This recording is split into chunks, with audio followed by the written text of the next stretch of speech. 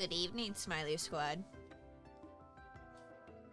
How we all doing? Are we doing good?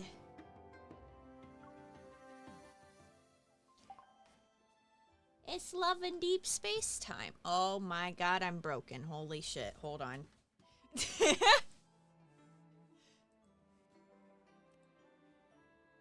While we breaking. Before I even start my stream. Oh my god. That would have been a problem. Okay, we're good now. Hi. Hello. Hello, Tiefling for your soul. Hello, Satan. How you guys doing?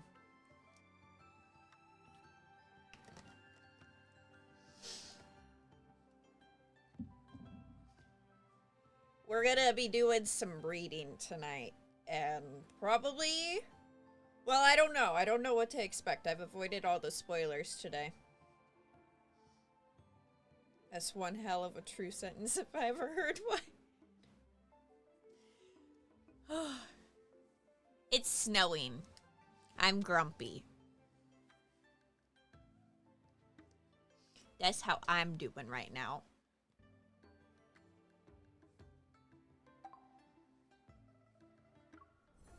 Snowing. Gross. Are you guys ready to meet Caleb?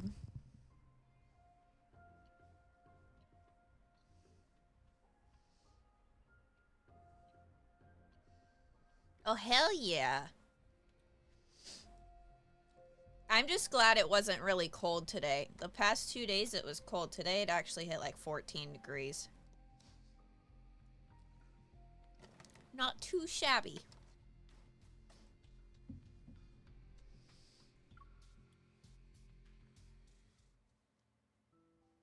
My vision goes dark. Everything blurs as the universe finds a strange stillness and chaos.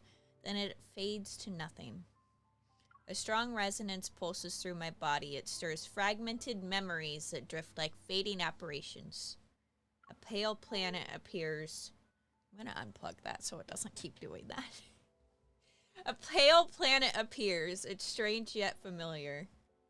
And then there's an overwhelming force as silent as a black hole. It's a massive artificial eye. All right. Okay. Chat, how's the audio? Or is it good? Was that loud as hell? I'm so sorry.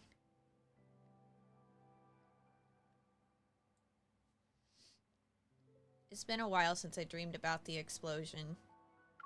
Looking back, those roaring flames feel like a surreal, distant nightmare.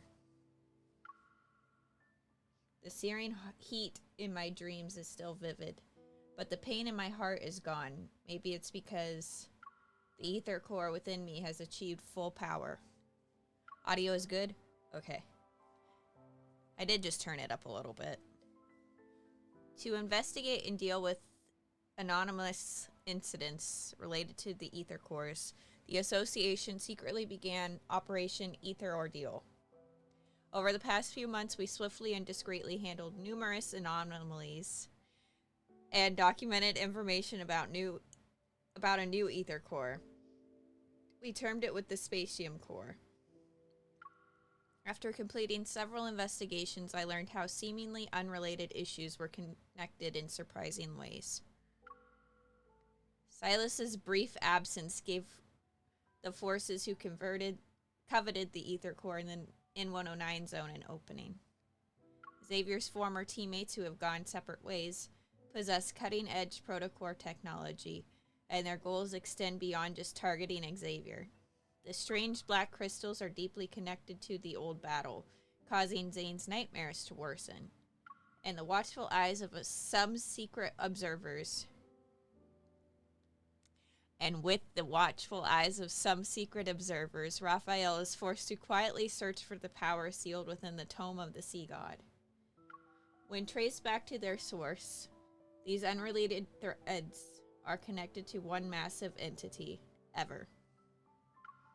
The limited amount of evidence we have also suggests that Ever was the true mastermind behind the Bloomshore District explosion.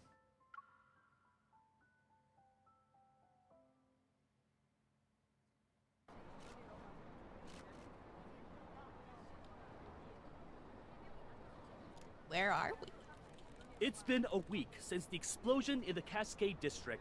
The Farscape fleet still has that region under lockdown. No updates, no details revealed about the investigation. The public is demanding answers. Is the new fleet colonel defying the Hunters Association by prohibiting hunters from investigating? Would you say tensions are rising? Deal with those reporters. Understood. The entire garden has been blown to bits. Hey, rookie, go investigate. Yes, Captain.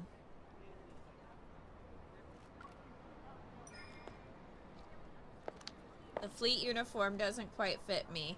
I suddenly roll up my sleeves and push aside the rubble as I make my way into the garden. Hopefully the flashing stops in a minute, chat. The energy trail I can resonate with is faint, but it's similar to the one belonging to an ether core. The source must be over here. It's gonna rain tomorrow evening, and all traces will be washed away. Make sure to be done before. The garden is in ruins. I've been down to dodge the fleet soldiers and crime scene investigators wearing the white gloves on the other side of the hedge. It's right behind these bushes. The burnt vines twist through the vegetation. The silent oppression swallows even the faintest of sounds. Part the vines.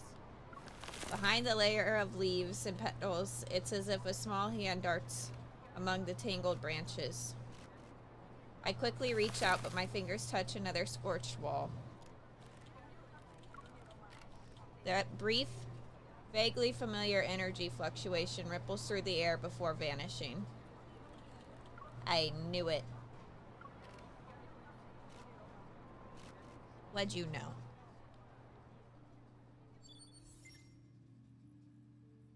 Hunters Association, Skyhaven branch. A metaflux explosion occurred at the Villa Area 6 Cascade District, Skyhaven. 2 young siblings were home. One was injured and hospitalized while the other is missing. The parents are unreachable.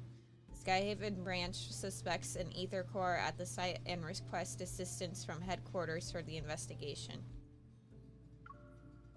The dispatch request for the explosion incident has already been denied. And I know the details of this case are almost identical to what happened to you. Leaning against the control desk, Jenna slides a holographic screen in front of my eyes.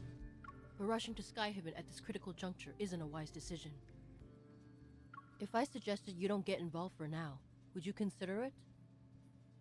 I'm sorry, Captain. Seeing the glaring denied on the screen, I try to calm myself. But even if it's unrelated to that incident, it might involve the ether core. There's no reason for the association to object. It's not them who are interfering. It's the Farspace Fleet's doing. The Farspace Fleet? Skyhaven is a floating artificial island that consumes a large amount of energy. The fleet controls its power supply, which grants them a substantial amount of authority. Their new colonel, who's still in the deep space tunnel, is concerned about the confidential information related to the fleet, and so he prevents hunters from investigating. Understood. I won't go as a hunter. I'll avoid any conflict involving the fleet. Seeing my unwavering determination, Jenna shows a rare instance of exasperation. She sighs. In other words, you'll encounter more than just wanderers should you choose to enter Skyhaven. If you're sure about this, then I can approve your request for a long vacation. Give me that long vacation, Jenna. Give it to me. I need it. Thank you, Captain.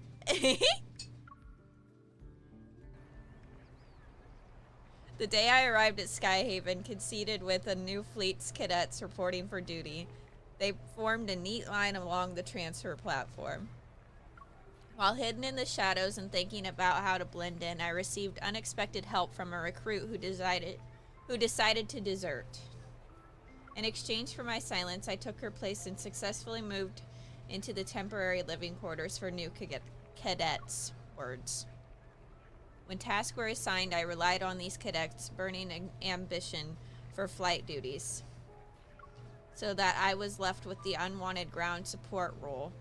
And it happened. As a result, I was brought to the explosion site in the Cascade District. I'd never imagined I'd find myself in Skyhaven for a reason like this. Caleb. A cold metal chain touches my neck. It's the necklace I once gave to Caleb. I miss you. Find anything, rookie? With a stern expression, the captain walks over. I come to my senses and shake my head. Captain, I haven't seen anything suspicious. Keep your eyes peeled, and give it another once-over. If you miss anything, it won't be just you facing the consequences when the Colonel's starship returns. Man's just got real close. Yes, Captain. I don't know what's with this new colonel. Since he's butting heads with the association, it's probably better to avoid him. I definitely sensed an ether core earlier. If they blocked off the area because of it, I need to move fast. I have a question, Captain. Usually explosions like these involve casualties or people who are severely injured. How can there be individuals who have gone missing? How did the fleet confirm this? I also heard we weren't sent here to test for the traces of... Don't poke your nose in places where it doesn't belong. Mind your own business. As expected, everyone in the fleet is keeping quiet about the circumstances surrounding the explosion. Captain, a suspect just appeared. He showed up in HQ. What did you just say? The Colonel's starship will be on the HQ's runway in 10 minutes. Command issued an emergency order. Uh-oh. We need to head back and deal with the intruder before the Colonel returns. They're already here. If things get too chaotic, I might be able to use that to my advantage.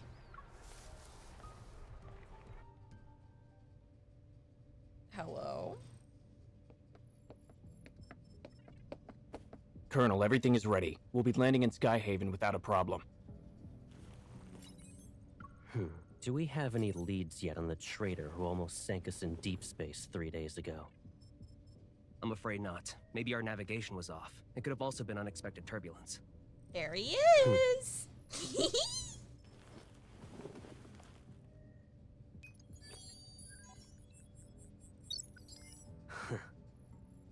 This trip was a test for the new fleet, Colonel.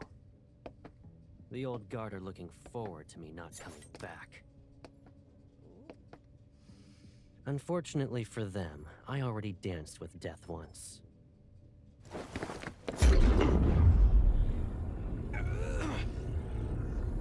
Oh, wow! I won't die again. Oh, wow! It doesn't matter if you succeed or fail. You've chosen treason, so the consequences are still the same.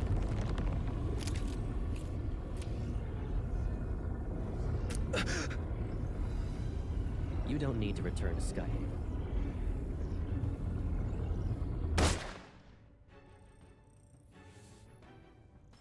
I'm scared! Hi, Harpy.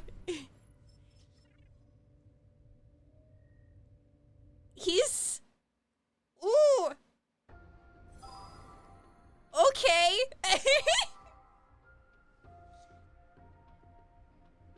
We're starting off strong here. Okay. Alright. That cutscene? Immaculate. Amazing.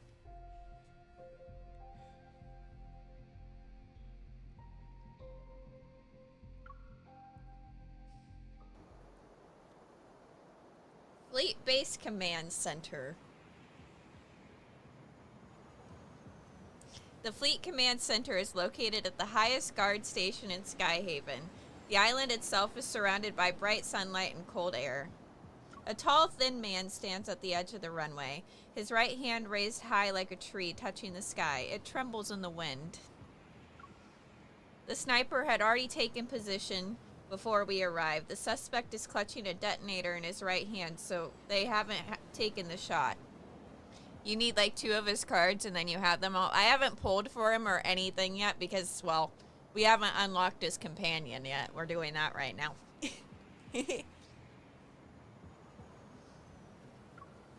Captain, he's wearing a fleet uniform. Is he one of us? Storing weapons in his private arsenal and placing explosives in residential areas. Those are boys to provoke outsiders so they'll be dissatisfied with the fleet and the new colonel. All units, the chance to prove yourselves is here. Pull yourself together, maggots!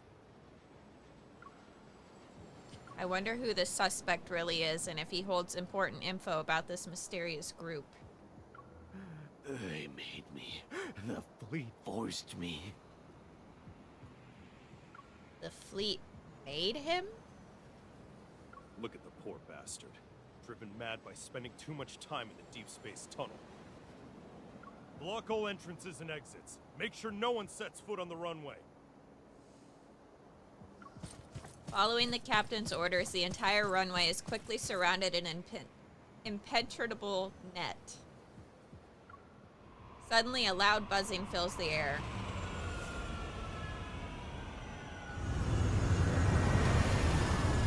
Oh boy.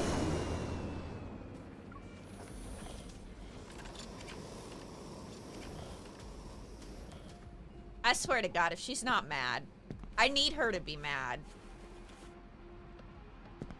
That's all I want. I want angry MC.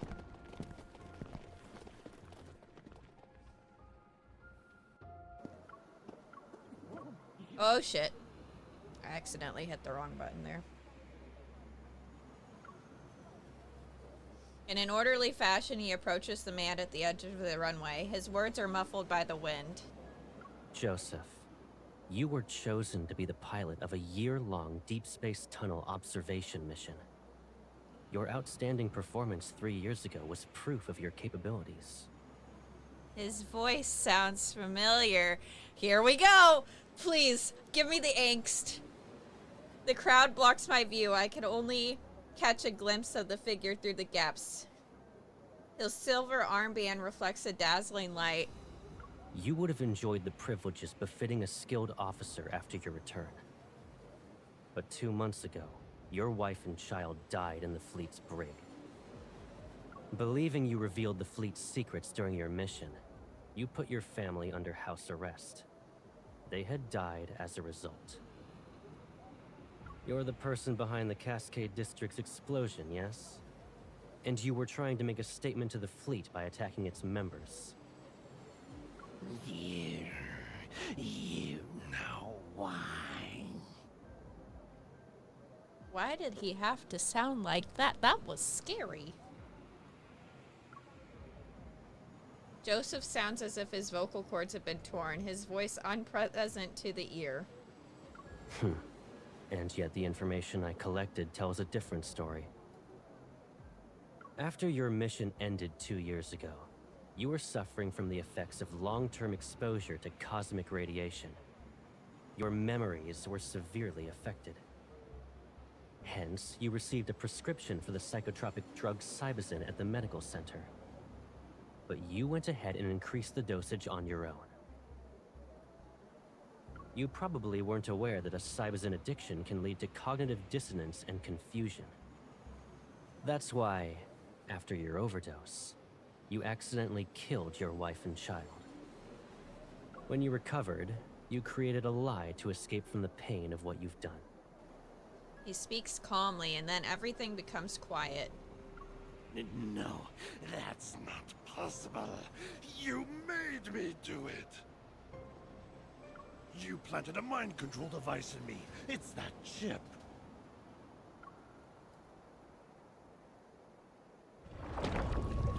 Joseph's hoarse voice is interrupted. Reality instantly distorts behind him, and a black hole appears, its edges blurred. Enough. You don't need to defend yourself anymore. As soon as the colonel finishes speaking, the man and the detonator are consumed by the black hole in the blink of an eye. It quickly closes and the clear sky reappears once more. But now the edge of the runway is empty. Lock down the command center. We still have an unidentified traitor with us. The order is cold and everyone snaps out of their daze. My palms start to sweat and my heart races. There's only one thought in my mind.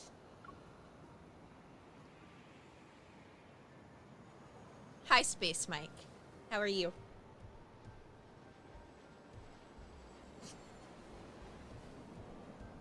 How did he know? He just got back from the deep space tunnel. Could he really know what's happening on the ground, too? Since no one's paying attention, I quietly turn around, but before I can move, I feel as though 1,000 grams have been dropped onto my shoulder. I can't move. This evol is... Caleb, please, I'm really just going out to buy some snacks. I'll be fine. It's raining. And did you forget how you came back home injured? That was when you went out to buy snacks, too. You should stay here.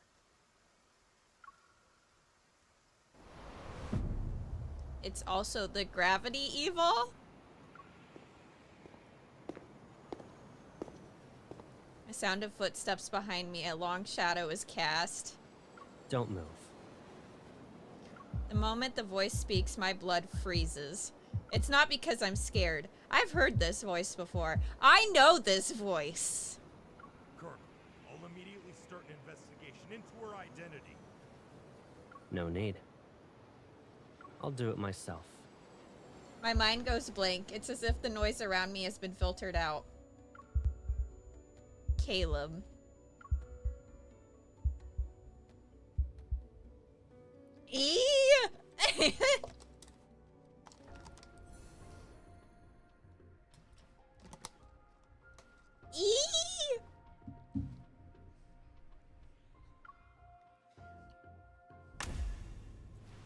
Ooh. I'm forced to sit in a chair used for questioning. Restraints emerge from it to secure my hands and feet.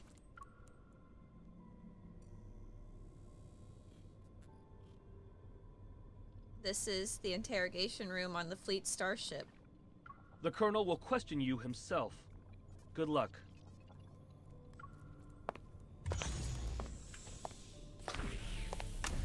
Kiori, if you aren't fucking pissed, I swear, I'll be mad for you, baby. In another light, behind the one-way glass window opposite of me turns on, I can see a blurry figure. I'll start asking the questions. Please cooperate. The icy air in the interrogation room gnaws at my chest. I take a deep breath and try to calm down. Colonel, I'm a small fish. Why are you personally interrogating me? You deceived the entire fleet with a fake identity. Can you really be called a small fish? Do you know what happens to people who pretend to be a fleet officer? Despite figuring out who I am, you didn't attack me. Instead, you brought me to an interrogation room. Either I committed a more serious mistake than pretending to be an officer, or I have a secret that piques your interest.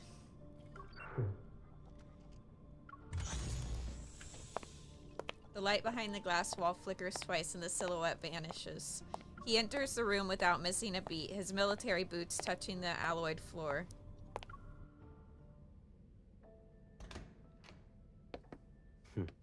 If you understand the situation, then let's go ahead and have a nice chat. Is it really you?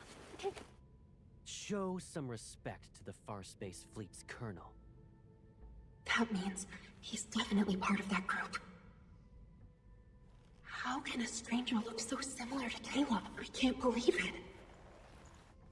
Sir, have we met before? You seem familiar. You're wrong. But you look exactly like someone I know. Watch your mouth. There's more than one pair of eyes observing you in this room. The camera. If he really is Caleb, could there be a secret behind all this? All right. Smart move. Good. Let's get started then. What is this? An interrogation, of course, and a thorough inspection. That's... Once we're done here, I'll return it to you. I'm fine.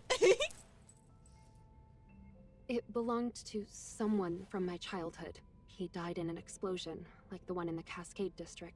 I miss him. Sir, can you tell me something? If that person hadn't died, would he support me even now? In the Far Space Fleet, there are only soldiers and officers. Then, what about you? Will you support me? Do what you're told and don't cause any trouble. You won't get hurt then.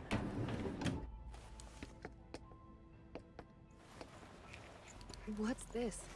It's a mood tracker.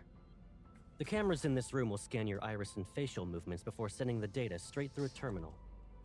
That, along with the monitor's information, will be analyzed to gauge your emotional stability. In other words, there's a catch. You can't lie, no matter what. You... It's necessary. Be obedient and it'll be over before you know it.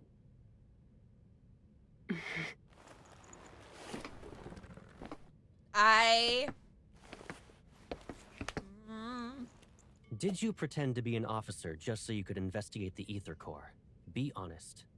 What? He knows about the Ether Core? But... I don't know.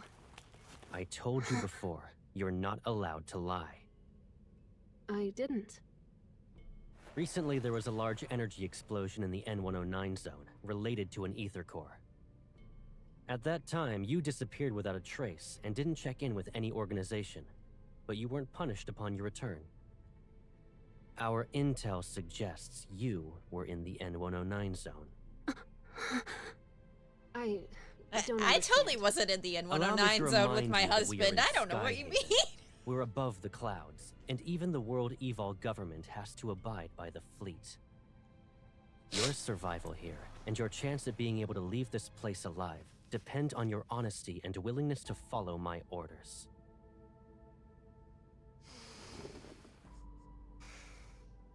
I will ask again. Did you come to Skyhaven for the Ether Core? Is he really Caleb? Answer me. Remember, the camera is watching. You must tell the truth. The camera. He's reminding me that there's surveillance, so I can't say anything. I'm telling the truth. I'm not related to anything involving an Ether Core. This is your last chance. I don't know anything.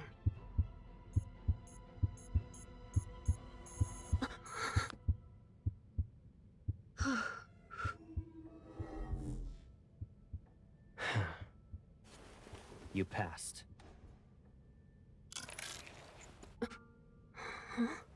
You... Surprised? Sure, it's been a while, but you already forgot about me? You... It's you, right? Caleb. Is there another me in the world? Did I scare you? What the fuck do you think? It is you. Caleb. I must be dreaming. It's me. It's okay. Aww. I'm back.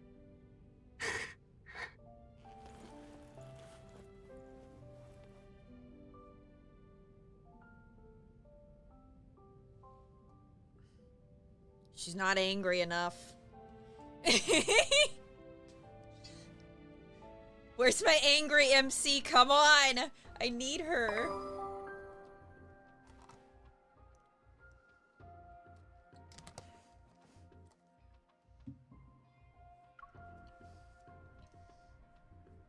She better be angry in this next chapter, I swear.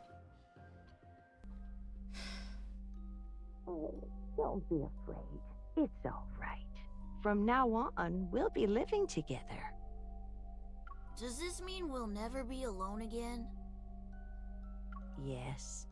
Starting today, I'll be your grandma. Grandma. In the empty void I see, everything is like a painting's white background that's seconds away from being drowned in a sea of color. There's one exception. The figure standing before me, who's strikingly clear. You. Who are you again? It's okay if you've forgotten. I'll remind you. He holds my hand with a radiant smile. His eyes gleam like sunlight. I'm Caleb. I'll always be by your side.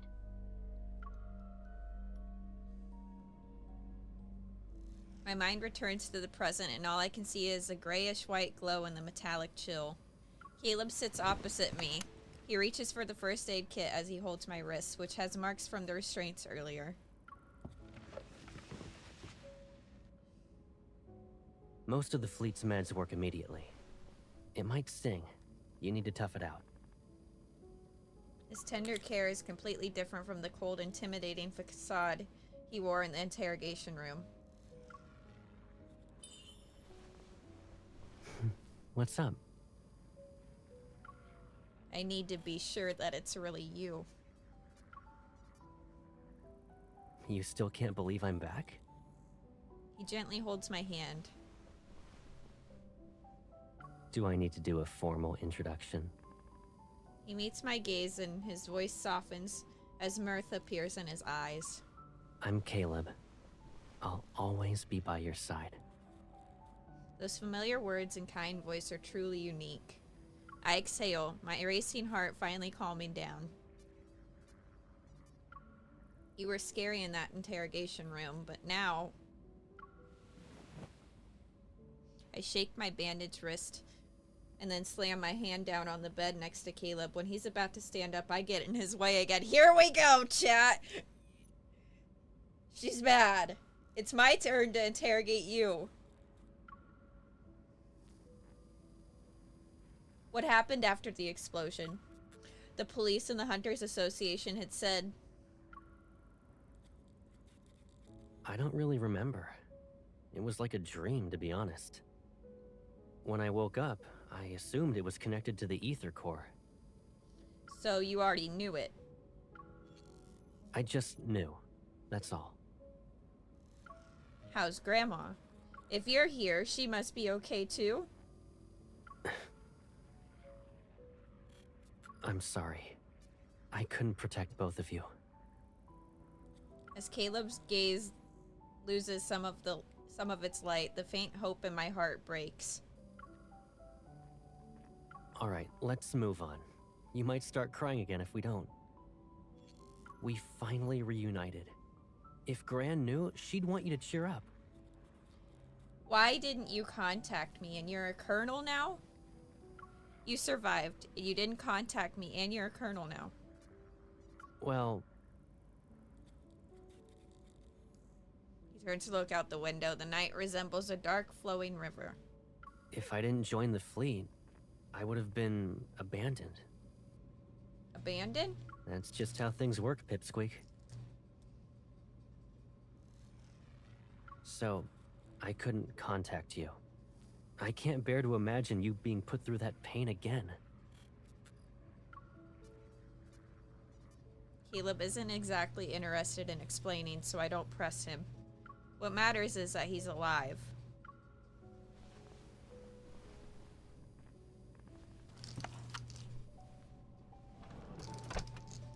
Caleb closes the first aid kit and stands up. He returns to the cupboard. After all that interrogating, shouldn't we relax? You've been running around all day and must be exhausted. Let's get something to eat. I need more angry MC. That's what I need. And right now, she's not seeming angry enough to me. I'm hoping that I get her. That's all I want. Colonel, the captain of the 3rd Squadron would like to speak with you. He suggested solitary confinement for the traitor you captured. Come back to me when the bauble around his neck grows a brain.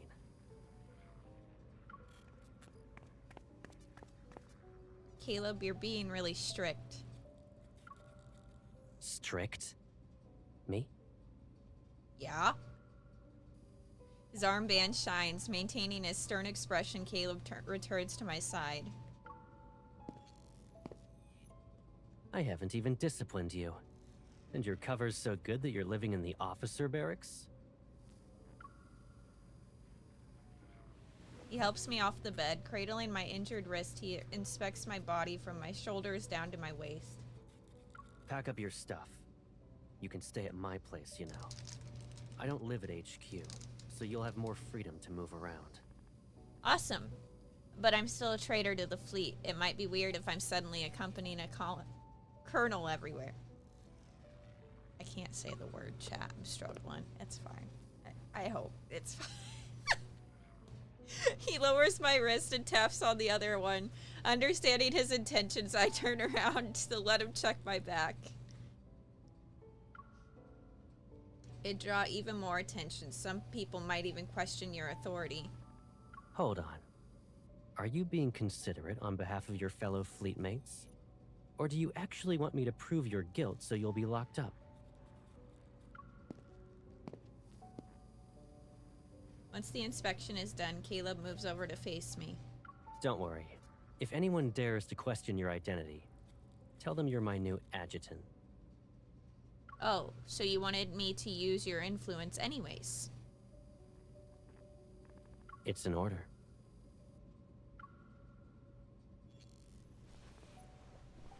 He chuckles, taking off his hat. He places it on my head. The Colonel's whereabouts are classified. The same goes for the people around him. If rumors could threaten me, I wouldn't be wearing this armband.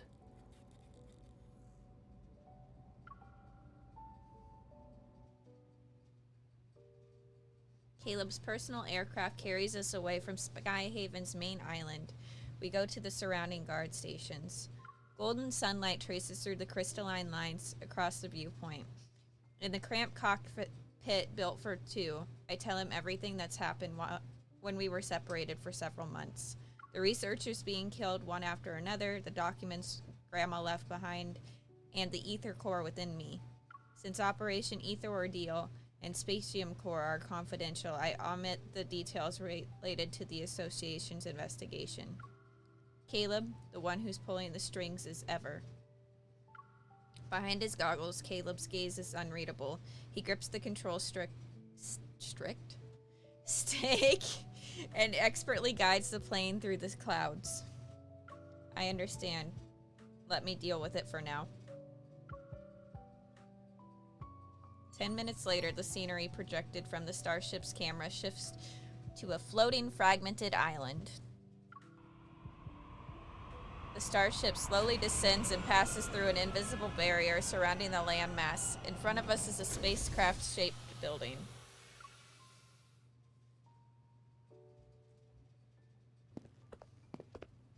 Here we are.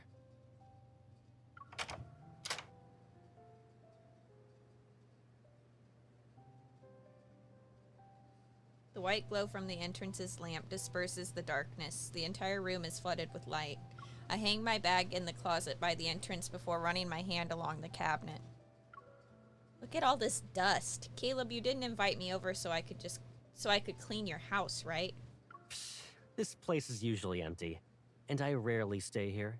Of course, it's not exactly pretty. Move. Holding a few jackets he took from my luggage, he lightly nudges my foot.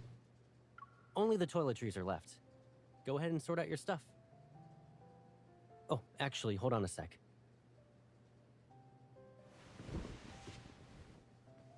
After tossing my jackets aside, he takes my finger and presses it on the door's lock. How long are you staying in Skyhaven? If you're not in a rush, why not extend your leave for a few more weeks? Hunters don't get summer or winter vacations. Captain Jenna let me take some time off, but it's not because I don't have anything better to do. I almost forgot. You already graduated from Hunter School. New fingerprint entry completed. Pick a bedroom you like. How many does this place have if you're asking me to pick one? I follow Caleb into the living room. The house is spacious, nearly empty in fact. The decor is simple and consists of muted colors. It's devoid of life. Caleb, are you planning to live in Skyhaven? Why do you ask? Doesn't this mean we'll be separated again? You don't want that to happen, right? I'll be busy since I'm a hunter. I'm just giving you a heads up in case you'll miss me. After navigating through several doorways, I stumble upon a bedroom with comfortable lighting. I stop before it. Yeah. Without our wanderer-chasing hunter, we'd all be doomed. Caleb leans against the doorway and looks inside. You like this room? It seems cozy. Okay, then.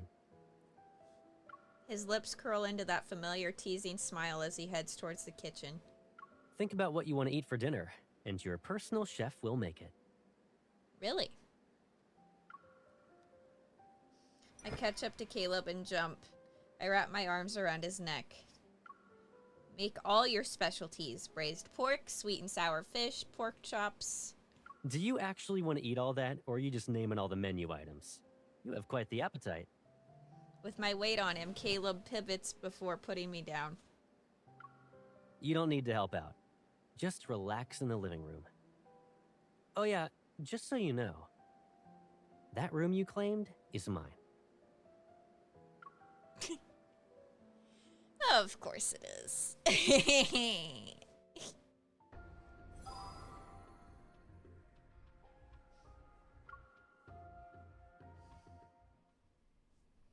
After dinner, Caleb insists on clearing the table himself. He tells me to rest and he'll get my bedroom ready soon. Hi, stripper milk. You're lucky I'm not live on TikTok today. I could actually say your name.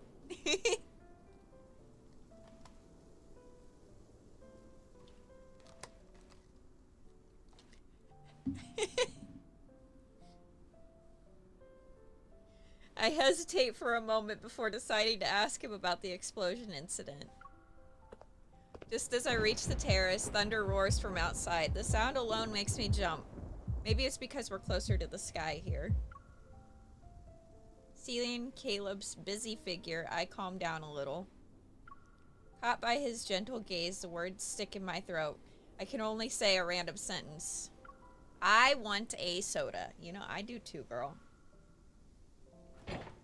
Caleb steps aside, creating a path for me to get to the fridge. Do you want one? He doesn't decline, so I offer him a soda can. You're gonna move your hand when I try to take it. I'm not falling for that again. Stop acting like a baby. I'm done with those childish antics. Caleb reaches out, but I quickly move my wrist so the soda avoids his fingers. Haha, you. Before I can finish, the soda falls from my hand. Caleb effortlessly catches it. Talk about immature. We toast. Our cans clinking against each other. Another roar of thunder startles me, however. I choke.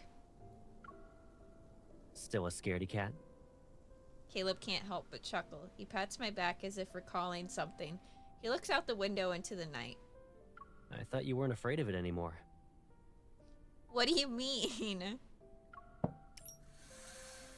Caleb sets down the soda and brings up a tablet that controls many of the house's utilities. The curtains are shut, which protects the room from the storm outside. Remember your astrophobia from when you were little? Didn't you usually hide whenever thunder rolled in? Maybe it was because the thunder sounded too much like a wanderer's roar. I was still terrified of it for months after the chronolift catastrophe had ended. At first, I thought you were playing hide and seek with me. But then I saw you were just frightened. You always remember the minor details. But eventually I became immune to it. And who should we thank for that? I look up. With his eyebrows slightly raised, Caleb grins. And reflecting on those memories, I pretend to be clueless. We should thank my resilience. You ungrateful pipsqueak. Caleb teases me and pinches my nose. Chuckling at my reaction, he lets go. Of course, I remember that whenever there was a storm, regardless of whether it was during the day or night, he always stayed by my side. I didn't dare to fall asleep, but Caleb always covered my ears until I dozed off. The thunderstorms trapped him, the most popular kid on the block, inside the house. And he had to seek refuge with me. Refuge. Words. Sorry. And so he had to seek refuge with me in various hiding places. No one else knew that it was me that was trapped at home. And Caleb was the one who broke that magical cage. Caleb, why were you always the first person to find me? It didn't matter whether I hid in the closet or the attic. We probably have a telepathic connection. You just got lucky every time. Yeah, and? Doesn't matter if I'm lucky or not. Sentimentally grazes my heart's surface. My hand that's resting on the fridge subconsciously twitches. Why do I feel awkward all of a sudden? I mean, isn't telepathy usually something twins have? Like the ones who are involved in this incident? Thinking of the two that were affected by the explosion, my voice lowers. Over the next few days, there wasn't any progress in finding Kevy, and his sister Mia is still recovering. Caleb, You still want to investigate? Caleb has read my mind. I hesitate for a moment before nodding. Kevy is still missing, and I need to know if Ever is related to that explosion. If Ever is involved, there's a good chance I'll get important info that's connected to the ether core. Kevy might have already been marked as their next target. The fleet will handle it. And even if you doubt them, can't you trust me? Since you're on vacation, why not just kick back and relax in Skyhaven? But Caleb, his sister must be worried sick about him right now. She probably wants to be with Kevy again.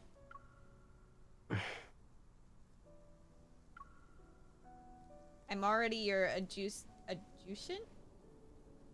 I apologize if I said that wrong. I promise not to cause any trouble. If anything bad happens, I take full Ouch! Something hits my head, but it's not a light tap or smack. Caleb has a serious expression. What are you even saying? I always have your back. Don't even think about drawing a line in the sand. Take care of yourself. Do that, and you can investigate whatever you want. So after everything draws to a close, can you come home with me? I remember you saying you'd be Hi, fine by Chris. yourself. How are But you? It seems like you still want someone with you. I'll worry about you if we're always separated. Is that the only reason? He shifts his gaze down after suddenly using a softer voice. I'm doing pretty good. The fridge door is slightly ajar and Caleb's hand rests on it. I'm seemingly trapped in this confined space. A cool breeze brushes against my shoulders. The faint glow from the refrigerator casts shadows in the depths of his determined, steadfast gaze. Is it just because I said I'd always be by your side?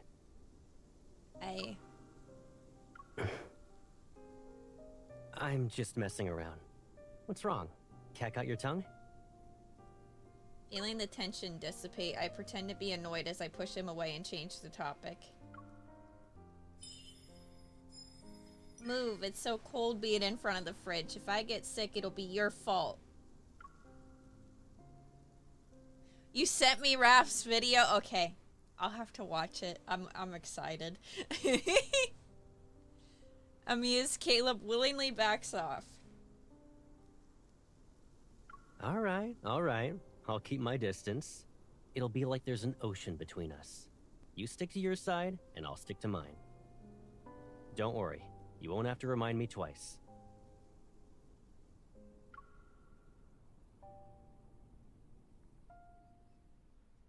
Caleb has returned to my side.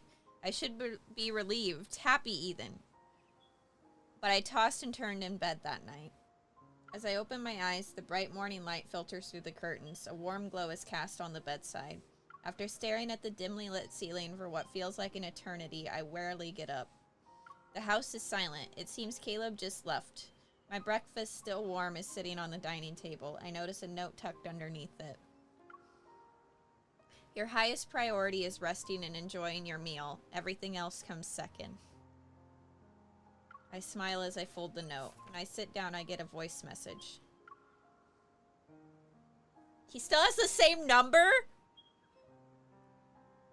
Did you eat breakfast yet?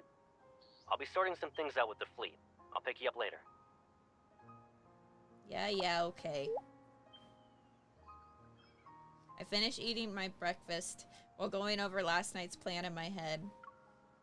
Alright, it's time to visit that medical center. He literally could have contacted us at any point. I'm sorry. Like I said, I'll be angry. If she's not angry enough, I'll be angry. I've got you. I've got you, chat.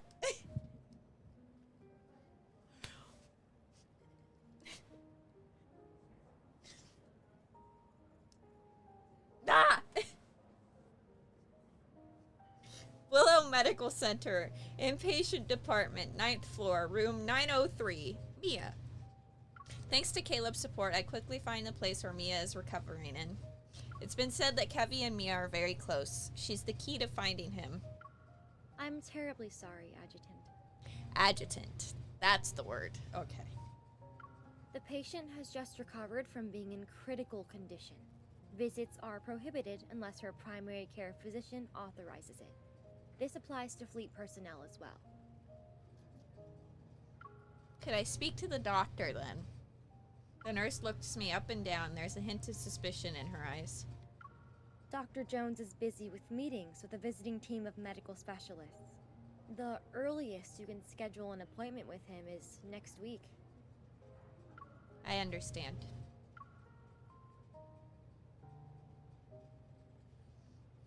Mia is in a precarious situation right now. But with the hospital's strict security measures, her safety is guaranteed at least. I find myself walking to the elevator and my gaze falls on the directory sign. The administrative offices are on the 16th floor. If Dr. Jones is in a meeting, he might be on this floor.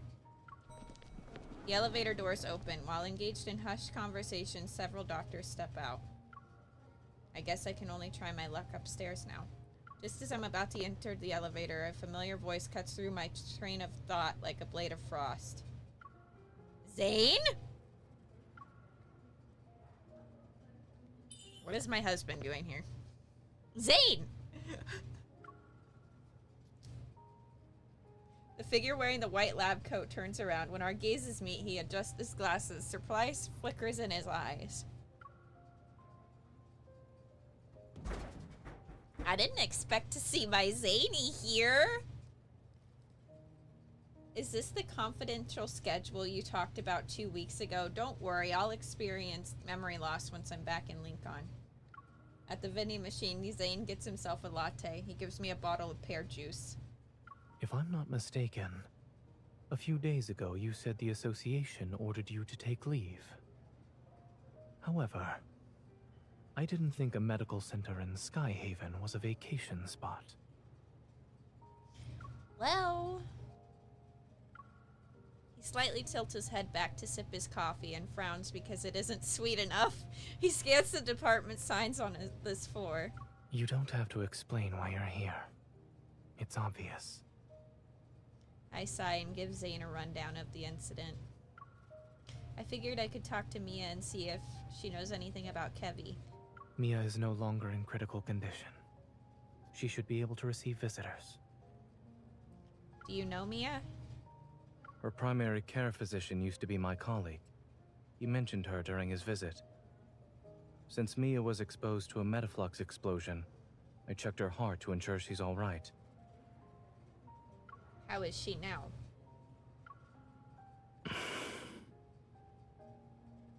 Her physical recovery is going well, but she was badly shaken by the accident. Mia still displays signs of avoiding the outside world. But you talking to her might help ease her nerves. If it's possible, I'd like to try. Zayne taps the folder containing medical records. Then he looks at me. Give me a second. I'll ask.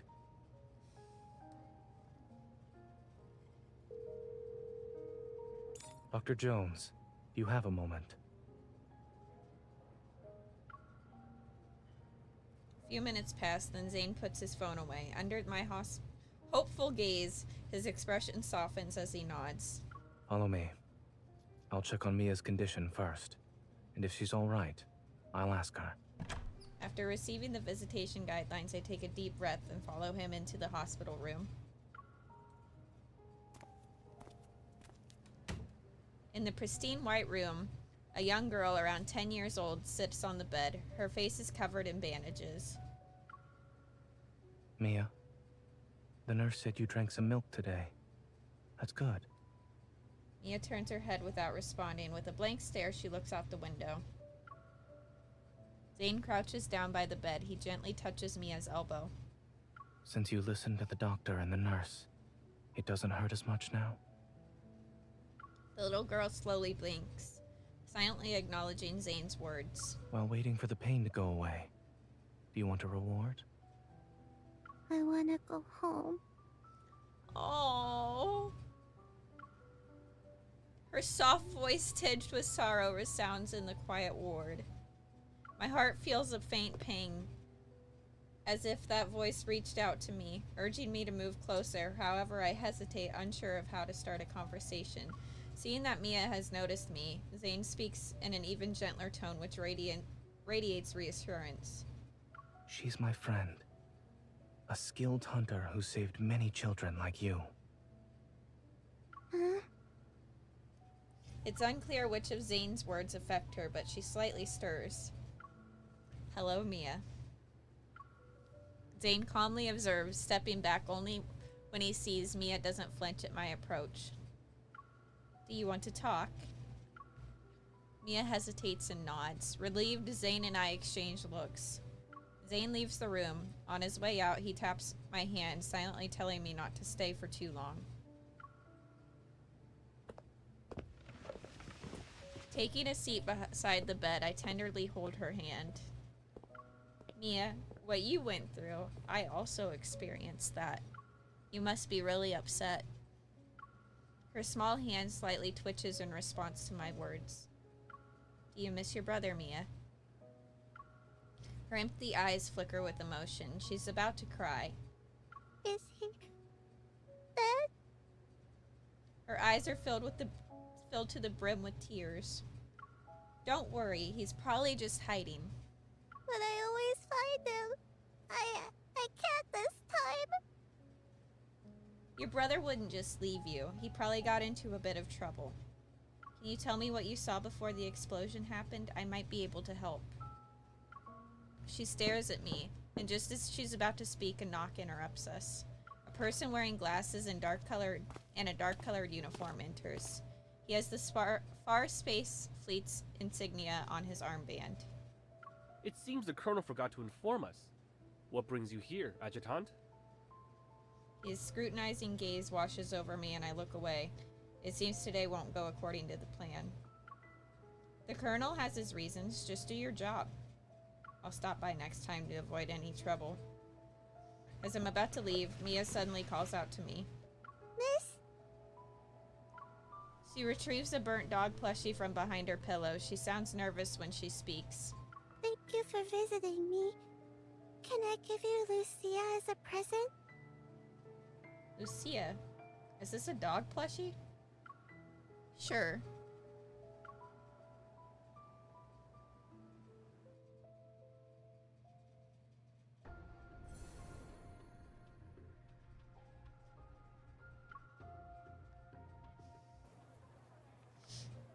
Cool mist rises from the lawn, leaving only a shadowy outline of the hospital's wing's streamlined white architecture. I squeeze the dog plushie named Lucia. I'm genuinely puzzled about what Mia's intent is. Is this just a gift? Have you made any progress?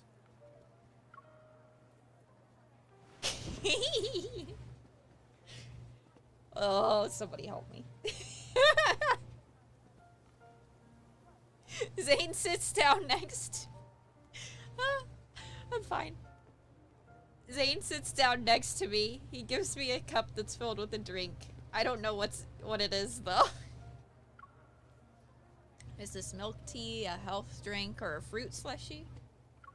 Warm water. He calmly looks over before lowering his head, then he gently squeezes the dog plushie's cheek. As usual, he delivers his dry humor with a straight face. Furrowed brows, pursed lips, and a scrunched up face. All symptoms of severe dehydration. There's no way my face is... I quickly relax my expression, but my brows furrow again upon seeing Lucia. Mia clung to this plushie from the site of the explosion to the medical center. Now it's with you. What did she say? I said I'd help her find her brother. Kevi? Zayne pauses, his thoughts drifting for a moment before he shifts slightly. His tone becomes more solemn. Something or someone must be behind his disappearance. However, by getting involved, you'll have to confront people who are also searching for him. I know. While the Far Space Fleet dealt with the culprit behind the explosion, the whole thing feels too similar to what happened to me. I'm not sure, but Ever must be involved somehow. Kevi must have something they're after, or there's a secret they're desperate to keep hidden. The closer you are to the truth, the closer you are to danger. If you truly thought this through. Once they make their move, there will be a second time, and then a third. I can't just stand there and watch the same tragedy repeat itself with these two. Aside from Ever, there's another curious matter. I studied in Skyhaven and worked at Willow Medical Center for a while. As a result, I'm familiar with the general atmosphere of this place. But I've noticed how different it is from what I remember. What are you trying to say? The fleet. Back then, the fleet wielded a considerable amount of influence beneath a modest facade. They spent most of their time carrying out exploration missions in the deep space tunnel. A majority of the people who worked here for 7 to 8 years had never seen what their vessels looked like. This sort of large-scale operation where their forces have been deployed on the ground is unprecedented.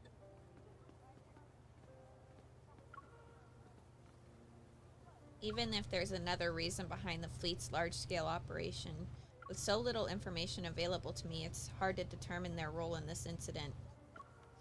I'll keep a close eye on the situation, but for now, I need to find Kevi as soon as possible. He's been missing for a while now and could be in danger. Zayne nods and looks up at the dark clouds in the sky. Did you find any leads? It's been a week since the explosion. The fleet must have searched through every nook and cranny of the explosion site and the surrounding area. If they can't find him, Kevi must have either been taken by someone or hiding in an even more secluded place. While the latter seems unlikely, I look at Lucia's big wide eyes. Did Mia give me a clue? Let me take a look. I give Lucia to Zayne. He scrutinizes it for a moment before tugging its charred tail. There's a burst of static before a voice crackles from the plushie. Where are you hiding? I'm done playing. Mia, you're so silly. I'm in our secret base. But we said not to hide in the secret base. You're cheating. Noticing my surprised gaze, Zayne places Lucia back onto my lap and strokes its head. I've seen similar toys with sick children. I knew it was a smart move to turn to a doctor. I carefully pull Lucia's tail and listen to the conversation again. Then I realize something. Maybe Kevi hasn't been taken away. He might be hiding. Is this secret base his hiding place? I turn back to look at Zayne and speak. Don't. I'm tired of hearing that. I'll buy you dessert. When we're back in Linkon, I'll buy you the latest item on Maltaso's dessert menu. I suddenly recall how Zayne had taken several consecutive days off returning from Chansa. It's something he rarely does. You've already used up some of your vacation time. Will you be busy later? I can get the dessert to go and give it to you at the hospital instead. This is the first time I've heard of someone inviting another out for dinner by using a complaint. I'm afraid I'll bother you when you're busy. Zayne slowly leans back and studies me for a moment, then reaches for the cup of warm water. His expression remains indiscernible. I suppose what you need isn't water, but something that's more than lukewarm. What do you mean? Noticing my confusion, Zayne slightly tilts his head and responds with a smile that carries amusement and resignation. We both have to deal with challenges, one after another. If we want to see each other, then there will be moments like this where we can sit together, no matter how hectic things get.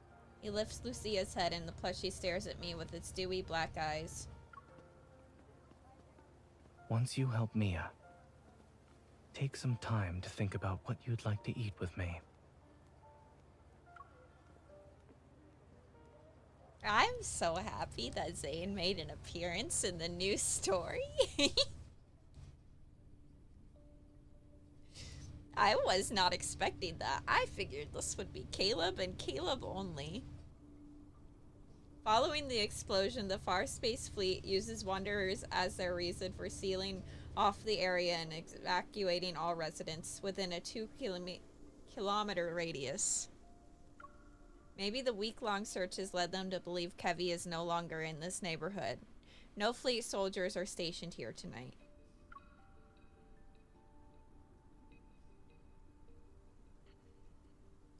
Charred ground reveals several sets of footprints, all disorderly. Many have passed through this place. Kevi. As I entered the backyard, I see a scorched swing and slide that's been reduced to a metal frame. I pause before carefully tugging Lucia's tail. If Kevi is still around, he might hear this. After a few minutes, I notice faint sobbing. Suddenly, a familiar energy fluctuation ripples through the air. Behind the shrubs, a tear in reality, around half a meter wide, materializes. A timid little boy emerges. He's hesitating. Realizing I'm not his sister, he tries to run away, but I quickly call out to him. Wait! Mia sent me! The boy freezes. He turns around, but his head is still lowered. He's unwilling to meet my gaze. You shouldn't come any closer. Don't look at my face. Have I become a monster? Oh no.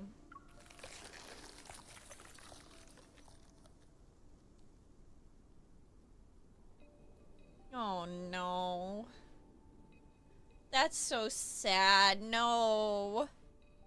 Granulated crystals seem to be growing around his eye sockets, almost engulfing his whole face. A few months ago, I saw this sort of phenomenon in the N109 zone with those monsters in Chansa City. Maintaining my composure, I touch the crystals on his face. A sharp pain shoots through my palm, but the growth stops. Just as I thought. I've seen this before. You're not a monster. You're just ill and need to get treated as soon as possible. She's recovering in the medical center, and after the surgery was over, there haven't been any problems. I take Kevi's hand and wipe away his tears. Right, now she's worried about you, Kevi. Can you tell me what happened on the day of the explosion? How did you manage to stay hidden? The secret base you have with Mia. Comforted by my words, he stops sobbing. Slowly, he withdraws his hand and reveals something to me.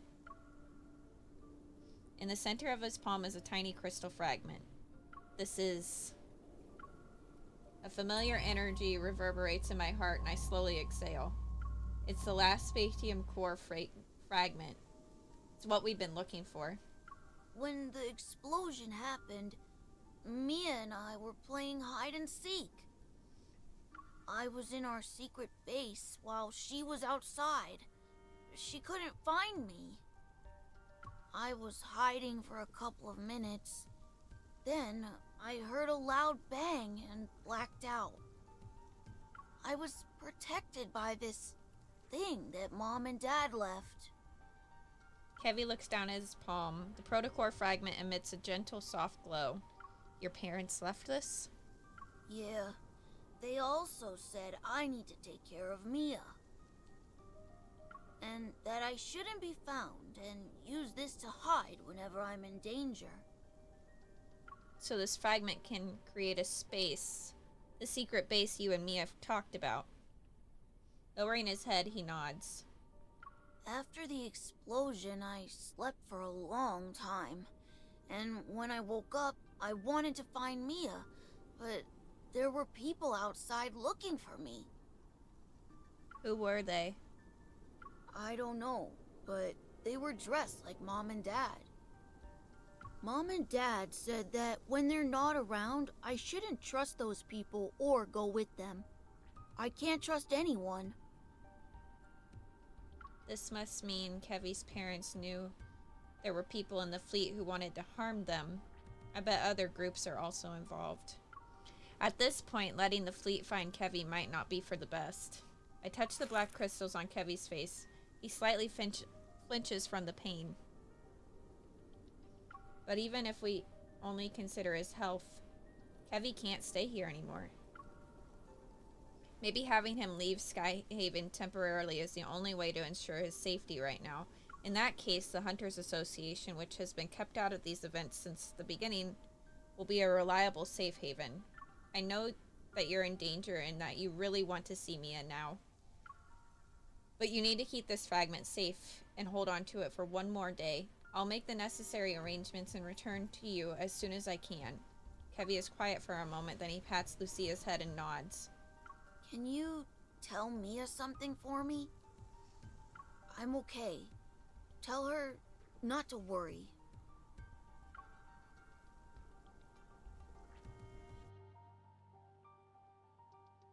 That really worries me.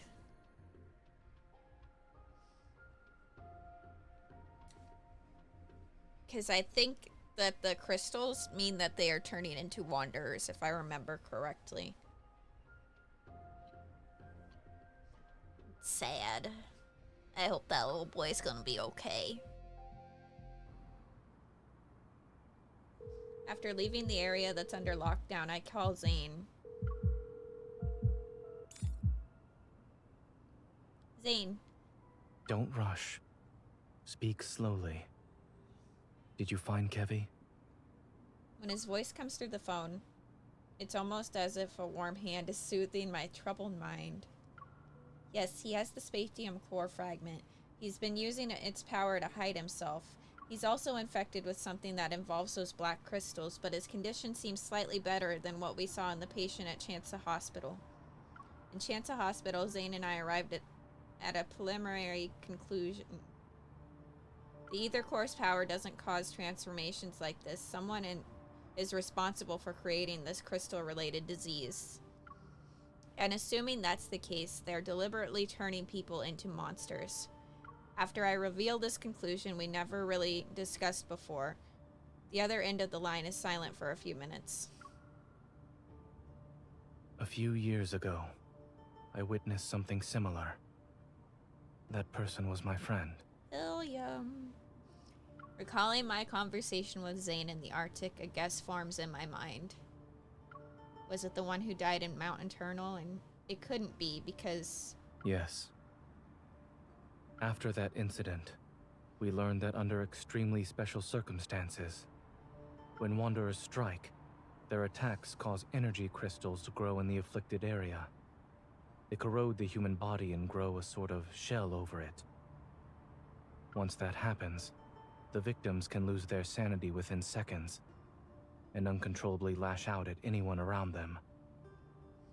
Some of the vague relationships between a few things become clearer. Zayne's secret research in the small animals at Dr. Noah's home.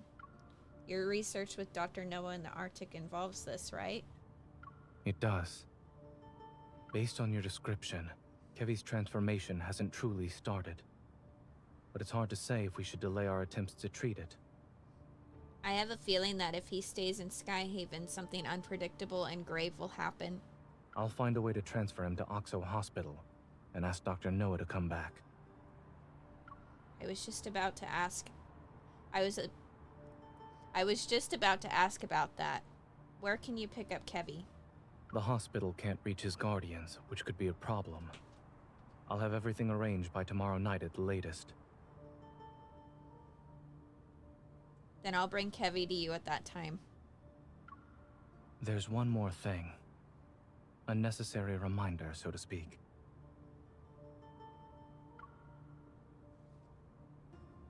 Give me just a second, chat.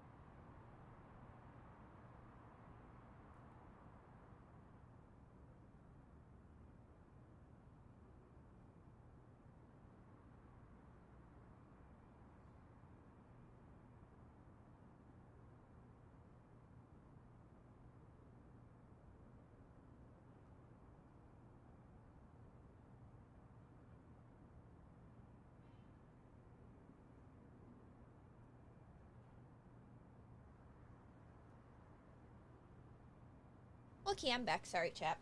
I needed a drink of water. I was kind of losing my voice.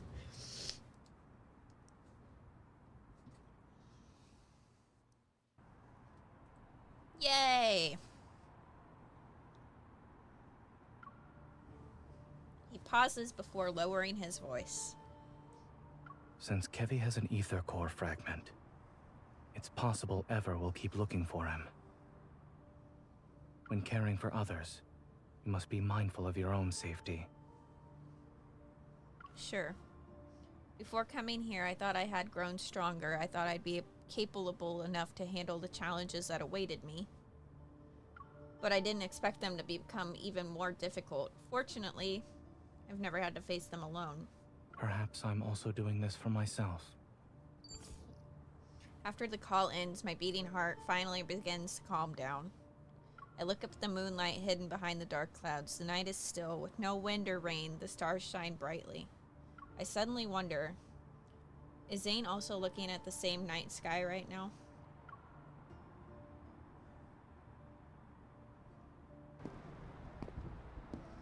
The lieutenant's appearance at the medical center today means the fleet is keeping Mia under close surveillance. I need to avoid them if I want to bring Kevy here, which means I need to keep this from Caleb somehow. During my trip back to the station on the floating island, the previously peaceful sky suddenly becomes dark and gloomy. Thunder roars in the distance. It might start raining again. My phone has several unread texts from Caleb. Uh-oh.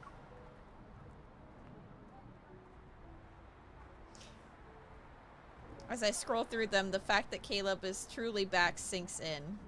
Everyone's on edge because of the explosion in the Cascade District. The deep space tunnel's been acting up again, and more wanderers are showing up in Skyhaven. I send over my location's coordinates and then it starts to drizzle. I join the crowd under the overpass. The atmosphere grows heavy with an eerie chill. A figure clad in black, half of their face concealed by a high collar, appears. Their greenish-gray hair is loosely tied. Excuse me. Who's this? Who is this? I mean, I'm sure he's a baddie, but,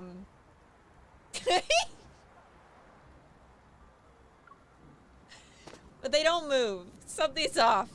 So I move to the side. Can I help you? Yeah, you can.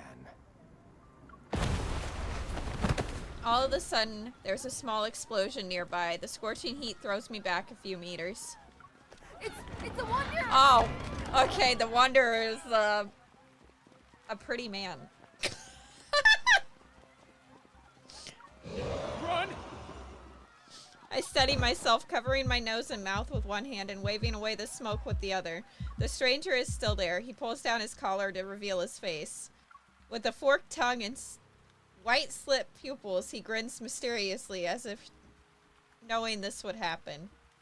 Has anyone warned you that a unique hunter like yourself could get into some real trouble around these parts?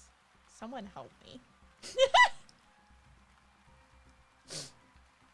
He moves like a grayish-green serpent. His fingers change into blades as they swipe past my cheek. I barely manage to sidestep him. He attacks again, aiming for my throat this time. He's tough and quick. I instinctively lean back and narrowly avoid the silver blades. I pistol whip him, the gun landing a decisive blow on his head. Hearing that satisfying sound, I know I did a good job. I turn around. From the broken remains, wires and metal bits burst out with a bunch of tiny bolts. You're annoying. I can't hear anything now. The man touches the broken part of his ear before tossing the short-circuiting implant into the drain. If I take the ether core from you, I can trade it in for an ear with some nice bass. But the scattered electrical equipment is sucked into the metaflux surge as it spawns several strange-looking wanderers. Oh, let them have some fun. Is this some kind of transformation? I move my hand moves behind my waist. Amidst the dirt and rain, a bright red flash materializes. A wanderer that has lunged forward is sent flying back several meters. What attacked it was an apple? Having found its mark, the apple continues on its gravity-defying trajectory. I turn my head. Caleb? Cradling his phone between his ear and shoulder, Caleb grabs an apple from the paper bag he's holding. He throws it up and catches it with his right hand. The supermarket wasn't having a sale on produce today, and my bullets aren't exactly cheap. Caleb! I raise my gun and swiftly position myself beside him. I keep an eye on the wanderers approaching us. This isn't a game. I won't let you charge in alone. Don't underestimate me. I can pull my weight in a battle just like you. Now.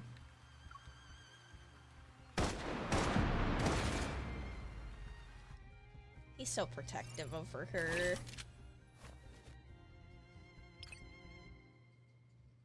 Oh shit. That's right. There we go. This one's tricky, but I know you can do it. Requesting full suppression gunfire. Roger. God damn. It's only got half its health left. You want to do a competition? Of course. What? Caleb. Sorry, chat. It's gonna be really choppy. Requesting full suppression gunfire. Roger. I can't hold on for much longer. Let's see who can land the finishing blow. Is it charging up for an attack?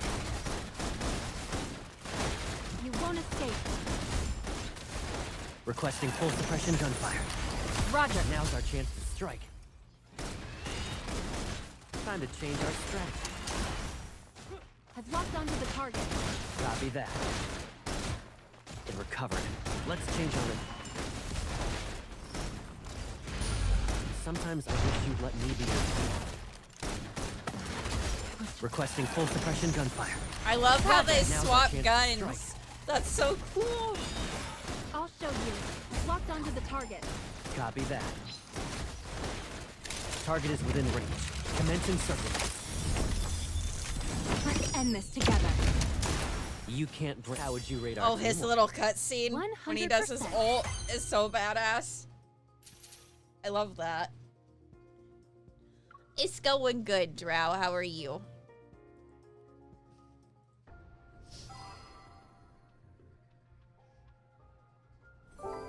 Now we have his companion.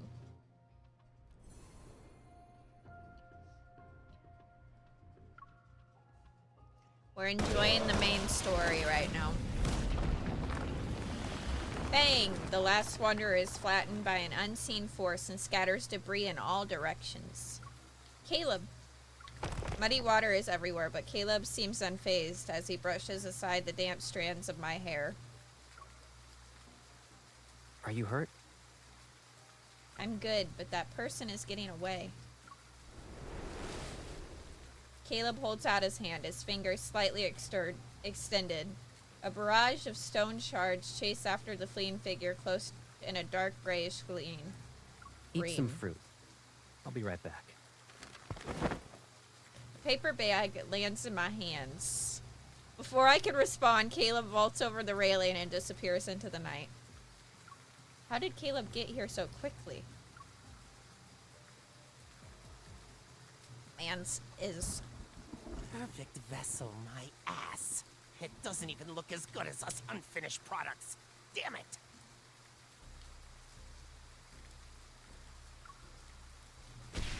Sharp shards pierce through the viper's face, and before he can even cry out in anger, a kick knocks the wind out of him. Powerful force slams him into the ground, which instinctively destroys the other half of his face. I see it's shedding season again, Viper. Bastard! I'll kill you! Caleb increases the weight. Immediately, the crisp sound of something cracking reverberates. Those invisible restraints are like iron that even makes Viper's knees creak. You... Stop it! A white prosthetic eye floats into Caleb's hand and is crushed in an instant. Who gave you the right to approach her? The professor said it's not time to go after her yet. I was just playing around with her. It feels as if a swamp is slowly squeezing the air out of his lungs, making it difficult to breathe. There are less than 72 hours before the final cleanup. I'm just reminding you that. If you can't retrieve the protocore fragments, you're done for.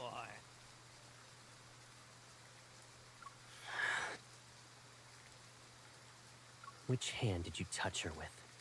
This one? He's unfazed by the threat. Click. Viper's left hand is twisted. He almost passes out from the pain. You need to protect her. It's a bit much.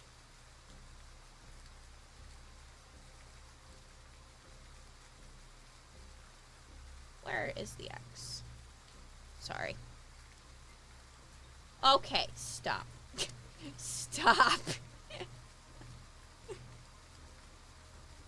I wanted to see if I could like make the quality a little bit better, but I can't. Wouldn't you say your overprotectiveness borders obsession?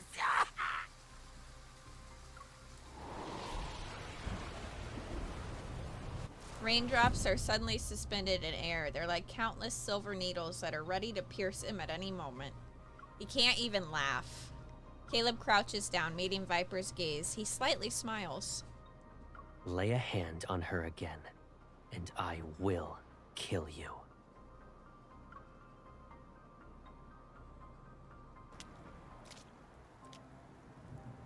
Woof! Sorry. Unable to find Caleb, I have no choice but to retreat to the overpass. The soaked part of the paper bag I'm holding leaves a chaotic pattern on my hand. It resembles a winding labyrinth. That person knew I had an ether core. Is he an assassin sent by Ever? But he wasn't planning to kill me. It seemed like he was testing his prey. Why are you standing here in the rain? An umbrella shields me as Caleb appears.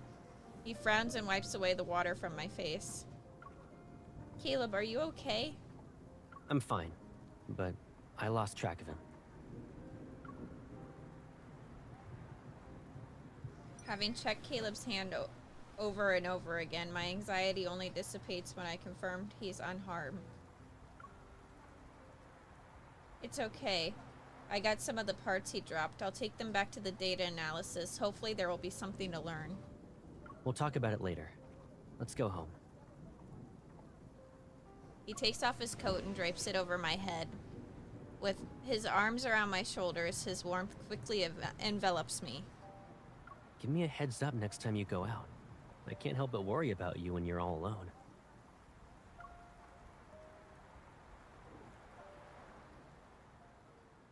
Upon returning home, Caleb ushers me into the bathroom. I'm wrapped in the hot water's warmth. After getting out of the shower, I put on soft loungewear, the range chill having faded away. In the living room, I scan the parts and upload the data to my watch. A steaming bowl of ginger soup appears on the coffee table. You didn't dry your hair. Again. Freshened up, Caleb brings over a towel. He sits down on the couch and pats the spot next to him. Come here. I comply and hold the bowl of soup while Caleb towel dries my hair. It's very soothing. I can't help but narrow my eyes. It's been a while since I received your service like this. Oh, so you know it's a service. And that's why you always plop onto the bed to play with your phone while your hair's still wet. It's because I know you'll help me.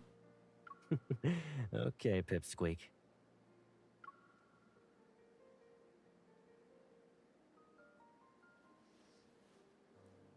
Through the towel, something taps my head. It's not too gentle or too rough. Though, don't you think you've gotten better at drying hair? Have I? I moved out to live in the college dorms. Then I moved again for the DAA after graduating. Looking back, it's been forever since I was really home. That means it's also been a long time since I helped you dry your hair. He tilts my chin before using his fingers to comb through the disheveled strands. There's no rush. We have more than enough time together. Yep. With a promise made, a new thought crosses my mind. What about the Deep Space Aviation Administration? Do they know you joined the Far Space Fleet? Or what about your comrade in arms? They don't know. And they won't. It wouldn't be smart to have too many people in on this. They aren't required to know everything about me anyway. My phone My phone screen suddenly lights up. I see a news alert about the explosion in the Cascade District. Right, Kevy. He removes a towel from my head and walks towards the bedroom. I'll grab the hairdryer. Give me a sec. Wait. Aware of the warnings Kevy's parents gave and the fleet's close surveillance on the siblings, I realize things are in a more sinister light. Is it possible Caleb knows something about this?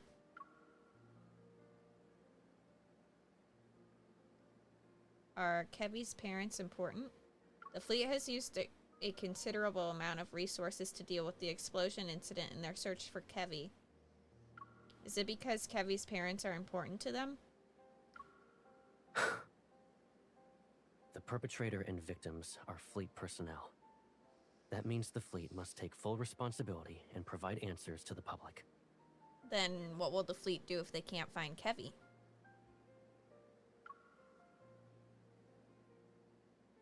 To reassure me, Caleb gently pats my head. His voice softens. Don't worry. They will find him. As I watch Caleb walk away, a sense of guilt creeps over me like an evening mist.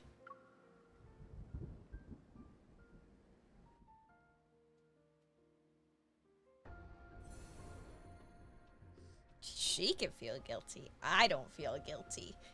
I don't trust this man. Man's played dead for a year. I came back, and she doesn't seem pissed.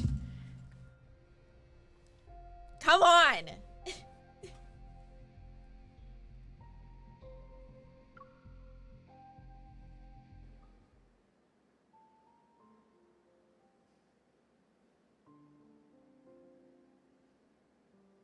When I wake up the next day, my head feels foggy and my throat is itchy. Maybe it's because I got caught in the rain yesterday. What are these for? As soon as I enter the living room, I stop in my tracks. Boxes of various sizes that weren't there before are now here. Caleb rolls up his sleeves. He sits down on the floor and pieces something together from the scattered parts around him. This place has been empty for too long, so I bought some stuff. Take a look. Do you need anything else? It's okay. I'll only be staying here for a few days. Anyways, I need to go. Why? You don't plan to visit me anymore? No, of course not. I rub my stuffy nose. Content, Caleb smiles, wipes his hand, and gives the assembled robot a pat on the head. Hello, Master.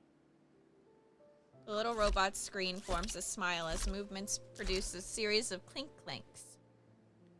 When you're on the bed and glued to your phone, it can bring you snacks and drinks. Sure. The warmth in Caleb's smile makes me feel even more guilty. I'm sorry if the fleet is just trying to protect Kevy. And I'll make it up to you once he's safe, I promise.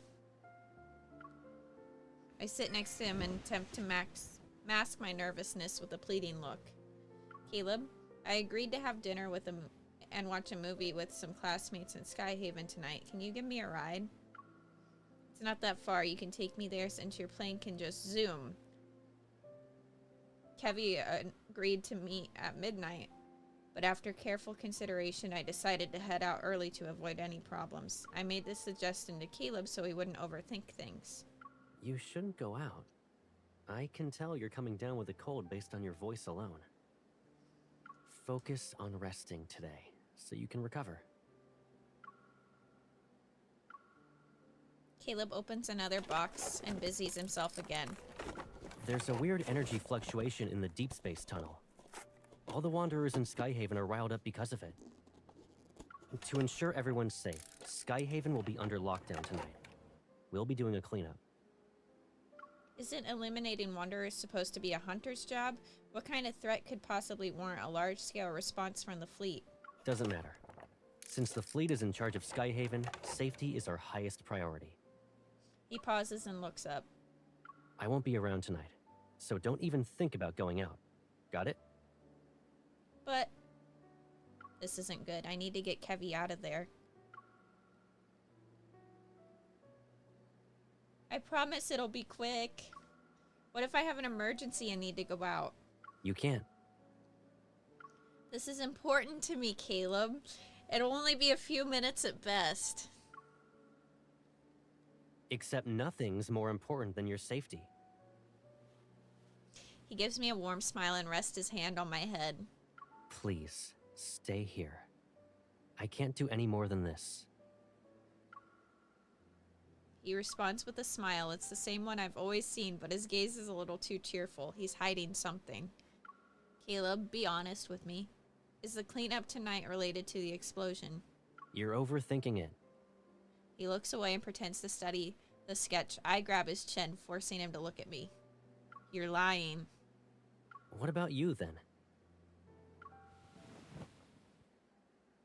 He calmly grabs my right hand and reveals the gun I had put on my waist. Why do you need a gun at a friendly get-together? That's because I'm worried about encountering a wanderer. His grip on my wrist tightens. Don't forget about the ether core in your body. You're not a normal hunter. And the whole explosion incident is complicated. One wrong move, and you'll be trapped here forever. The fleet isn't just here to investigate the explosion, right? Are you hiding something? In the tense silence, the small auto is oblivious as it continues making noise. After what seems like an eternity, he suddenly lets go. Sorry. Do you remember what I said? Leave it to me. I won't break my promise to you. My lips tighten into a thin line, and the increase in body temperature that I've been fighting hits me. I slowly lean back and sink into the sofa. I'm sorry. I shouldn't have upset you. Caleb kneels. He takes my wrist that he had grasped earlier and massages it with his thumb. But tonight's operation isn't just a normal patrol. You're unaware of the dangers here. His earnest gaze follows mine. When I try to look away, for some reason, this version of Caleb feels like a stranger. Do you really mean it? Cross my heart.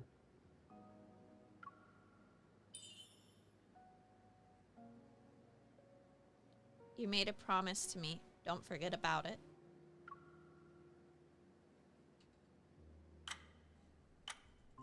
As the day draws to a close, I still haven't found an opportunity to leave. I hope that the round-the-clock shuttle service won't be affected by the cleanup. Only when my phone gives me a no service message do I realize how thorough the Skyhaven's lockdown is. Outside, darkness...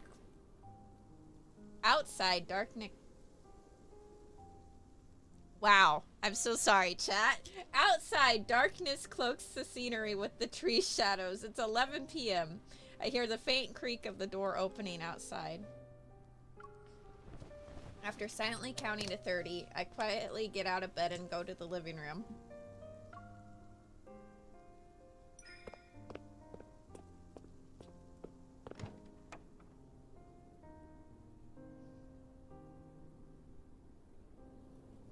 No one's here. Only a single wall lamp illuminates the room, and the furniture shadows are plastered on the house's white walls.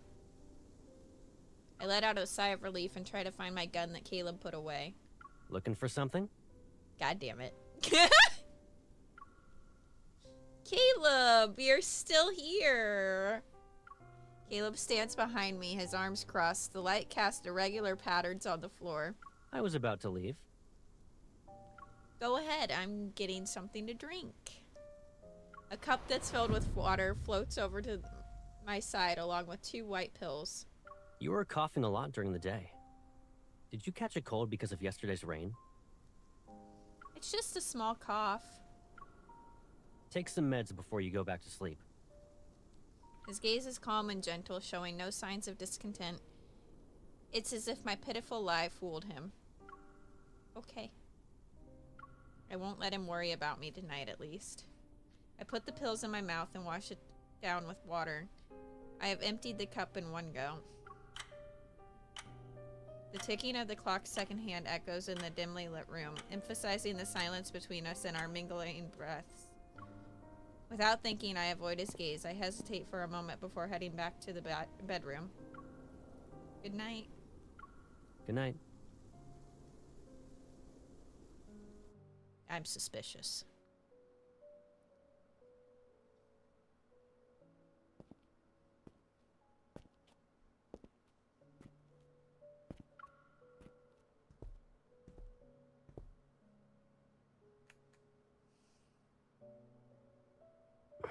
Hey.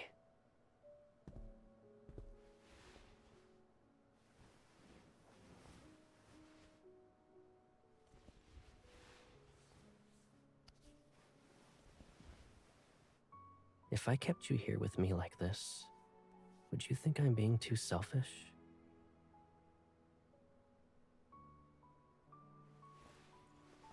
But it's only us now.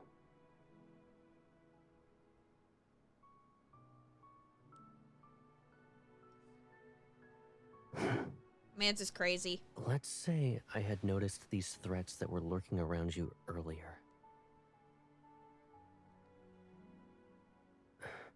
Knowing then what I know now, none of this would have happened, right?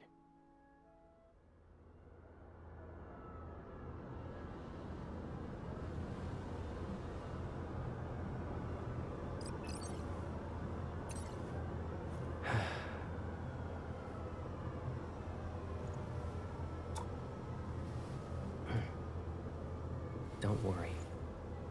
This nightmare will come to an end. I promise.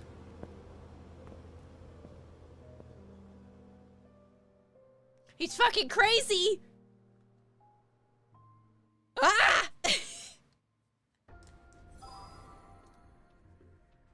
I don't trust him! I don't trust him! No, that's not Caleb. That's not the Caleb that I remember. Oh, I get to use my mans? Okay. I don't fucking trust him, dude.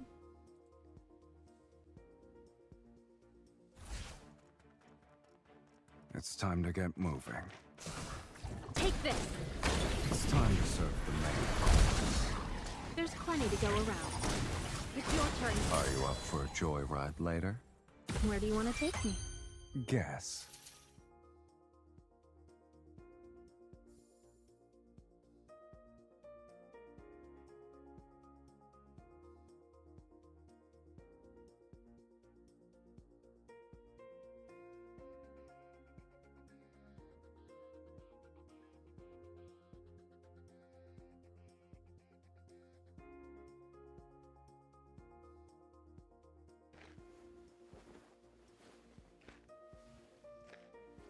That was really quick. But I also have Sylus, like, awakened and everything, so that ain't gonna take me long, chat. If I get to use him again, this probably isn't gonna take me very long either. Yeah. I give it approximately 3 seconds.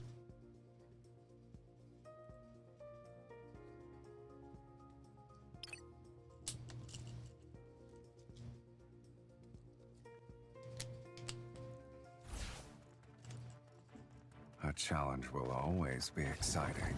Take this. It's time to serve the main course. There's plenty to go around. Sylus. It can't escape. There's only 3 waves, and they're going through them with, Look out. like, less than a second. Watch out. It's going to... Take this. It's time to serve the main course. There's plenty to go around. Your plan worked again. With you here, I only need one plan.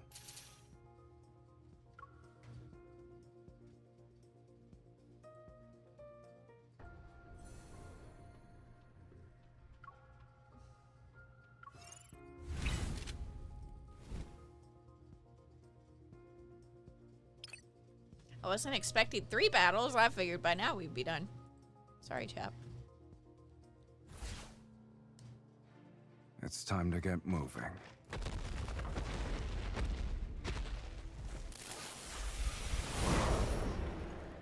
Take this. It's time to serve the main course. There's plenty to go around. Let's settle this in one shot. You were sloppy. My eyes were locked on you. Not even a challenge. Do we have another one before I go back to...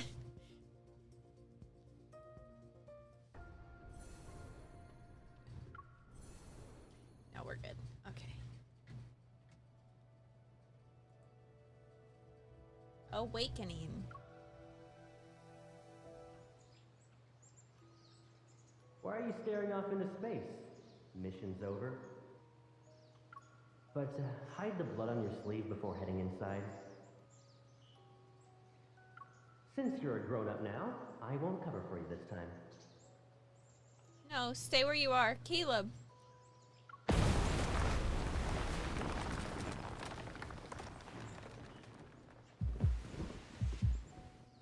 I opened my eyes only to be greeted by warm sunlight on my face.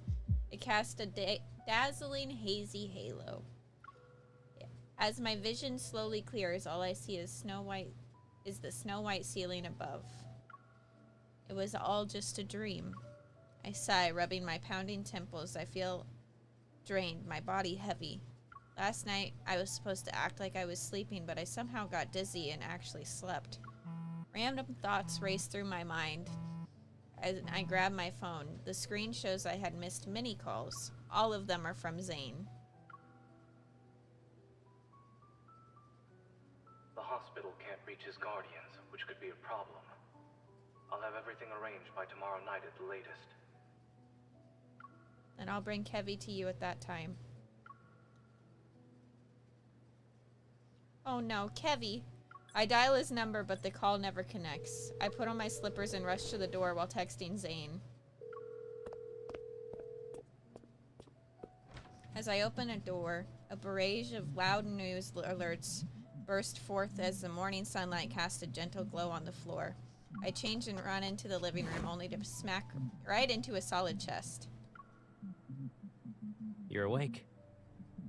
Caleb's emerged from the bathroom. Steam is coming off his body. I hold my phone and step back. Meeting his surprised gaze, I feel my heart pounding in my chest. When did you get back? Around the crack of dawn. He casually dries his hair with a towel and walks to the dining table. He grabs a piece of toast. Why are you in a rush to leave? I come to my senses, scrambling for a decent excuse. Oh, something came up. I won't be back in time for lunch. Need a ride? No, I'll be back before the sun sets.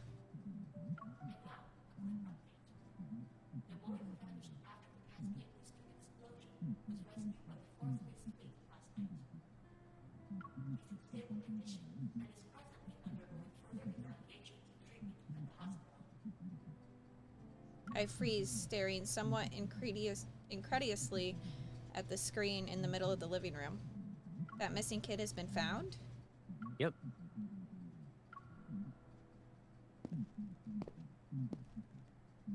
He takes a bite of his toast as he approaches me. He places one hand on the back of the couch, his eyes looking over the news. During last night's operation, they found him in a small garden, not far from the blockade. Oh, and he was holding a fragment of what appeared to be an ether core. He's okay, and the fleet's currently holding onto that shard.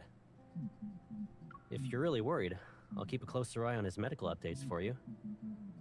I see. Technically speaking, I should have felt relieved that Caleb found him. But there's this weird tension in the air still, weighing down on my heart like a dark cloud. Once Kevy's condition stabilizes, they should allow visitors, right? I want to see him. Sure thing, Pipsqueak. But why the long face? Caleb used to be against me getting involved in anything that related to the explosion, yet he's suddenly cool with it. This whole thing really was just an accident, a series of coincidences, then I should feel okay about it. I am worried about him.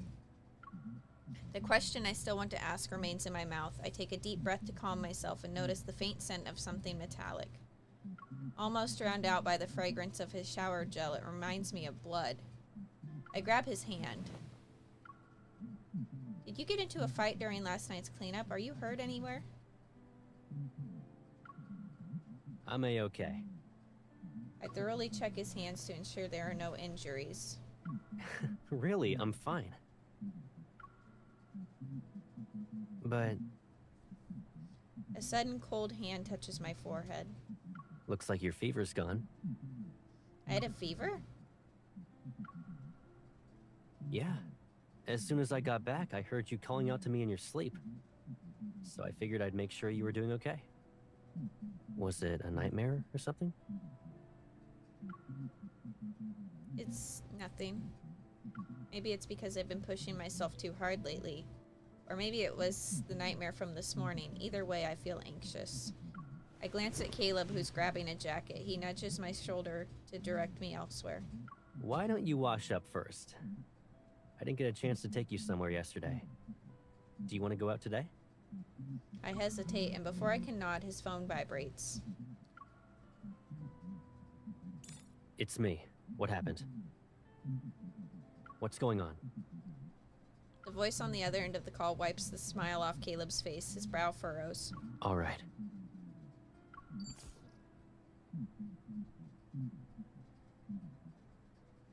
What's wrong? Mia passed away. In that moment, silence extends and wraps around my ears. The sunlight hits the ground, and a chill creeps up like vines and steals my breath. What? But she was recovering.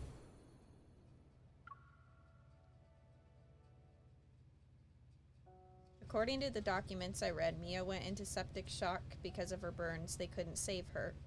Zayne examined Mia's emergency treatment records, which perfectly matched the fleet's public statement.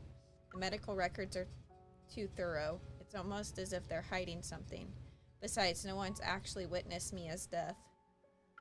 After the academic conference ended, Zayne retrieved a classified file and departed with the medical team. He took these mysteries with him. And once he confirmed my safety, he didn't ask any more questions. As for Kevy, who went to such lengths to find... Wow, words. As for Kevy, whoever went to such lengths to find him clearly wants him alive, for now at least. Don't be too hard on yourself. But the story doesn't end there. The remains of the siblings' parents were found aboard the small vessel Joseph had taken, which further proves his involvement. The Far Space Fleet stepped in to address public concerns and quickly arranged an adoptive family for Kevy. Everything progressed at an unnaturally rapid pace. Their flawless response is too perfect. It was like watching a chess game where every move had been planned in advance. I'm telling you, chat, I don't trust him. Is the explosion incident a result of the fleet's negligence? Has the fleet taken any steps to reflect on its actions? With the full-scale lockdown fast approaching, are there any new protocols in place?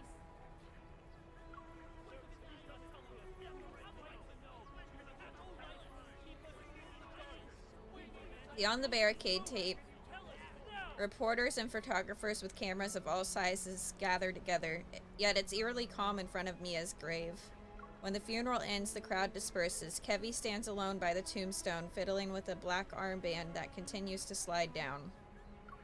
His face is smooth and boyish. There are neither crystals nor grief. Kevy, are you okay? Miss? He looks up at me, studying my expression before revealing a smile. Yeah, the professor has been very nice. I'm moving to a new place soon. The professor? Is he the one who adopted Kevy? I'm sorry, I planned to show up that night, but if I had found you sooner... It's okay. The fleet found me in the end. He speaks before I can continue, his expression almost devoid of emotion. He's composed. But I thought you said you didn't want to go with the fleet. Something's still off. Kevy managed to avoid being detected even when they did thorough searches. The fleet didn't find him right until... Don't worry, miss. I'll be okay in my new home. I'll miss my sister. He speaks as if he's stating a fact. And why would a person be sad about something that already became a fact? It's as if I'm the one who's not quite ready to face reality yet. I push down the sadness bubbling inside me and give him Lucia, who's been cleaned. Here's the plushie Mia left behind. It should stay with its owner. Kevy frowns. He glances at the photo on the tombstone, surrounded by flowers and toys, as if trying to figure out who the person is. I don't like toys. But because it's from you, I'll take it. The confusion in his eyes only lasts a moment. When he looks up again, he has that sincere smile on his face. I can't words.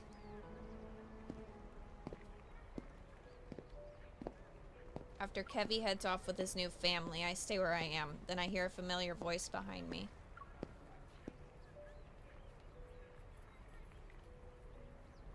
Caleb tips his hat and sets down a fresh bouquet by Mia's grave. I'm sorry. Some fleet business got in the way. It's okay, as you're a Juicent, it's normal for me to represent you when needed. For a long time we stand there, silently observing the bright smile on the tombstone. How's Kevy doing? He's doing almost too great to be true. Maybe the kid's just putting up a front. So, he hasn't really come to terms with his family and sister being gone from this world. That can't be right. The doubt echoing in my mind almost escapes my lips. I slowly close my eyes and calm down. In less than 2 days, Kevy's condition completely changed from what I saw that night. This must be the fleet's doing. It seems an uneased force pushed the rapid completion of Mia's funeral and Kevy's adoption. Does this mean Caleb knows what's really going on? Many adults struggle with tragedies such as these. I can only imagine what it's like for a child. Picking up on what I'm saying, Caleb gives my shoulder a comforting squeeze. He looks like he wants to say more, but he just lowers his head. There's a bit of sadness in his eyes. Don't be too disheartened. Okay. Ever since the explosion, everything has been wrapped up too well. The wind pushes one of the toys near the tombstone. It rolls and stops at my feet. Caleb bends down to pick it up. He dusted off and his insignia gleams silver under the dim light. I play with the hem of my shirt and hold back the questions itching to escape my mouth. I gotta take a drink of water, chap.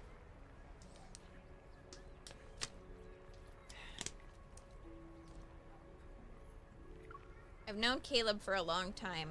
I shouldn't doubt him without any evidence. Let's go. We can relax somewhere else. Colonel? The communication device on Caleb's wrist vibrates. He grimaces. What is it? There's a large group of reporters outside. They're making a scene. I'll see what's going on. Yes, Colonel. Go ahead. I want to spend some more time with Mia. Okay. I'll be right back. Caleb. Just as he's about to leave, I stop him. I want to ask something. I look into that familiar gaze, letting go of the hymn I've been clutching, and I smile at him. No matter what happens, I can always trust you, right? Of course. He moves his arm, seemingly about to ruffle my hair, yet he stops instead, pats my shoulder. He doesn't want the dirt on his hand to get in my hair. Wait for me.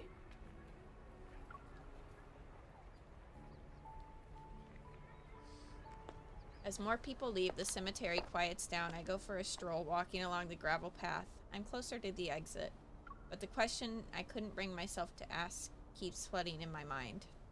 If the Far Space Fleet were the ones who caused the explosion, what could their motive be?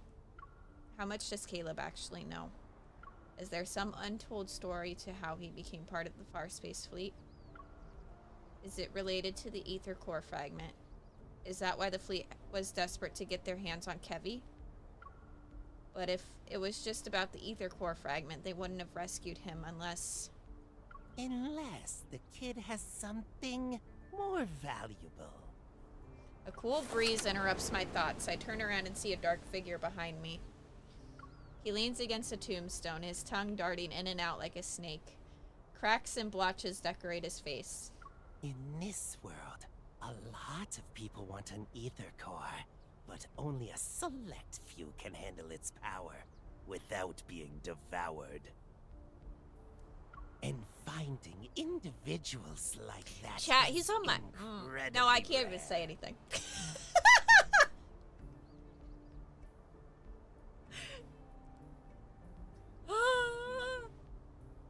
What am I gonna do? I feel like this man's gonna die. And here I am. I'm being down bad. You're not even pretending to be surprised. Why are you here? To kill you, obviously. How lame. Ignoring his bluff, I pull back my gun. Who are you? Are you one of Ever's assassins, or are you just someone who's interested in the ether core? You managed to avoid the correct answer. He smirks, his expression showing no signs of being amiable. He holds out his hand to me. Let me introduce myself properly. I'm Caleb's friend. You can call me Viper. Seeing how I don't react, he shrugs and takes back his hand. Are you implying that what happened to Kevy was caused by his ability to use the ether core? Don't be too suspicious. Though, seeing you be manipulated like this is annoying. I'm here to lend a hand. Don't you want to know what the fleet and Caleb are really up to? What makes you think I'll believe you? When I express my doubt, he's caught off guard. Fair point. While we're talking, the faint hum of a car drifts from the cemetery and extends over the wall. I look in its direction. The rear window slowly goes down. Kevy waves at me. An iron fence between us. I can't discern who the person next to him is. Probably his new guardian. What a lucky kid. Saved from the fate of being a normal person. It's better to dance to the tune of the strong than live a plain life. A pawn is still a pawn, but they have a chance to survive to the end of a large chess game.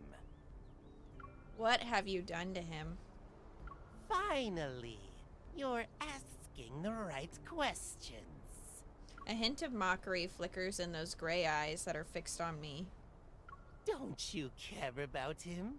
Go and see for yourself.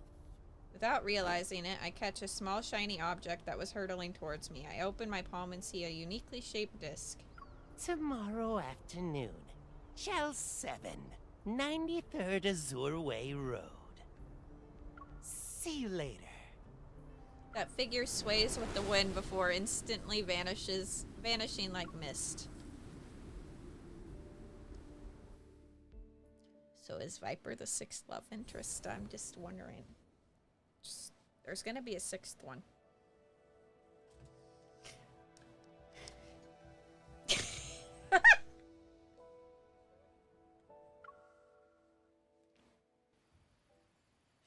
Chell 7, 93rd Azure Way Road. A beautiful and secluded villa sits in a white veil. It's impossible to tell whether the building is surrounded by mist or flowing clouds. Prayer Moore has raided Smileey. Welcome in everyone. Snowy! Thank you for the raid. Thank you. It's a Kreia raid. Hello, everybody. Hello, RPG Julie. Come in. We're playing Love in Deep Space, and Caleb's manipulating us. It's going great.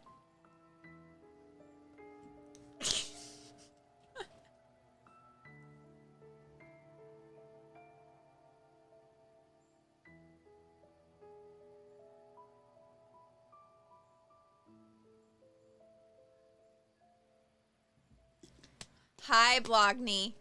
How are you? Oh, you're getting hassled to go to a birthday party? Okay. Have fun. Enjoy the birthday party.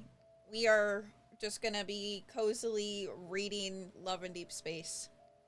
It's gonna be a wonderful time.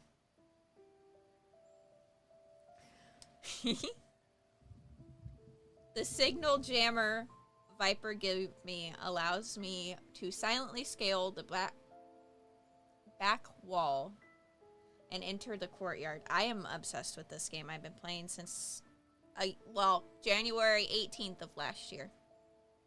Okay, sounds good. I'll be here. Story's getting good, but I definitely feel like we're being manipulated. The tree's shadows cast diagonal lines across the grass and meticulously trimmed shrubs. The wrought iron fence enclosing the entire space resembles a carefully crafted prison. What exactly does Viper want me to see?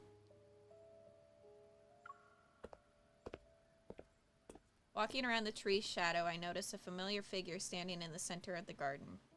Miss, you're visiting me.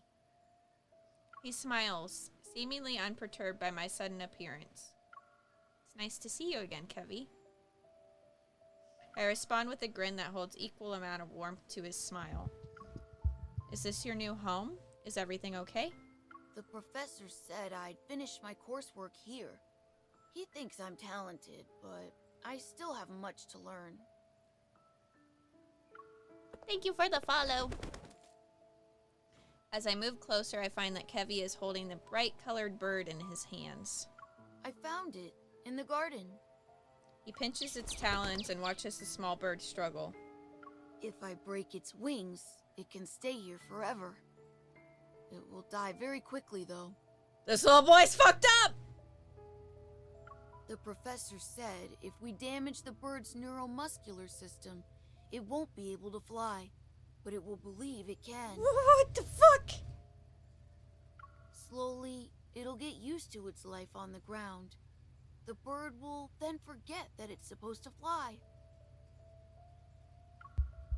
A bone-chilling voice, tinged with childlike innocence, sends a shiver down my spine. Kevy, who is the professor? What is he like? I can't tell you. You're not my family. Family, huh? Do you remember Mia? After the fleet found you, did something happen? Can you tell me? My sister? She's dead. The professor said that was it's him. wrong to be sad. I shouldn't be sad. I'll have a lot of brothers and sisters, and I'll be strong. I've always believed when you lose a loved one, you're supposed to be sad. Chat, this is going real dark.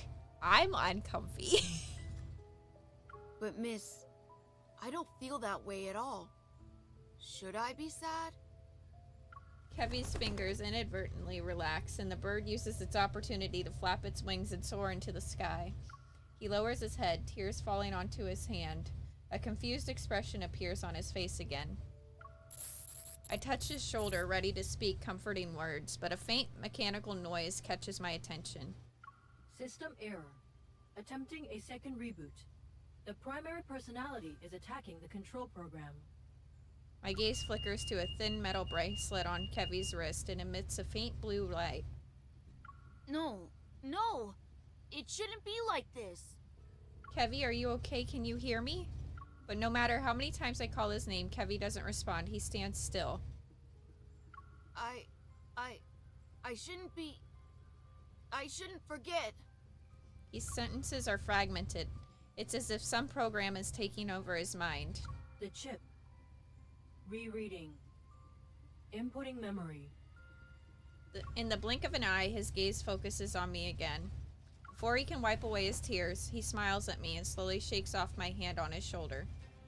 Miss, you're visiting me. That's good. It's time for you to go. The professor will be here soon. My chest tightens all of a sudden. Is this what Viper wanted me to witness? Did he want me to see Kevy being manipulated to the point where his memories are being rewritten?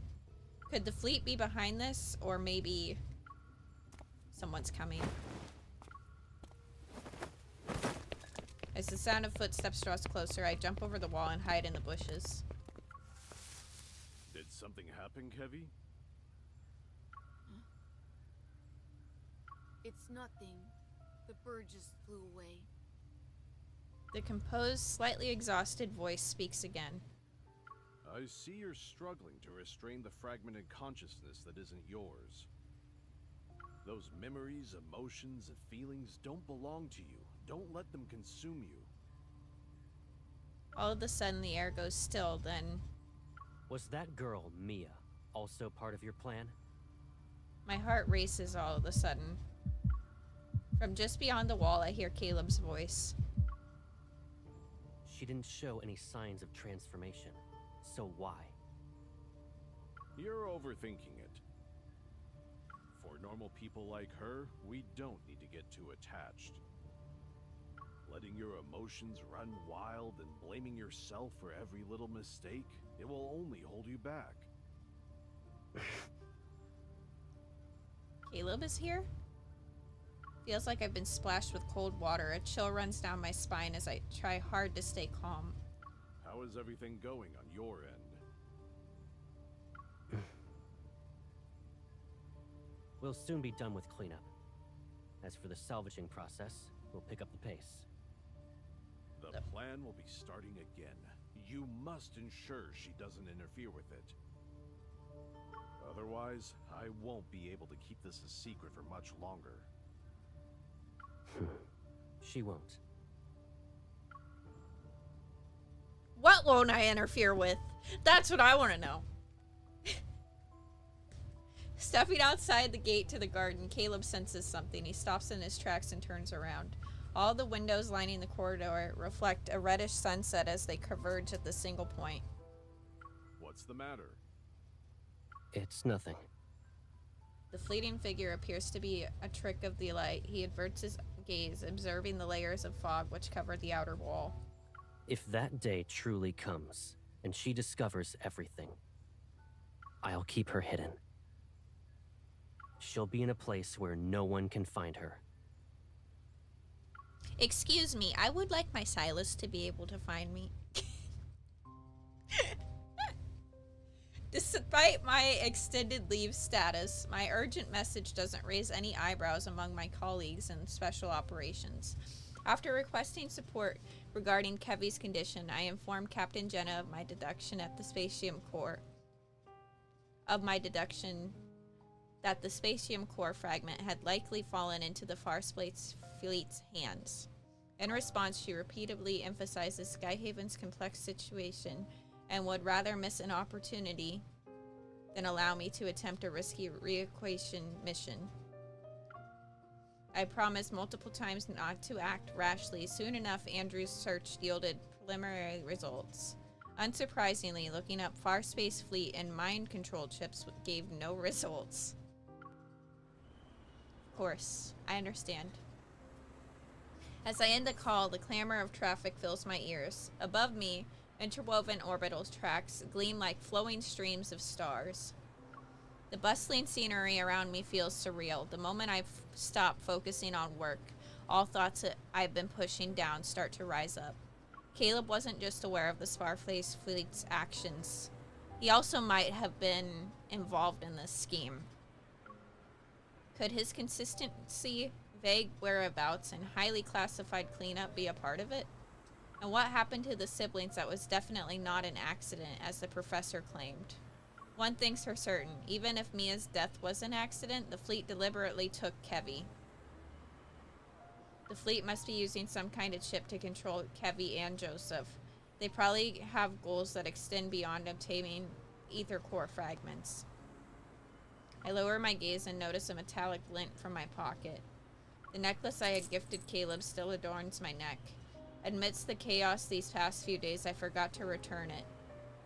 And in my coat's hidden pocket is a new stealth monitoring chip I brought from the special operations just in case. Forgive me, Caleb. After a few minutes, I finally pull out my phone and dial Caleb's number. Hey. What's up? Nothing really. I just wanted to tell you my extended leave from the association is ending. I'll be heading back to Linkon soon. Has the date already been set? No. I've been in Skyhaven for a couple days and got caught up in all sorts of things. I haven't had the chance to properly spend time with you. When will you be free? Is right now good? Sure. I'm ready when you are. Do you have a place in mind? I look up. A nearby tower, the Aerospace Center, looms over me. Its spire piercing the sky. Moonlight gently shines over it. It used to be Caleb's stomping ground back when he worked at the Deep Space Aviation Administration. The serene scene changes as holographic advertisements dance along the clouds. Head over to the Sunset Promenade on the Aerospace's center outer ring to witness the Type L a supernova thousands of light years away. I heard there's a supernova today. It's not every day we get to see that, right? Let's check it out. Meet me at the Sunset Promenade in an hour.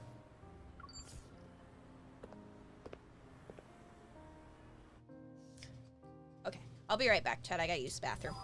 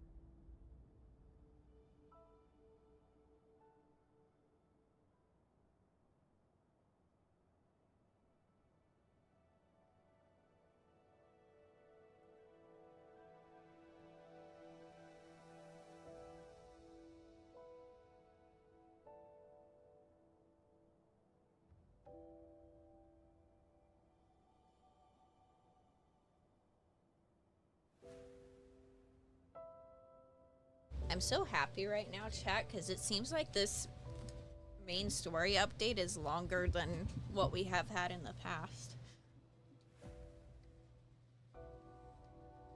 Yay!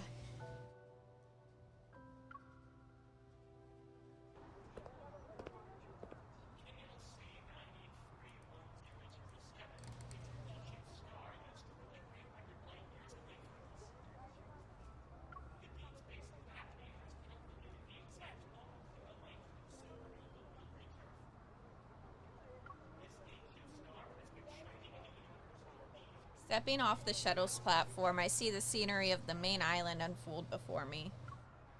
As night descends, the ring-shaped net encircling the tower glows like a planetary ring.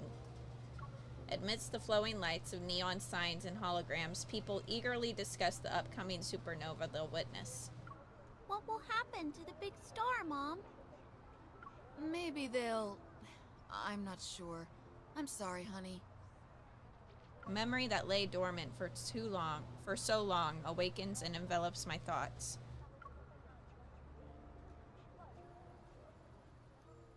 Caleb, you have another project?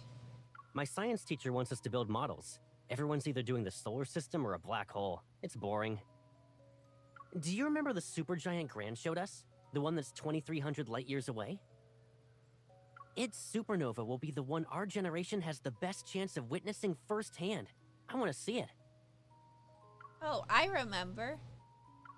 Didn't she also use it as an example? She said that no matter what difficulties we face in the future, you should protect me.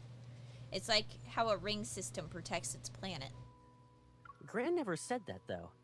Are you just remembering what you want to hear again? But she did say it. Actually, Gran said that powerful stars are destroyed by forces from within.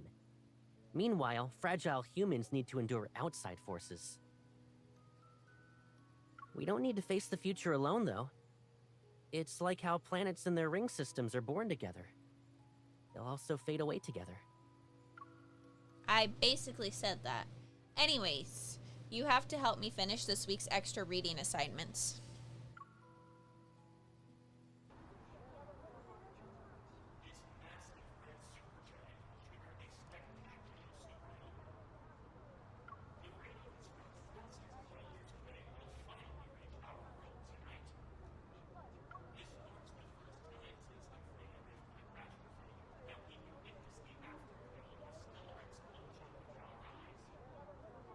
I come to my senses. This place is crowded and everyone is trying to find the best spot on the Sunset Promenade.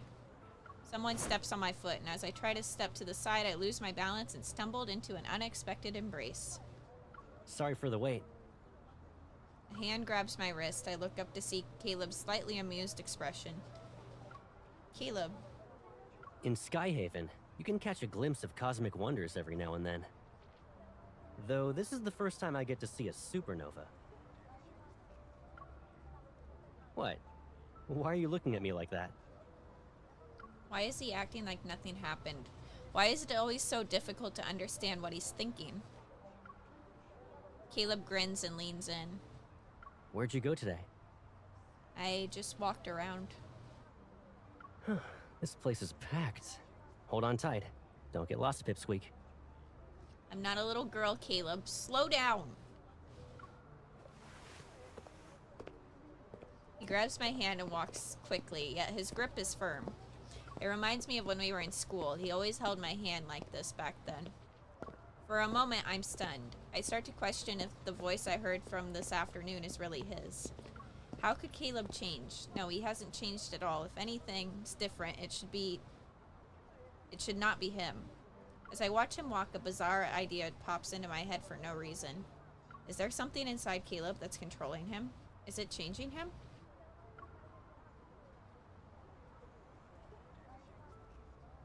Over here. On the edge of the viewing platform, Caleb discreetly moves to stand behind me. He acts like a shield from the bustling crowd. Below the glass floor, clouds ripple like waves along, while the hologram appears to start the countdown. We can see Skyhaven's University clock tower from here. And look at all those fighter jets over there. Is that the aerodrome for the Aerospace Academy? Yep. With exams on the horizon, I bet a bunch of my juniors are preparing themselves for some serious cramming. The last time I visited Skyhaven's university was for your graduation. Time flies. It sure does. Do you regret it? Sorry, Sneaky just brought me a Pepsi.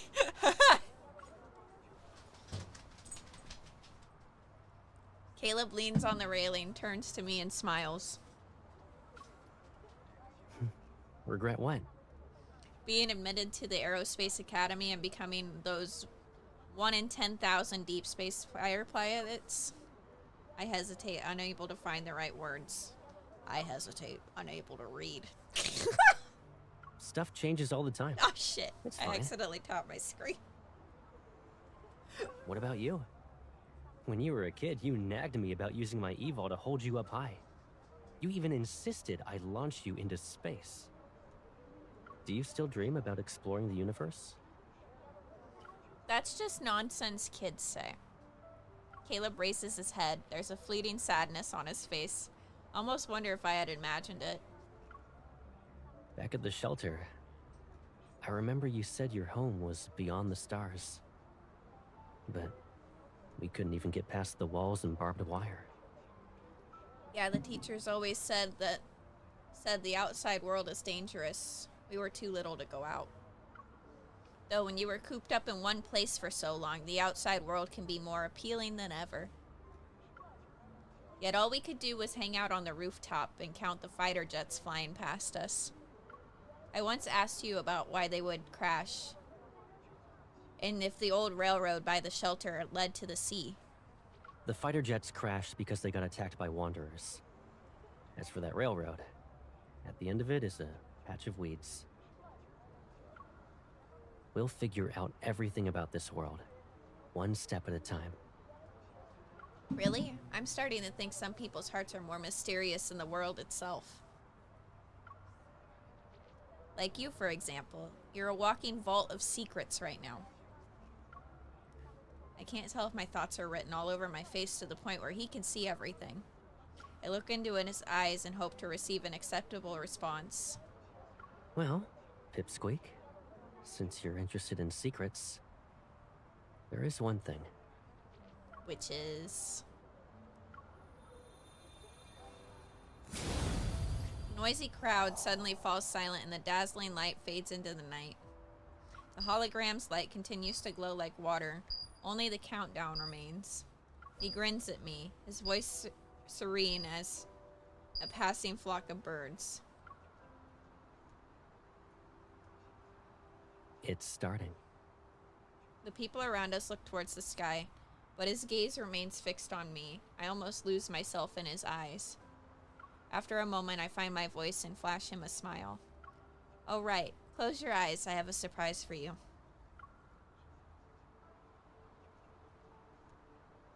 I pull out the necklace from my pocket and put it around his neck.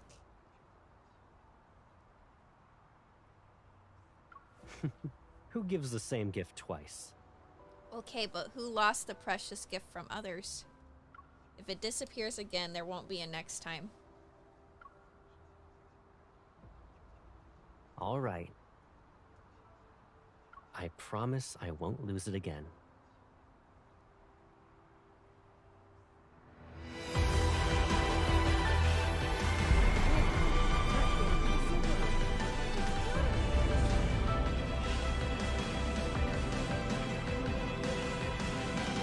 Oh, wow.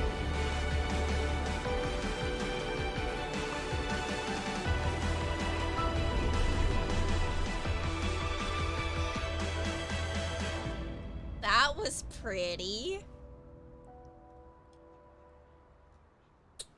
I liked that. Now I can turn it back up again. The electromagnetic radiation from the supernova will persist for some time. To protect Skyhaven, a floating city powered by energy, aerial shields have been activated above us. After we witness this brief brilliance, night descends onto the cityscape once more. Tonight, Caleb will go out again. According to him, Skyhaven's lockdown will be over soon, along with the cleanup. I say goodnight to him in advance, then I enter my bedroom, draw the curtains, and force myself to close my eyes as I rest on the bed.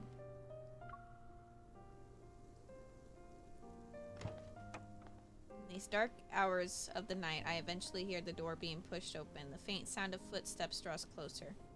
Realizing it's Caleb, I keep my breathing steady as I pretend to be asleep. A gentle touch lands on my forehead.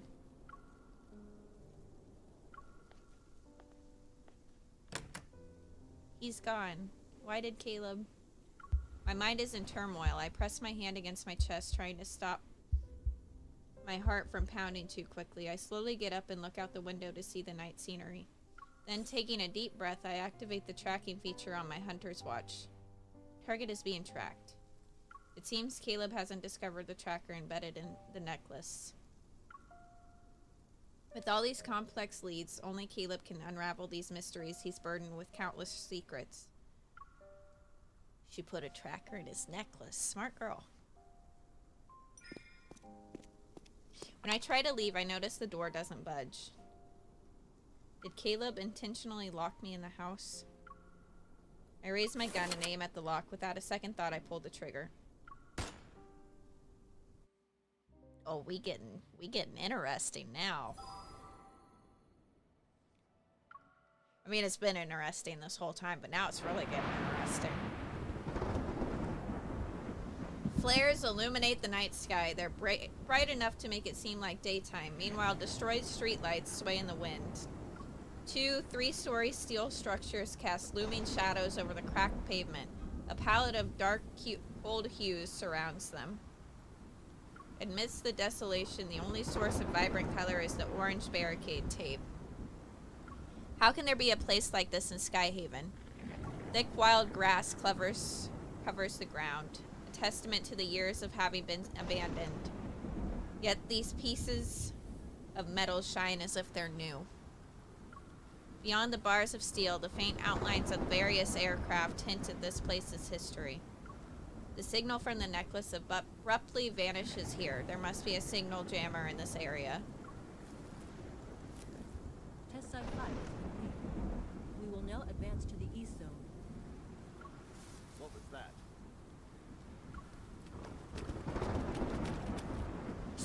Quickly now. They won't find us here. Before I can react, I'm pulled into a makeshift shelter from the discarded equipment. It's just the rain. We need to keep moving. I turn around and pull out my gun, only to see a young girl's face illuminated by the light reflected off a puddle. Crystals adorn her skin. She wears a thin dress but unperturbed in such cold rain. In the distance, officers wearing Space Fleet uniforms move closer. They're armed and on high alert. Isn't it weird how these monsters are getting more aggressive? The contamination levels here are extremely high. They're practically indistinguishable from wanderers now.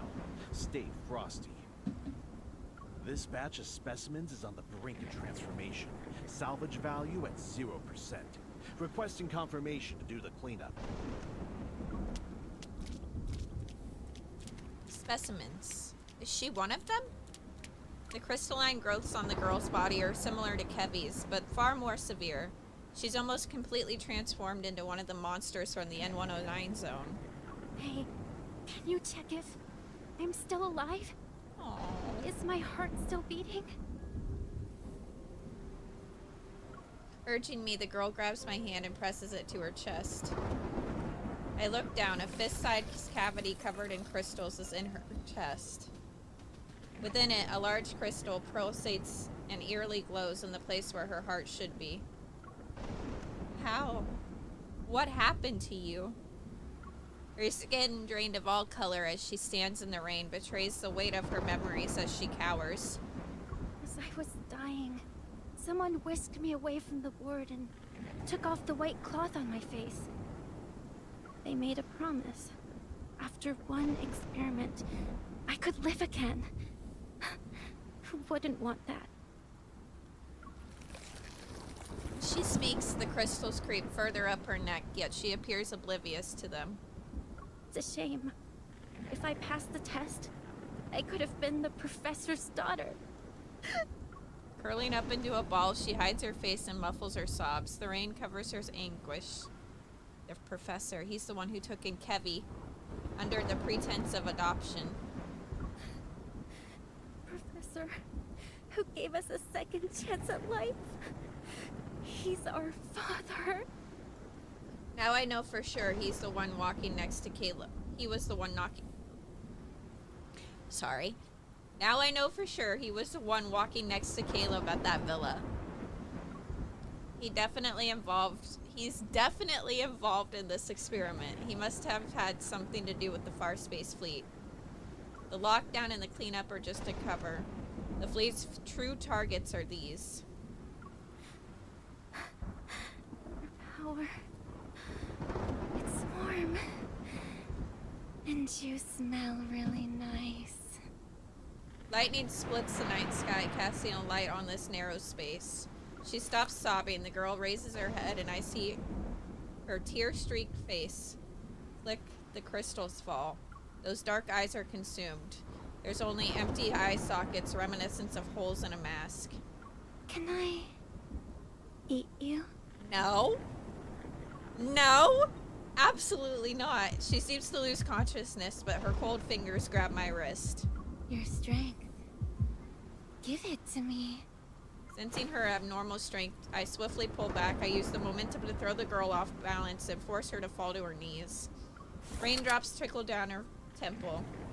Her skin is like a human's. I hesitate for a second before reaching for my gun. That single moment costs me, and a sharp pain shoots up through my knee. The crystalline spikes protruding from her shoulders pierce my left leg. My blood mixes with the rain. I said, you should let me eat you. No, baby girl. Nom nom. It's as if a silent signal has been given. Several figures emerge from the shadows and stagger towards me. Black crystals have almost engulfed every part of their bodies. They are barely recognizable as humans from their outlines. The crackling sound of burning flesh resounds in my ears again. Their silhouettes blur with the ones I remember from the N109 zone. No, those things are already here. They're all here for the ether core. As they close in, I have no choice but to fight. Through the pain. I push the girl away. Holding my gun, I struggle to stand. Bullets cut through the rainfall and pierce the legs of two figures at the front of the group. However, they don't stop. Gritting my teeth, I aim for the shoulders of those people. Another shot rings out and the girl's twisted convulsions come to an abrupt stop, but I didn't pull the trigger. The figure before me dissipates into energy particles. It's similar to how a wanderer disintegrates after death. I found the missing specimens. Stop them. Several lights shine harshly, and I hear the synchronized sounds of guns being drawn. A bullet whizzes past my ear, yet those people who have been shot multiple times continue to lunge at me. Amidst the howling winds, the space in front of me distorts. A vortex appears, sucking and tearing apart 2 or 3 looming figures. What is that? The rain stops and the smoke from the guns and crystal particles appears to be suspended in time. It's Caleb. Yeah, I figured. Through the veil of raindrops, an indifferent face gradually comes into focus. Raindrops are deflected away. Caleb. Frozen in place, I don't know if I should call out his name. What are you doing here?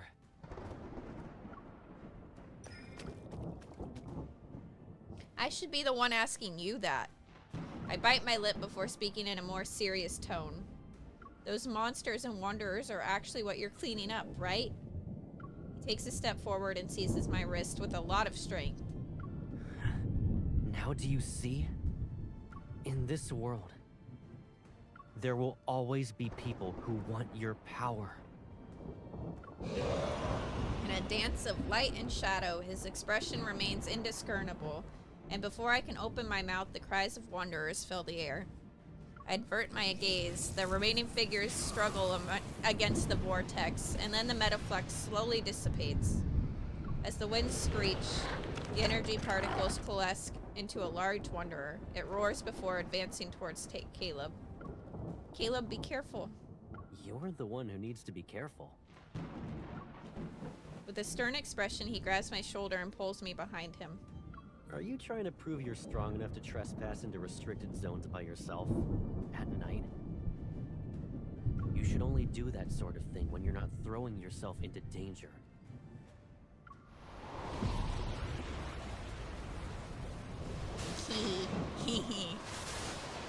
Did I do that?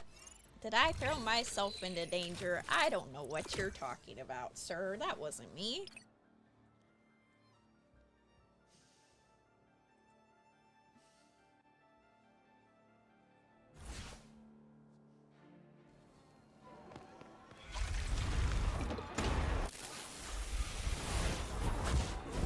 Requesting. He keeps trying to pull you in. Be careful. Smart. Oh, okay. Now I can relax a little. Go back to the pit you came from. Caleb! No worries. Keep attacking. Sometimes I wish that if you get hurt again, I'll have to keep you behind me. My place is next to you, not behind you. It's only got half its health left. You want to do a competition? What? Watch me. Watch out for the rock Might be spikes. dead here. They're locked onto you. Smart. Now I can relax a little. It's okay. You still have me.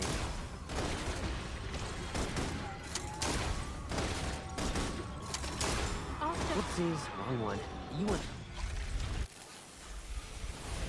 I destroyed the wrong Keep one. yourself safe. Bring it on. Time to play peekaboo with the rock spikes. Hide behind it. This seems difficult. Smart. Now I can relax a little. Target has entered the containment. Pursuing target. Positions locked. Fire. I won't let you get hurt again. Requesting ambush. Caleb, I think she's getting Request hurt again. approved. A routine attack. My health is so low. I'll show you. Is it charging? Caleb! No worries. Keep attacking. Wait for my signal. Fire. Now's our chance to strike.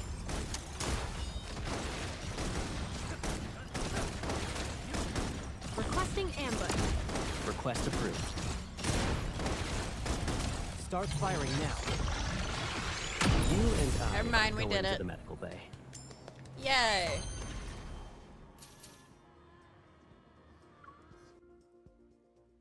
Do we have another one? No, we don't.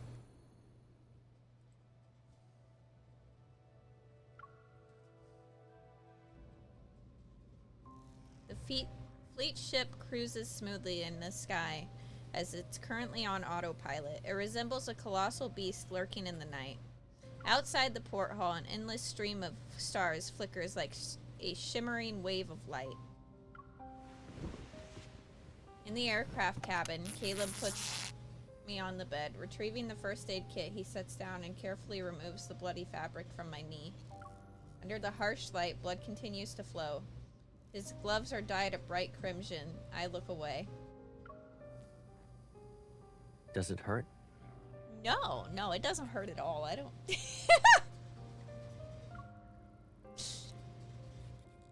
Are you mad at me? No. As I hear him take out the medicine equipment, I turn around, but then his hand covers my eyes. A fine needle pricks my skin, and the searing pain instantly dissipates. Caleb, I raise my head and look into his eyes. The explosion in the Cascade District was just a convenient excuse to justify the cleanup. Then there's Kevy and Mia. Those were... I missed what she said. What have you been doing behind my back? Caleb wipes away the blood from my knee and disposes of the syringe. He retrieves the surgical skin stapler. What do you think could have happened if I hadn't been there tonight? The surgical skin stapler leaves behind a faint mark. I can't bear going through the same pain again. Or do you want me to re-experience that loneliness because I left you? That's not... You shouldn't throw yourself into danger anymore. His fingers touch the stitched area and wipe away the tiny droplets of blood. Whether those people live or die tonight, it doesn't matter anymore. Anyone who dares to wield power that isn't theirs must pay the price. The explosion was just an opportunity for the fleet to intervene. You arrived in Skyhaven at the wrong time. Why didn't you tell me sooner? Would anything change? Would it even make a difference? He sets down the surgical skin stapler and bandages my wound, then he calmly meets my gaze. So you kept me in the dark to stop me from doing anything. Did you really think I wouldn't question such protection? Caleb remains silent. I lick my dry lips and suddenly tired of arguing with him.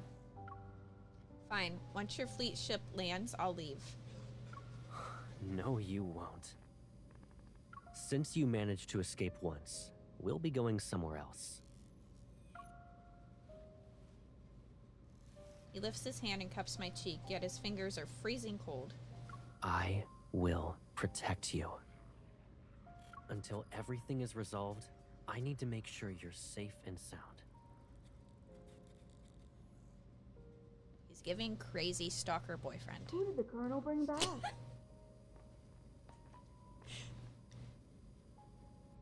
Who knows? But since he ordered us to take good care of her, she's probably not a nobody. With the mission over, Caleb takes me to the special care unit on this far space fleet ship. I can't even step outside of it. The walls, white as snow, are adorned with all sorts of medical devices, their multicolor indicator lights dancing incessantly. I don't know his rationale or how exactly I'm being kept here, though I couldn't care less right now. Maybe she's also getting sent to Colonel. How is she? The medical examination is done. We're just waiting for the analysis. But because of the rain, the equipment indicates her vital signs are abnormal. Colonel, who's the injured? An important target for observation. Is there a problem? No, I was just curious. I've never seen her before, so... I look at the blue and white medical gown I'm wearing. It's ironic I got labeled as target for observation. Their conversation draws to a close and is replaced by the sound of familiar footsteps getting closer. I return to the bed and lie down as if I hadn't heard them speak. The door opens silently, and Caleb walks in. The room's lights adjust with his every step. Morning. As he nears the bed, the room brightens, as if to intimidate the breaking dawn. He pulls up a chair and sits down. How are you feeling? We're in a bit of a stalemate, huh?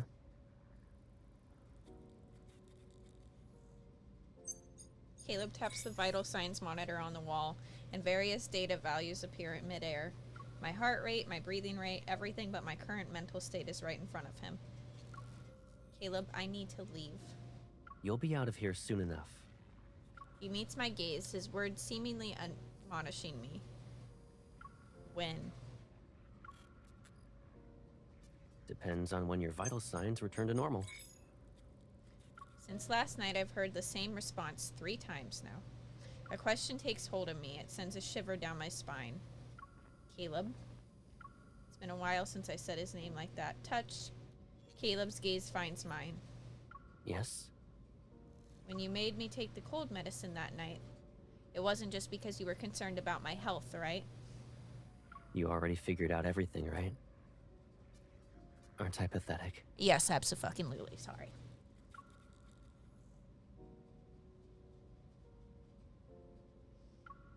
And this is all just an excuse. You never planned to let me go since the beginning. I've had enough of him not telling me the truth. I take the cup from the table and throw it at him. The cup collides with his body and then shatters into pieces. Did that help you calm down? Water droplets fall and drench his immaculate uniform, yet his gaze remains unfazed. The person before me stays composed. The Caleb I once knew is gone. Get some rest. It'll help you relax. Thank you for the follow. Thank you, thank you. I'll check in on you later tonight.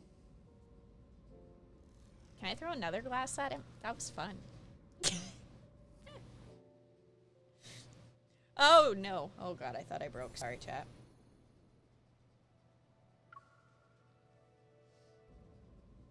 Groggy. I open my eyes again. The world outside has already descended into darkness. A few lights twinkle like fireflies in the heavy mist.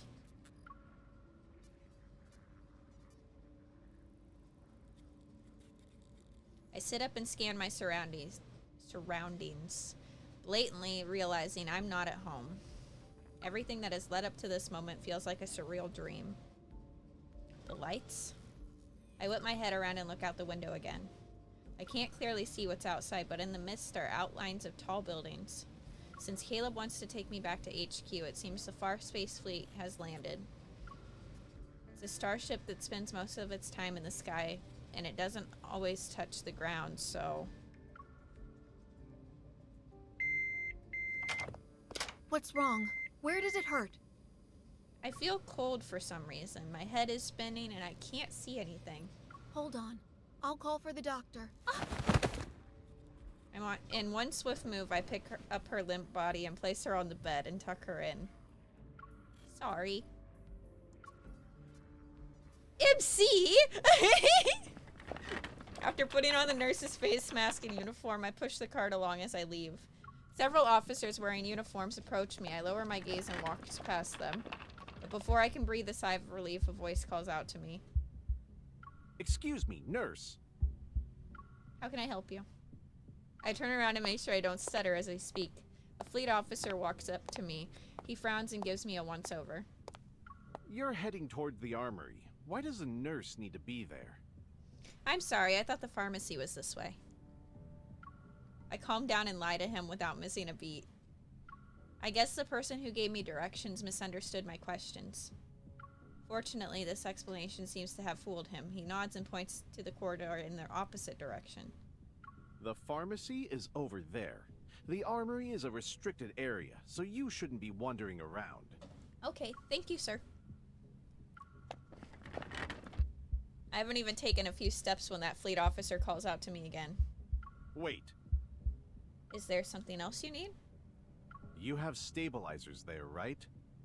He grabs 3 syringes from a box on the cart and shows me the number on his chest. I'm taking some with me. Write it down on the list later. He finally vanishes after making a turn around a corner, and my heart finally relaxes.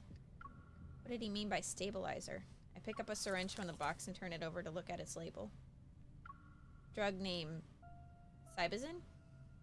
To be used to combat emotional outbursts, enhance cognitive functions, and help patients stabilize their mental state. Only these with Turing chips may use this. This drug should not be used daily. You planted a mind control device in me. It's that chip. The chip. Rereading. Inputting memory.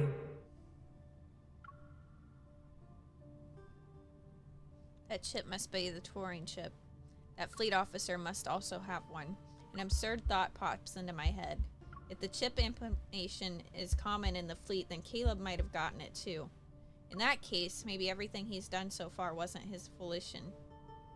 Could the changes in his behavior also be related to the Turing chip? For a moment, I can't tell if I'm onto something or just trying to excuse his actions.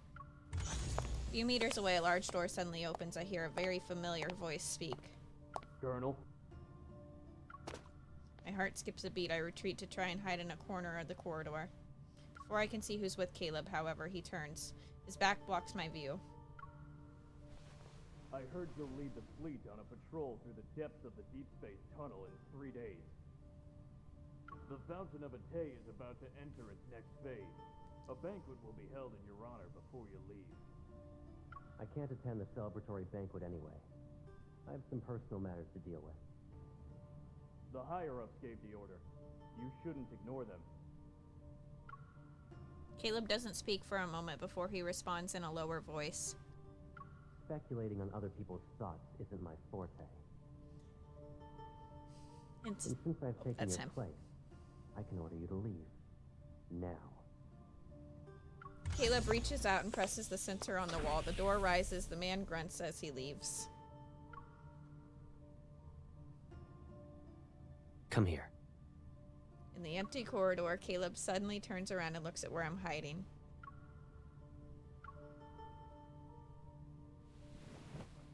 I freeze and don't move. A few seconds later, a shadow looms over me and grabs my wrist.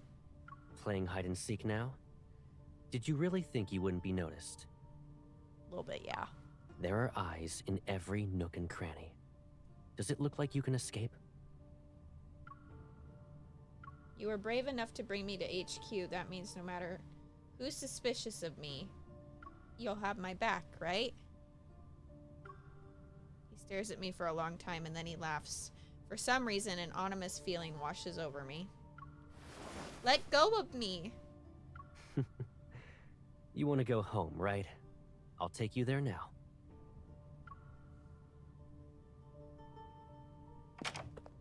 From the Farspace Fleet's headquarters to his home, Caleb remains silent. The door is now locked. This is what you meant by safe and sound? Lowering his gaze, he says nothing. Following his gaze, I find the wound on my knee has reopened. Doesn't it hurt? Answer my question first, Caleb. He suddenly picks me up and walks into the living room.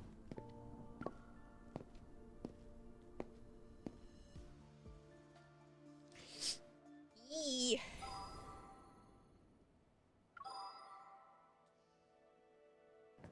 Oh.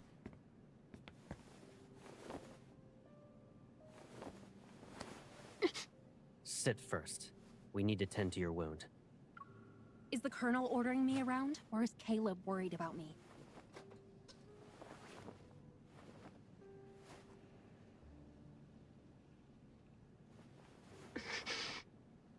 Do you remember that injured cat you brought back home? Back when we were kids? We kept it in the backyard. But that cat always kept trying to run away before it fully recovered. I don't want to listen to this. Do you want to know what I did in response?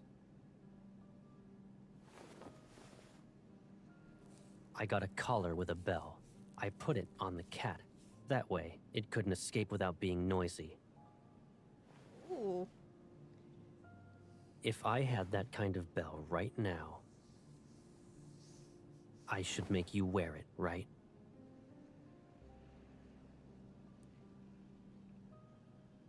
Is this your protection?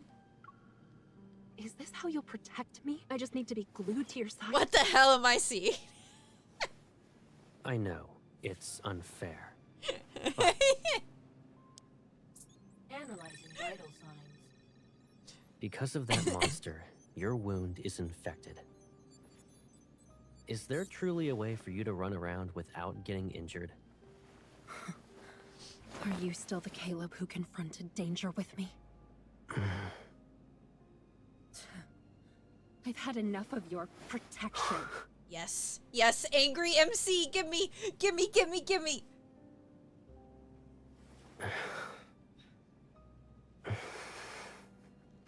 I need her. If being with me only brings you pain, then just put up with this for 3 more days. What are you going to do? Tie up loose ends. And then, all of this will be over. I just need 3 days. He's giving. Our reporters out in the field confirm Robot. the lockdown will be lifted after being in effect. The Farspace Fleet assures everyone that the explosion in the Cascade District will not happen.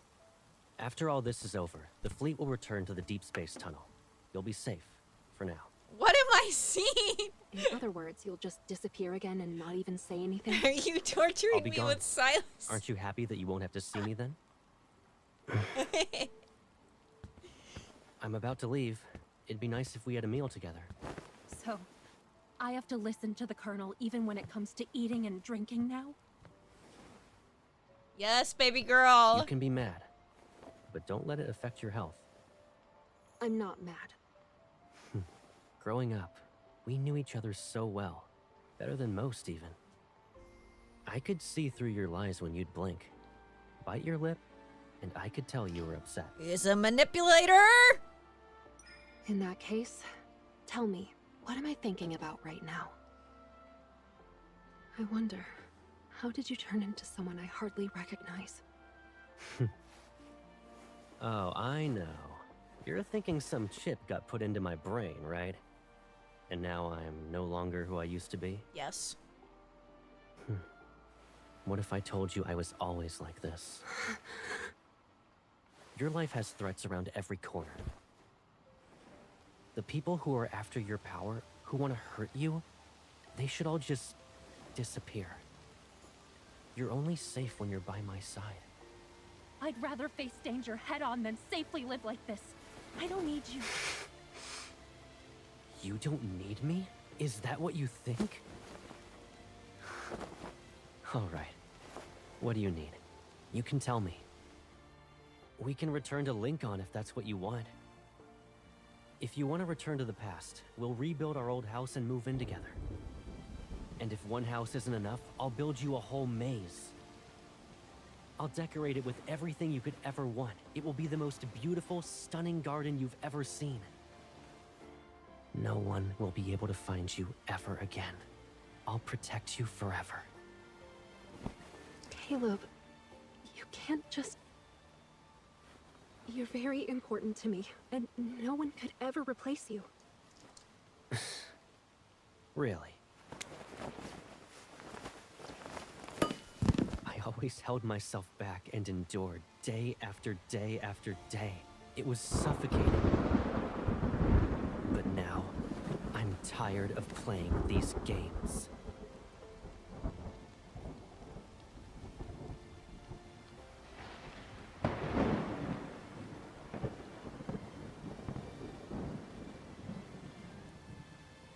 You know what? At least Sylus doesn't, you know? He don't do that to me. He don't make me feel like that. That is why he's still number one. Sylus is a whole green forest, even though he's a crime organization leader. Sylus enjoyer. So Caleb talking to a wall right now. Absolutely.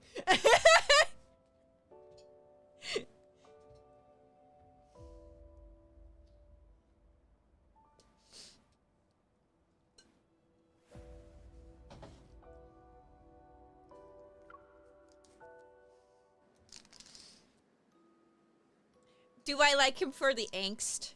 For the spice that he's bringing to the story? Absolutely. But I'm still a Sylus and Zayne girly. That is what this is showing me right now. I found Caleb again, and yet the familiar person from my memories has been eaten away by some indiscernible hidden pain. Only fragments remain. The night sky above Skyhaven is clear, but all the secrets are somewhere in the bottomless, unfathomable depths of his eyes. The night before he left, I dreamed about our childhood. I dreamt of Caleb and me running down the streets, skipping class, grabbing ice cream, and reading comic books. I dreamt of that day when we held hands and became part of each other's lives.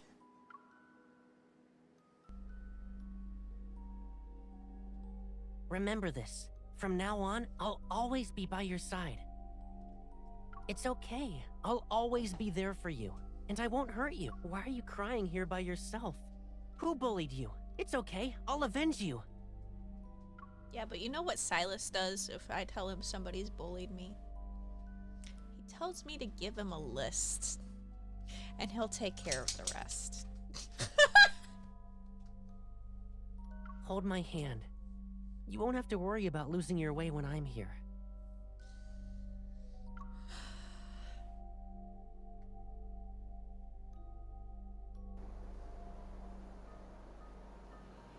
Your contrail left by the fleet ship splits the sky.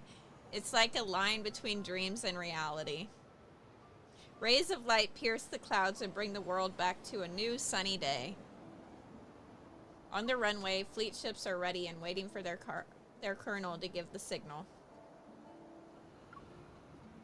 Feels like whenever we say goodbye, I'm always sending you off.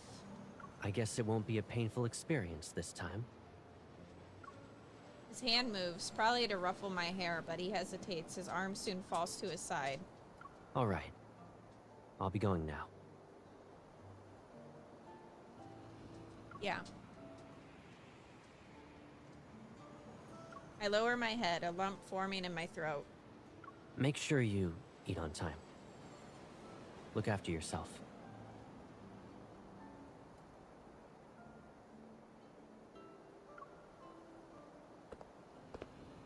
Sylus. Caleb turns around, his back disappearing as it gets farther and farther away. The fleet ships take off and disappear into the sky, becoming specks in the distance.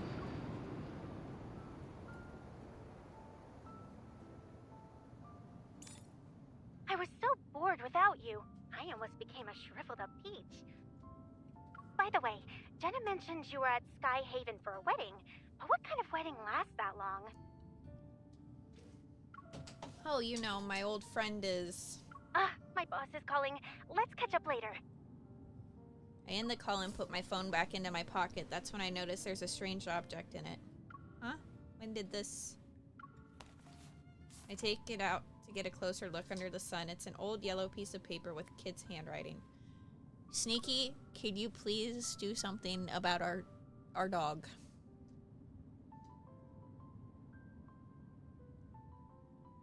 Please. Look at her.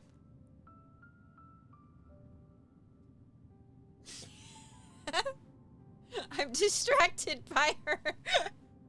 Sneaky, please. Pretty please. Please.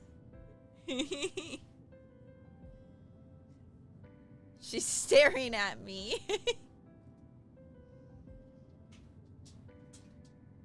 Forgiveness coupon for Caleb, valid for 100 years. Holding it, I feel a wave of sadness like bubbles ready to burst, erupt from the depths of my heart. Caleb, you dummy. Can't figure out what's real or fake with Caleb. But what I know for sure is that the person who's important to me, I don't want to lose him for a second time.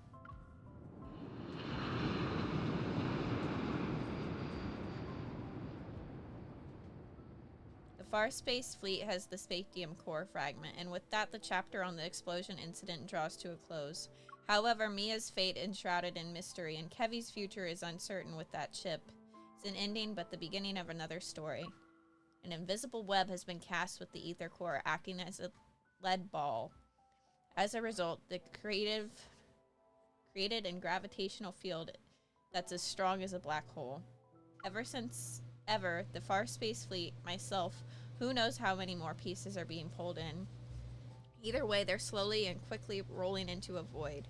The touring ship, the Fountain of Atai, those patients turned into monsters via experiments.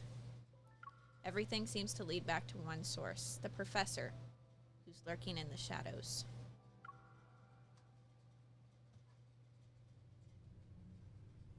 In the heart of Skyhaven's main island, opposite the Aerospace Center, there are rows and rows of new buildings that popped up recently. Inside one of them, researchers are scurrying around with papers and walking into different labs. They're preparing to announce the biggest breakthrough of the century, so there's no room for mistakes. Caleb silently stands in the elevator and climbs to a non-existent floor that can only be accessed with special clearance. The doors slide open and he walks down a gray corridor toward an arched door. The device with a faint green light scans his eyes, then a door quietly opens. Before him, a scene unfolds. It's vastly different from the dull gray and white his surroundings earlier. A seemingly endless expanse of lush green trees stretches out under a glass dome and shiny silver roof.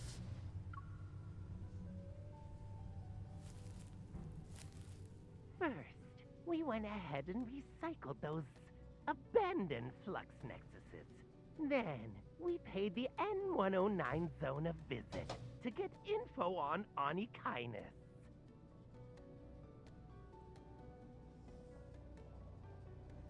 Why the fuck they going to Oni Kindness? That's my... Why are they going there? That is where my man's is. They don't have any business going there. You leave my Sylus alone. You leave him alone. Whole green forest. He ain't doing nothing.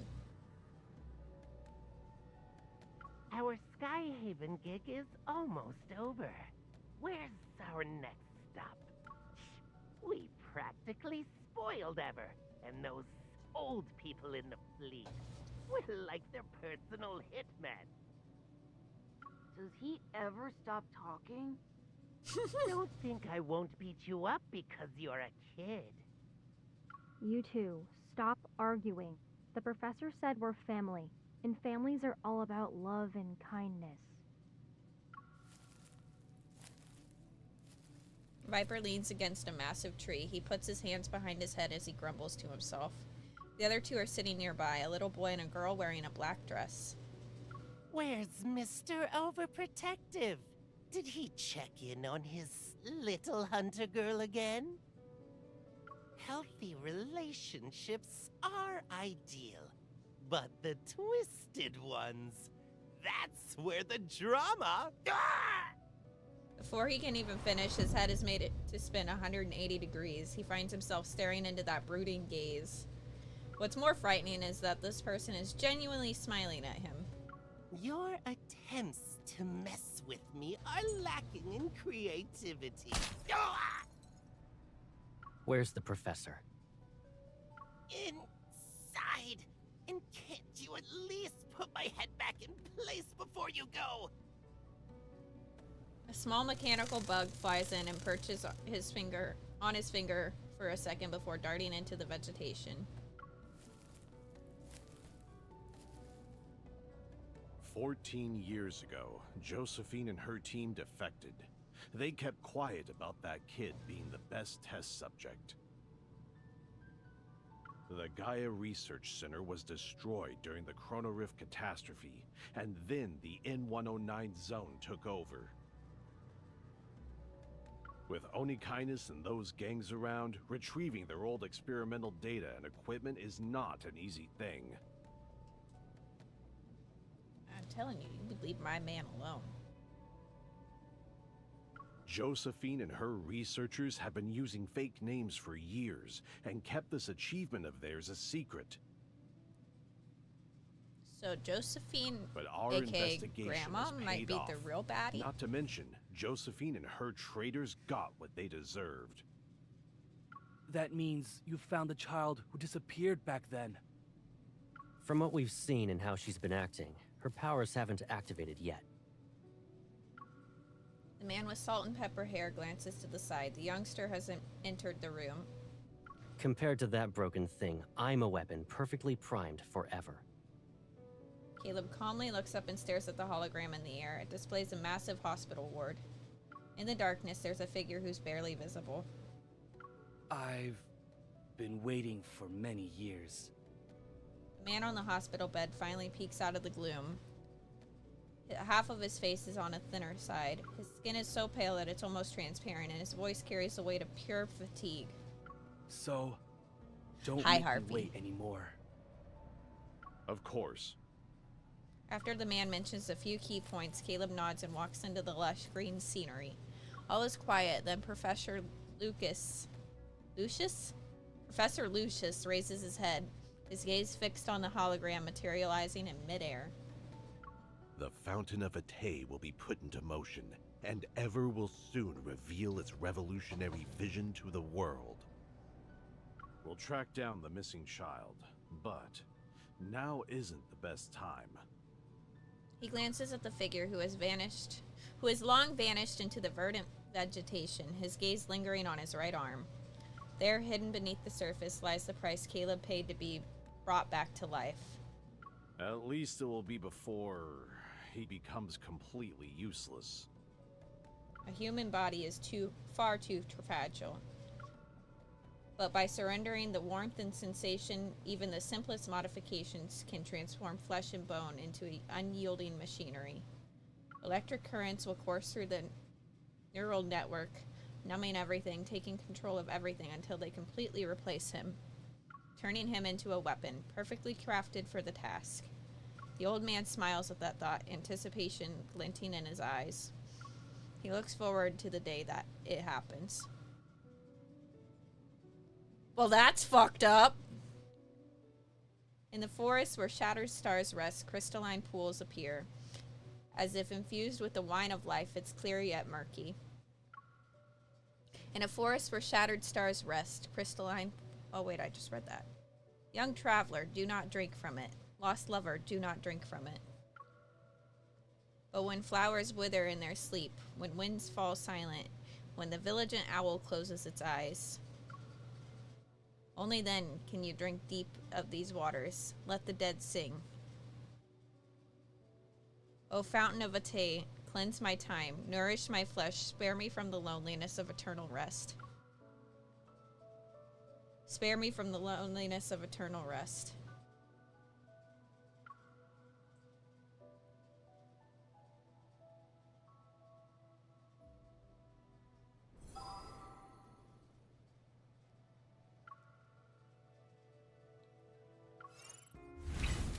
I don't want to use Xavier. What the hell, game? I want to use my mans. No. I'm hitting wrong buttons everywhere. You know, I'm still going to try it with these, and we're going to see what happens, chat. Fully awakened. And I think I have my protocores maxed on these memories, except for the pink one, but we might be able to do it still.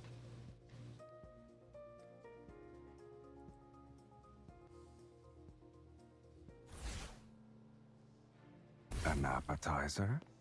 I love my dragon Sylus too Descends. We're halfway there. It won't take long for us to be done. I'll show you. It's a minor injury. I will say, I have not fallen for Caleb yet. After reading the main story, he doesn't have me yet. I'm still a Sylus girly. Good job. And seeing Zayne in the main story was a nice little treat. I was very content with that.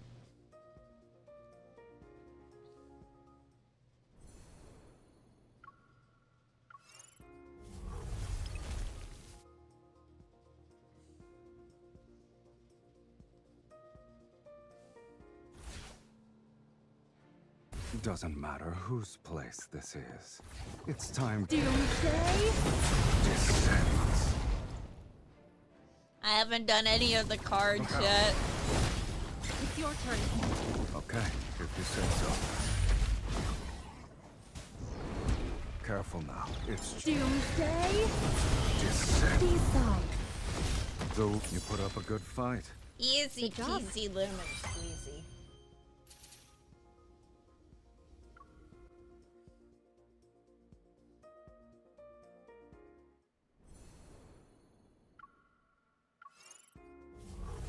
You know who else was yearning for her for years? Sylus. An appetizer? You know who's forbidden from loving her? Zayne. As if pushing us away will save it from defeat. We're halfway. Doomsday? Well, literally all of them. You created the perfect opening for an attack. Ma'am, I think you Wrong attacked the wrong Or do one. you... Yes, you did. I don't know how to Here comes the big guy. Good. Now this feels like... Come to me. Apparently MC just wants to fight today. You know, I don't blame her. She's probably really Be pissed careful. off. I would Well be too. done. You created the perfect opening for an attack. Girly Pop's got every right to be pissed. Descend. Decide. That was quick. I haven't even caught the scent of fear yet. That was easy. Are we done now?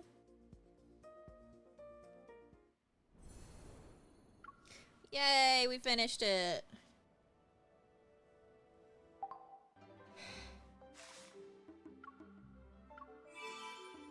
Alright, now we get to do the polls, chat, because I haven't done them yet. Wait, let me make sure we actually have him. Let's see. Sorry, Sai. I'm not... I was waiting for you. Where have you been? I did see that, Harpy.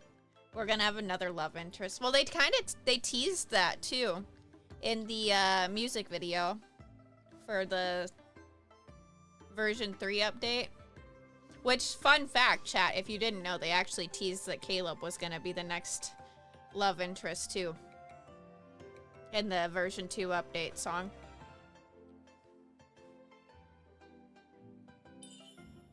I've known since I started playing he would be a love interest at some point. Hideout? Well, looks like there's one more person. Too many people in the community fell for him.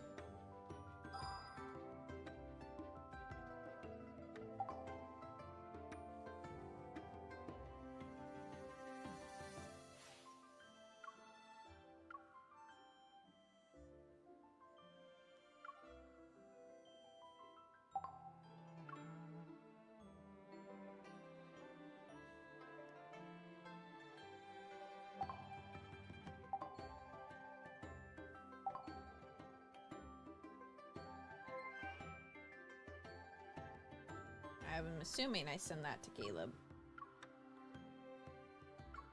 Oh, wait, what? My heart's still beating. I'm alive and kicking. I did the photo booth earlier today. Because I was like, I want to get on and take pictures to advertise stream tonight. So that's what I did.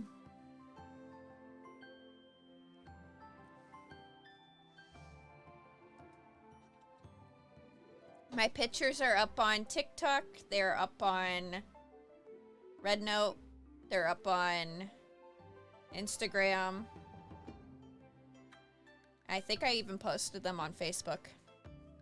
Stop it, Sneaky. So, seeing Sylus with a smile like that is so fucking creepy.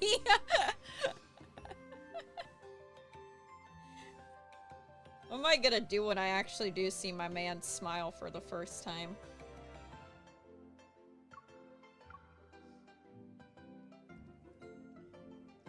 Yeah, that was the pictures in Discord too. That's where else I posted.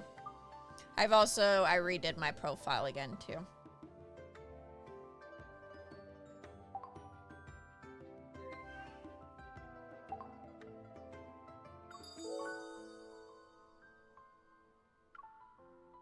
All right. You guys ready, chat? It's wishing time. I saved up 79. I'm impressed with myself.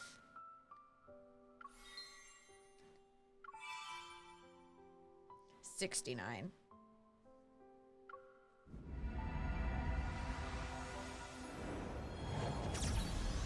Ooh, I wonder what his little thing's gonna look like. Wait, I'm excited. Oh, it's an apple! Oh, it's so pretty! Far space deprivation. So is this like his myth? I'm gonna guess it probably is.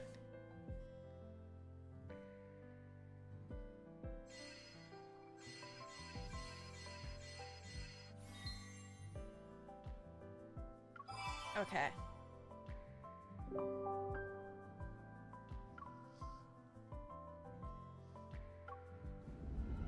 I only took pictures with Sylus and Zayne, though. I want to do pictures with Caleb, too. Oh. Okay, he looks a little too good in this 4-star, I'm not gonna lie. Also, I feel like the soda can is either a Coca-Cola reference or a Dr. Pepper reference.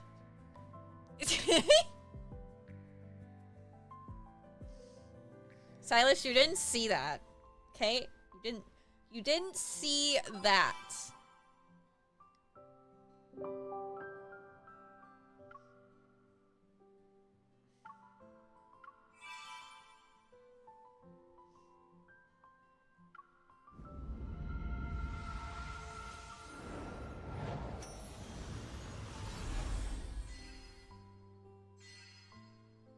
I could just skip. We didn't get a 5-star there.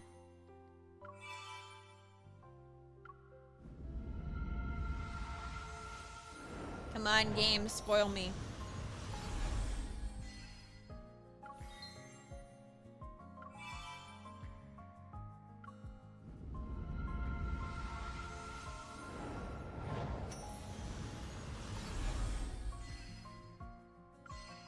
He's giving K-pop idol. Ah! Stop! No!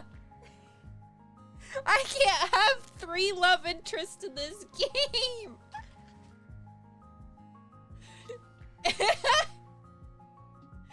No! How did I turn my thing off? What the fuck?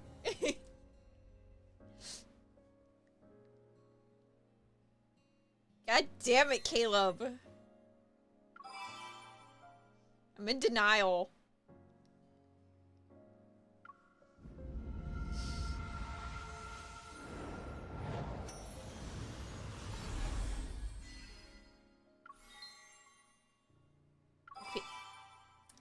Sir.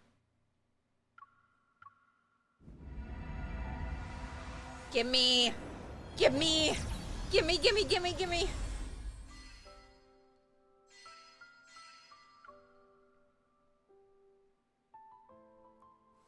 Yay! I was hoping I'd get this one. I like the sleepy cards. And I'm pretty sure I saw part of that one. He's sleeping. I don't know why I like the sleepy cards. I like my sleepy Zayne card. I want a sleepy Sylus card. Infold, please. I'm on my knees. I'm begging. Please.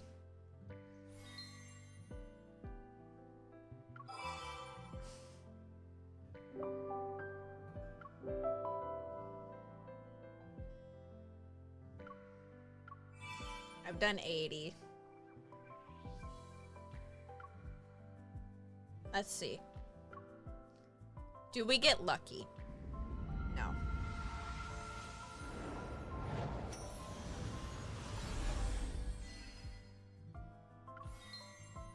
No, we don't.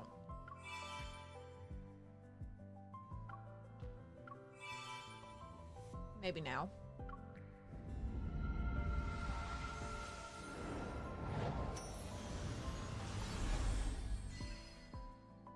Zayne, I love you.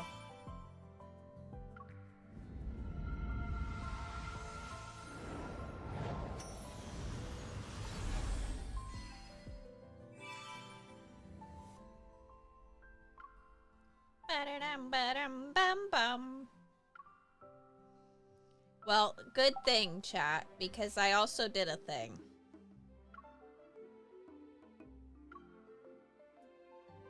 So I think I need this one.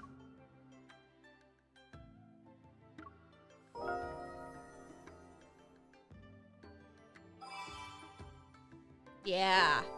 We got his myth outfit. Let's go. I'm gonna get MCs at some point, too.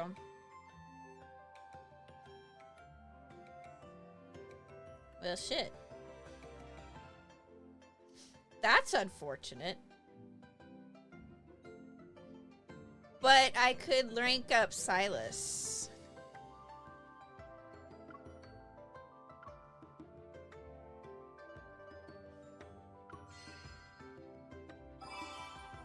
You guys tell I play this game too much. I literally have them all.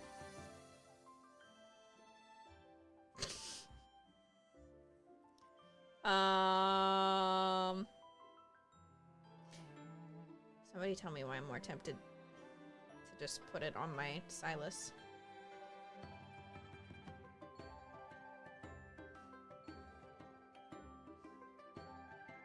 That's also smart, Harpy.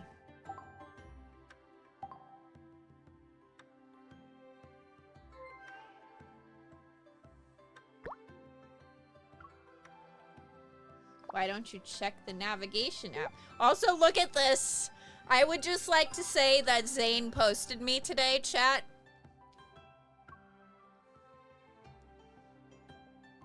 I haven't gotten this man to post anything with my MC in so long, and I got him to post today.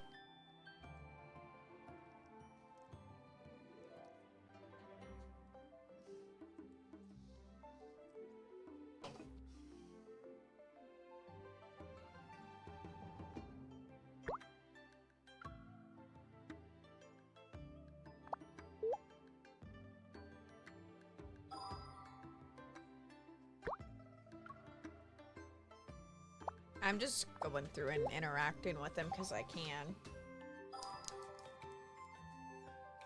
Alright, Mr. Caleb, let's level you up, shall we? You're gonna need protocores.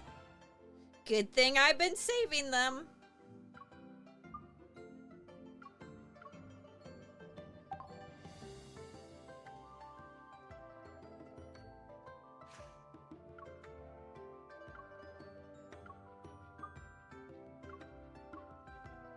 And then I'm just gonna do this the easiest way that I possibly can. I leveled up the wrong one. We need attack. Yeah.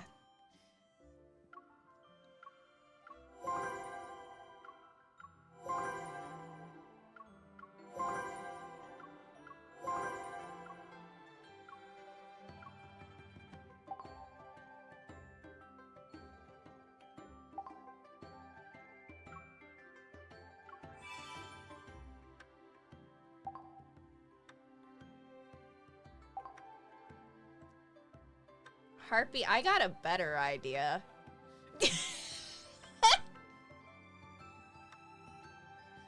Which one is it? You want to see the smooch, right? That's the one everybody wants to see.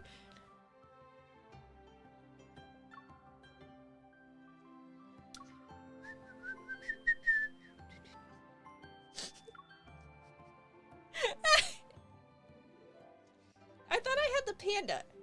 I don't have the panda? God damn it.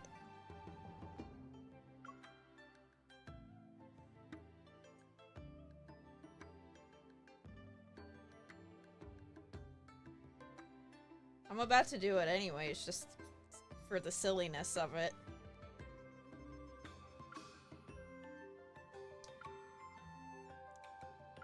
Please don't hate me too much for this, Sai. Please? Absolutely. Yes, that's how you're gonna look.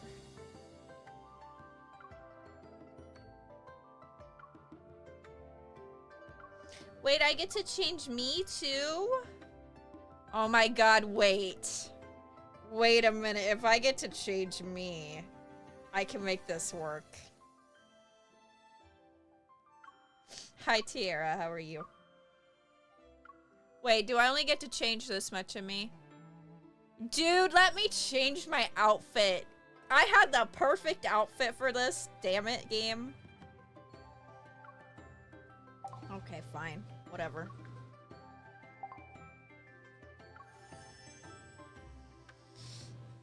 Chat, it's getting spicy. I'm warning you now. Oh my god, it's so fucking spicy.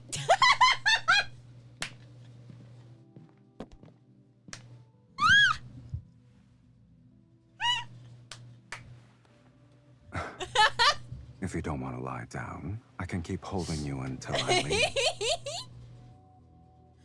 I've never seen my man look better. Then, we better make the most of our time before dawn.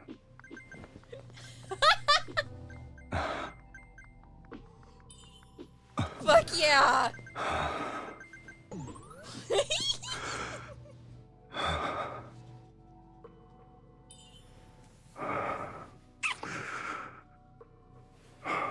I fucking can't. I can't.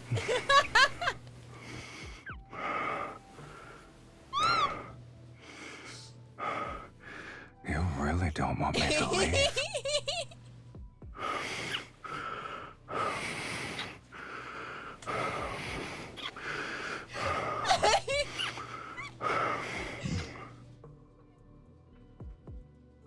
Yes. My man's has never looked better. This is the best he's... Oh my god.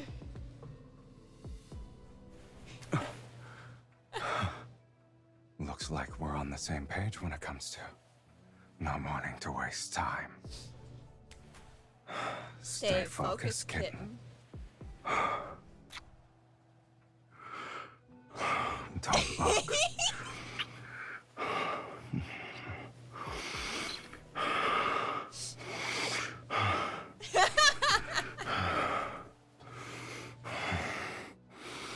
Please don't hate me for that, Sai. Please. No! This is meme worthy. What do you mean? You always had that right.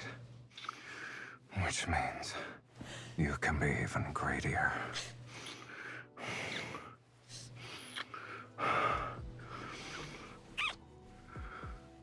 Do you want it, kitten? Yes.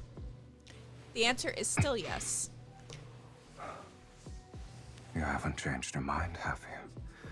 You just said yes.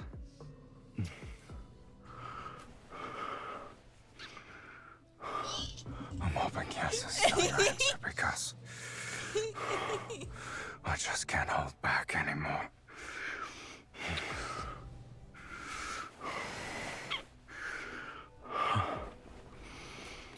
I'm gonna turn bright fucking red again, dude. Oh.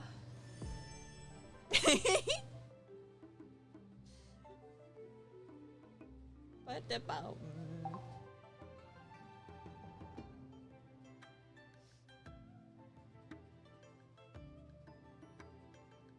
the dragon outfit would have been amazing. Immaculate, even.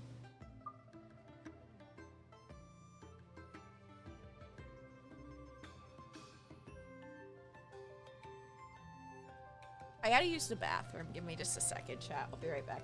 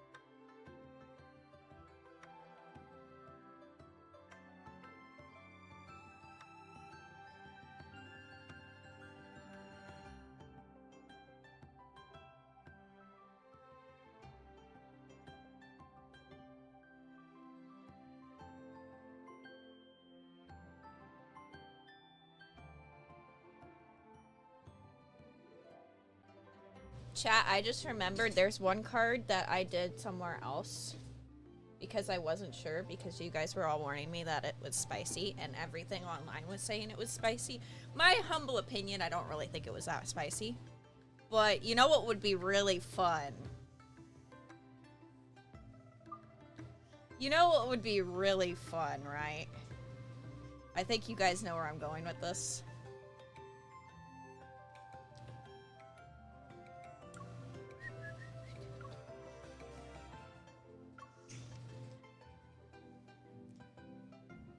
You're getting the same outfit, Xavi.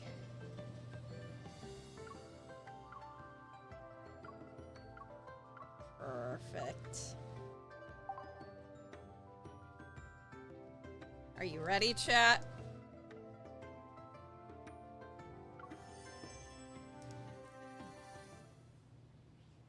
Is there anybody who didn't get the Xavier card? You know, here you go. Enjoy this meme-worthy edition of it.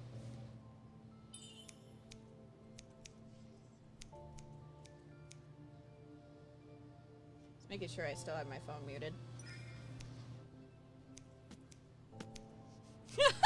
It's the little bunny tail for me.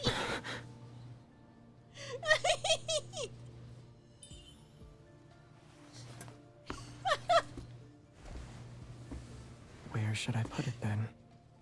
Oh, y'all, it's supposed to be Caleb Day, and here I am.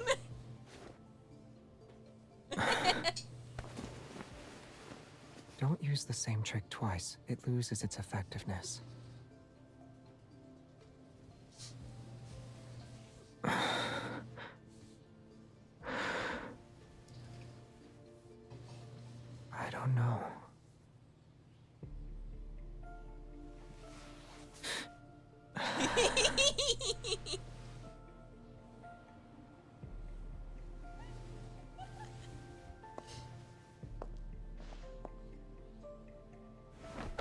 Didn't you say I shouldn't take it out on the plants? What exactly did I do wrong? Nothing. You did nothing wrong, Xavier. I've only pretended not to be.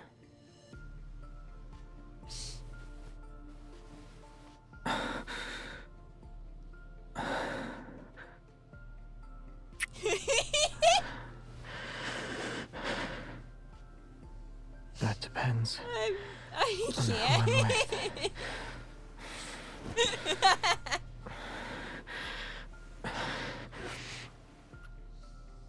It also depends on how I want to calm myself down.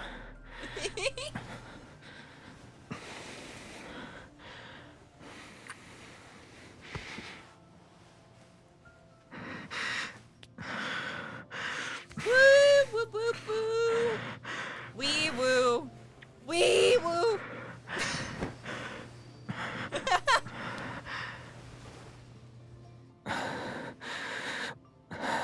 Woof. I agree. It's very strange. Yeah, something is off about him today.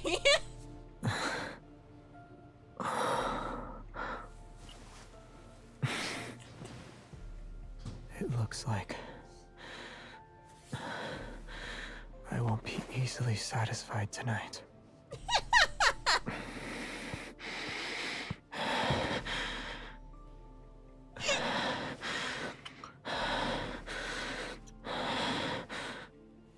I'm dead.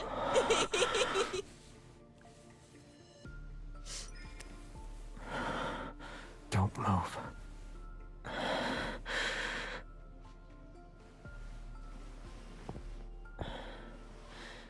You said you'd leave me alone if I pushed my luck, right? Well, I'm pushing my luck now. Are you going to ignore me? No. No, I'm not gonna ignore you. I didn't ignore you at all. My God, y'all. I just played Xavier's. You're welcome, chat. Okay, let's see. We got distracted by Illusio? Is that what it's called? Okay, Caleb. You're reading a book.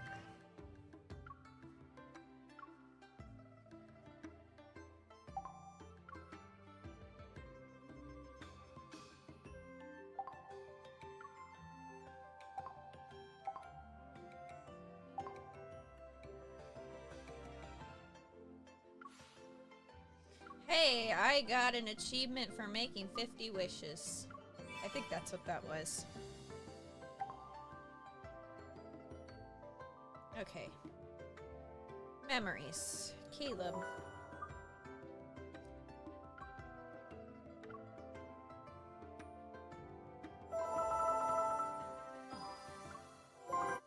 We're probably gonna run out of materials and only be able to do one half of the story.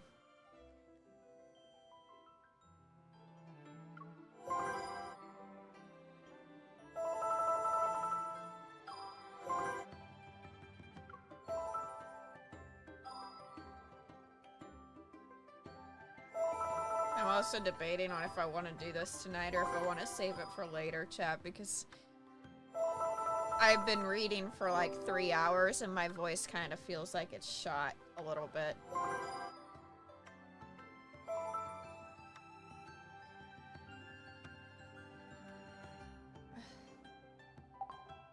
I might, honestly, what I might do is I might record his myth for YouTube. So, because I'm going to take tomorrow off and I'm going to take Friday off. But then I will be live again on Saturday and Sunday.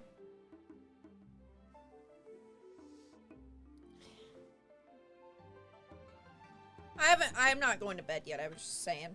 I think that's going to be my plan. Wait, yo, y'all, I said I'm not going yet. I'm just saying my voice is shot. I don't know if I want to read anymore tonight. I'm still yapping. I'm still yapping, y'all. Don't leave yet. I'm yapping. I'm here. It's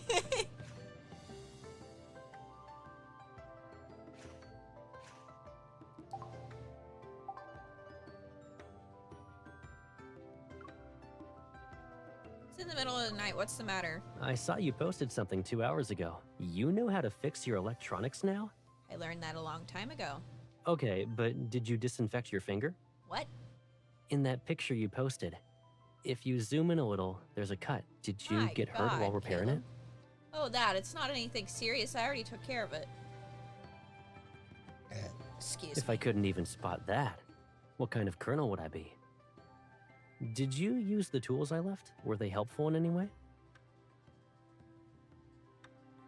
I don't want to read that chat. I'm gonna be honest. I'm just gonna let it play. Now, you can still...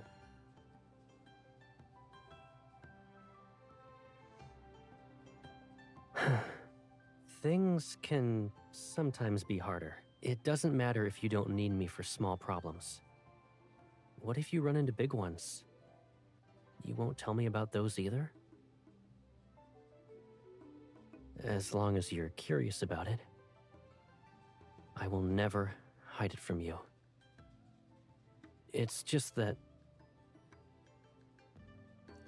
Man, that's really sad, though. Because I feel like Caleb's gonna At the eventually very forget least, his humanity. I don't want to use your social media posts to learn about your small problems and wounds. So, if you need to call for Caleb, go ahead. And potentially Do forget it her. while I That's still so can sad. respond. Hi, yeah, I was just talking about you, sir.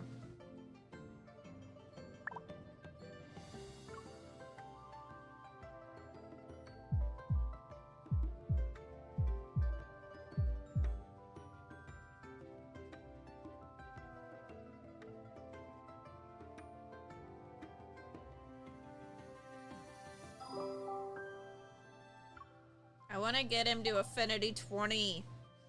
I want to get the little relax time unlocked. They all say wild things. They all do.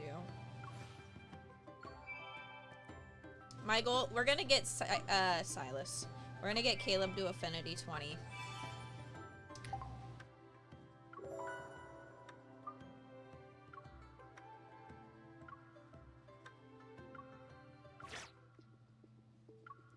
Am I prepared to just do this?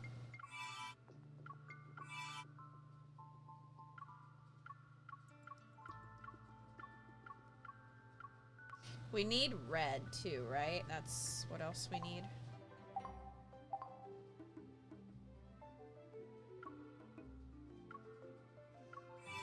Forget you get diamonds for these too.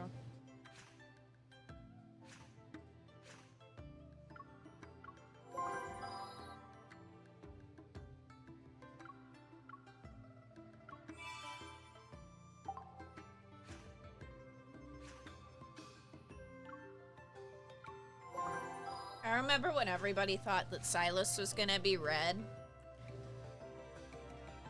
And Caleb's red. For the stalactum, it looks like.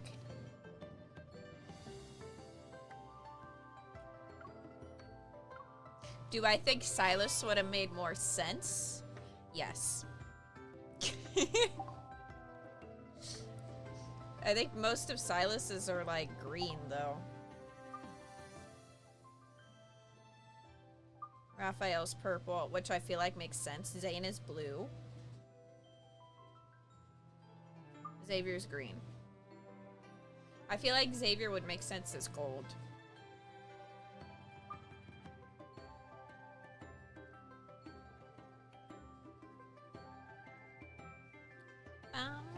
Bum. I'm just gonna do this.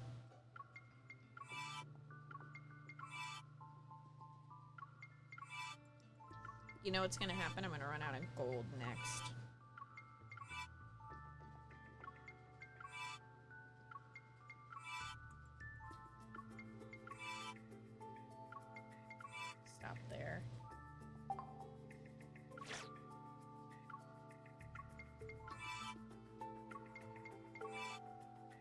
I've been stacking, but I just don't know if I'm gonna have enough.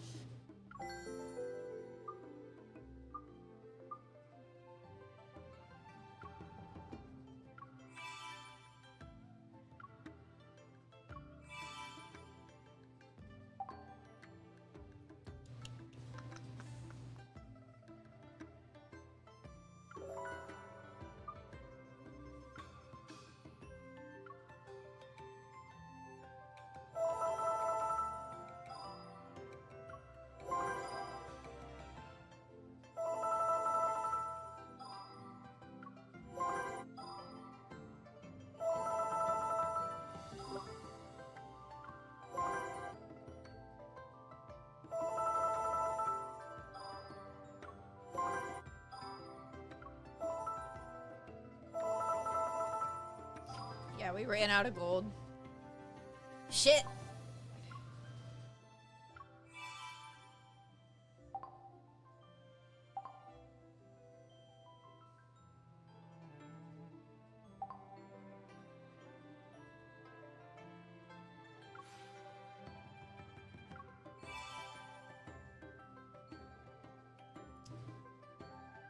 I think I got the memory that you can get, unless I'm having a potato of a moment.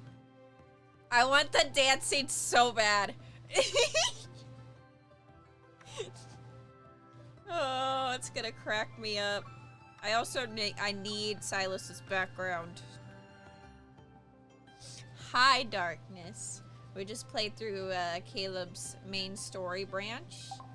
It was pretty good. I'm doing pretty good. Congrats, you've been chosen by the Sacred Order of Doggos. Yep.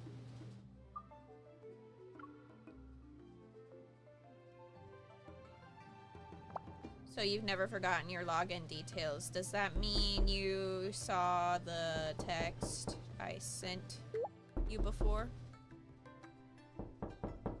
Am I hearing knocking? Oh, thank you.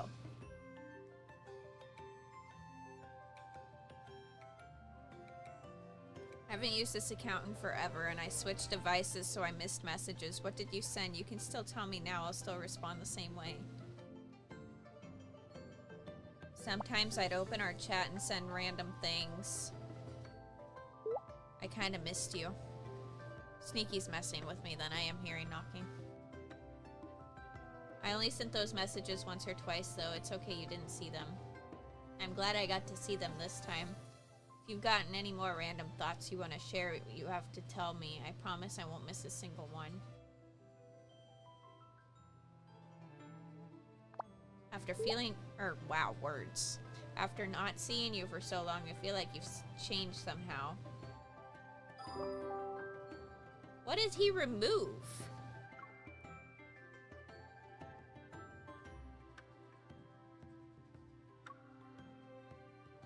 My little time-telling bird at home hasn't been keeping track of time lately.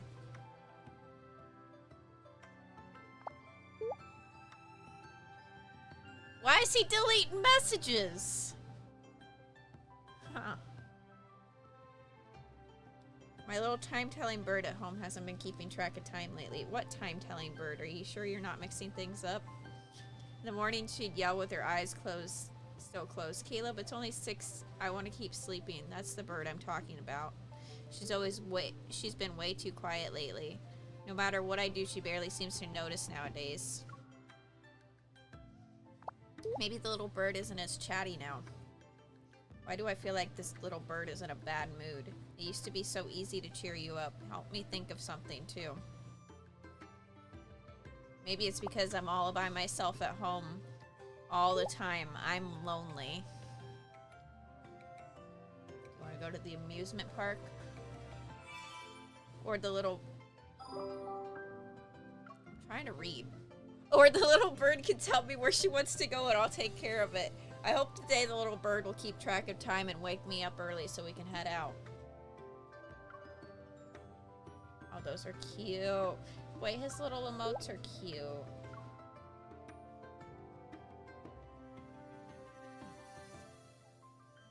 Caleb, you're doing this on purpose.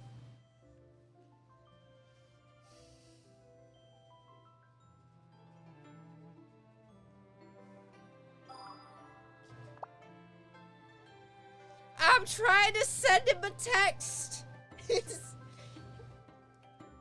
That movie theater near our old neighborhood closed down. I was gonna ask if you wanted to watch a movie.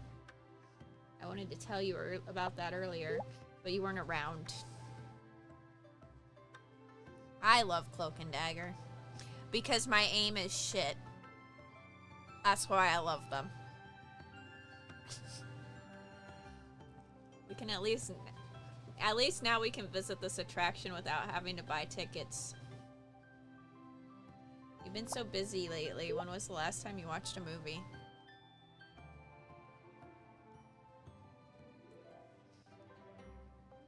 What would you like to watch? Yeah. Exclusive necklace. I have a question for you.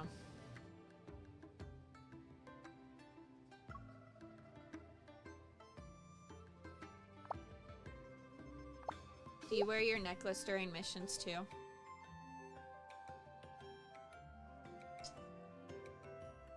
Some fleet missions don't allow metal accessories, so I take it off to keep it safe.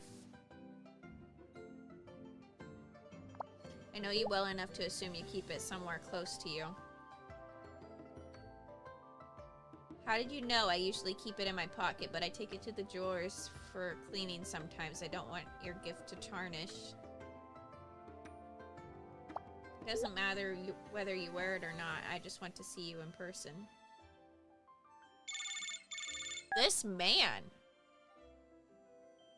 Do you want to guess where I'm going? Just like how you used to do it. I almost forgot. You're not exactly familiar with Skyhaven. But that's okay. I didn't have a certain location in mind, so your guess wouldn't have been wrong either way. If I stumble upon a nice place, I can take you there when you visit Skyhaven again. But you can't do a lot of stuff here. It's nothing like Linkon. I mean, we know all of our secret bases in Linkon thanks to our years of tireless exploring. Those 2 adventure maps you drew expanded a bunch of times. You've traveled a lot on your own in the time I've been gone, haven't you? Those 2 maps remained consistent over the years, but they're probably different now. It's not a bad thing, though.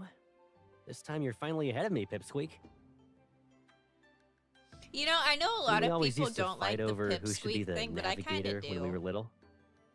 How about this? I've liked the Pipsqueak Next thing time I'm in since I Linkon, started playing you'll the be game. my navigator and show me the places you've discovered. It's possible to get lost I when have you're heading to a place conflicting you're familiar feelings with, for him, chat. Help. even if you've only been away for a few months. It's not that you can't find the way. It's more like you can't decide what your destination should It really be. does give like Whether childhood it's that old friend house, though, the you park, know? or our other secret bases. It's pointless to stay in those places without someone there waiting for me. There you go. You've actually heard somebody say that they like the Pipsqueak thing, I and don't I just don't order want people them around, to you change know. it. When I'm piloting an aircraft, I wait for the control tower to give I've landing liked clearance. it since I started playing. I have to hover in the air for a long time before the clearance is given. And I'll do the same thing for you. I'll wait for you to give me permission no matter how long it takes. If you'd like, you can help me mark all those trails I'm missing on that map. Even if it's just following your footsteps, I'll be able to pretend I've taken part in these journeys of yours.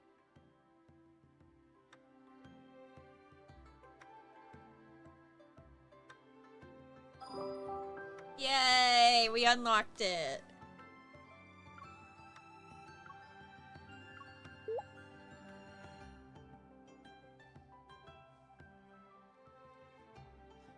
What are we counting down? Okay, what's your plan though?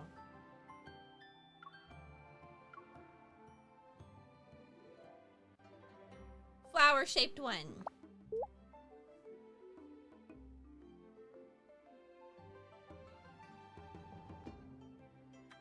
Oh no, he got me a sunflower balloon. Chat, I'm falling. Chat, I'm falling. It's over. It's fucking over. I have a third love interest. God fucking damn it. That's all it takes. That's all it takes is him to get me a sunflower balloon, and I'm like, I'm swooning.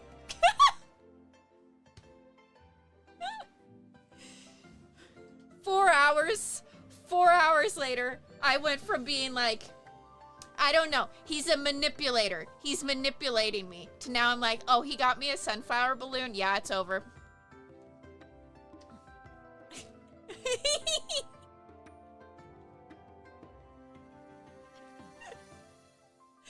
Oh, no.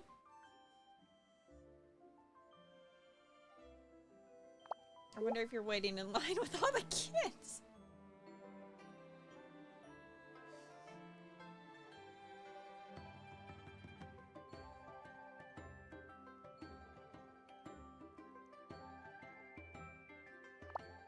I'm leaving the mall now. Let's figure out where I can bring you the balloons. Either work. Won't wait. Won't the balloons deflate if we wait too long, though? Well, they'll be fine for a day or two, but I can't guarantee anything after that. Let's do a balloon handover ceremony rather than later when you're free. Okay, was that everything? Is he done blowing up my phone? I hope so. Man's went bonkers. The bird thing is interesting, because I think Sylus calls us bird too, like little dove or something.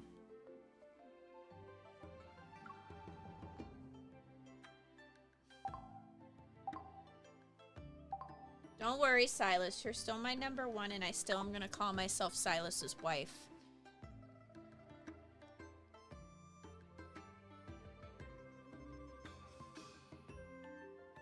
Alright, let's see it. Are you ready, chat? Okay, I'll be on top now. No hitting? Oh, I get it. You're older now, so the game's different. But I'll always play with you. Always. Get me more sunflowers.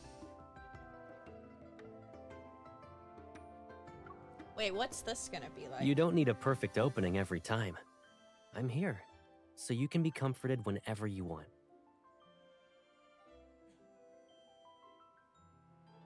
Is your family visiting? Or are they your friends? Here you go, chat. Are you ready? Should we let them know about our relationship? Congratulations, Caleb. You are now the third boyfriend. Enjoy. Okay. I won't let my girlfriend down. Hi, everyone. I'm Caleb. I heard so much about you guys from her. Yeah, she's finally letting me meet her friends in person today. I get it. When a close friend suddenly starts dating someone, you'll be a little curious. Who could be good enough for our bestie? We need to check them out. I agree with that sentiment. Feel free to ask me anything. I just need her approval before answering. Smart man. Do I work out? More or less. I try to keep myself in shape. How else can I be her reliable pillar of strength? Romantic sensibilities. I'm kinda lacking in that department. But she's taught me quite a lot. I'm actually preparing another surprise right now. Hopefully, I'll pass her romance class soon. Oh, that was cute. Was he nervous? Was I talking too fast? That wasn't nervousness, you know. I was just happy. I think Does he did that include the moment my smile faltered? That was cute. I should meet them properly next time. Improve their opinion of me, you know? You just met them. Right, chat. He just met you all. It was wonderful.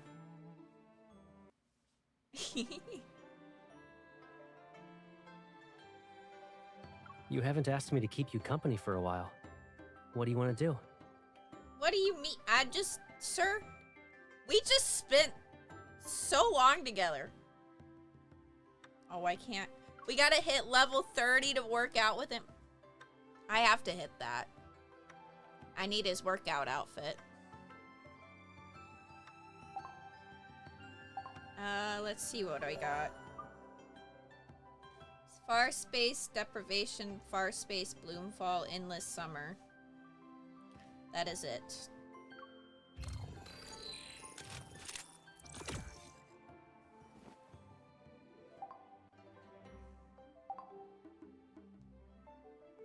Everyone. Sorry, Caleb. I didn't mean to keep poking you.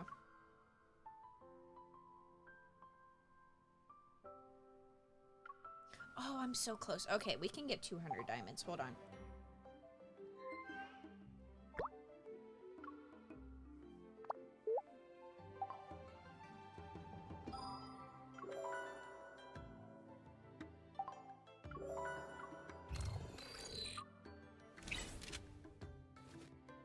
MC's guns look cool.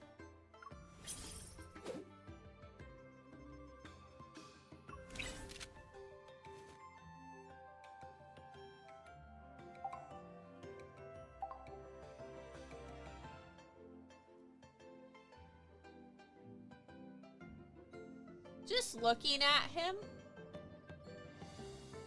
like, you can see the longing and everything. But you could also, like, the sadness. His myth's gonna hurt. Oh boy.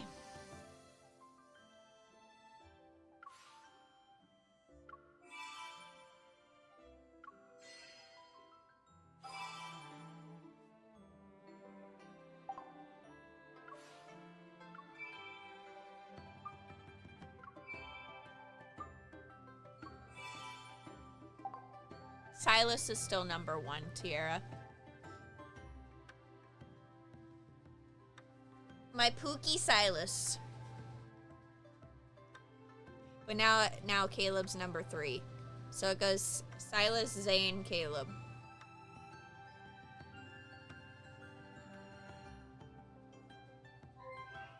And then sometimes Zayne and Sylus box each other for the #1 spot.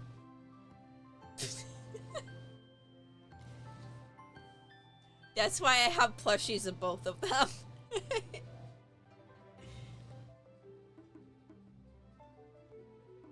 Raph's so sassy, I don't blame you, Harpy. I love them all. Like, each one of them has a spot for me. Like, I don't get upset if I, like, get one of the other ones. Unless it's, like, I'm really trying to get a Sylus card. That's, like, the only time. But even then, I'm just, like, temporarily mad, and I still play through the memory, like, you know. I love them all.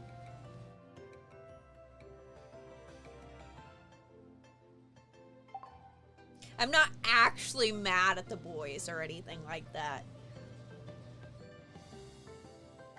Could you imagine?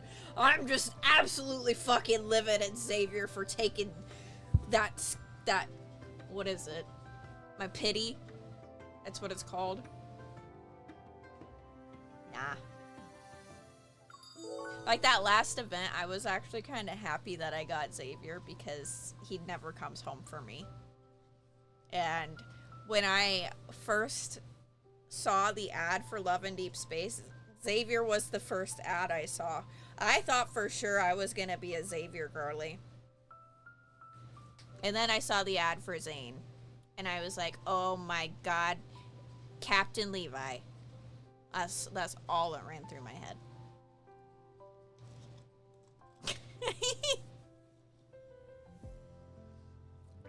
And now we have Colonel Caleb.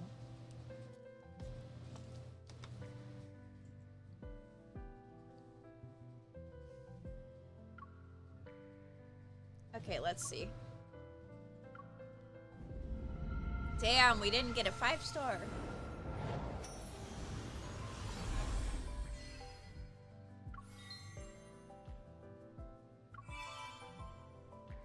Damn.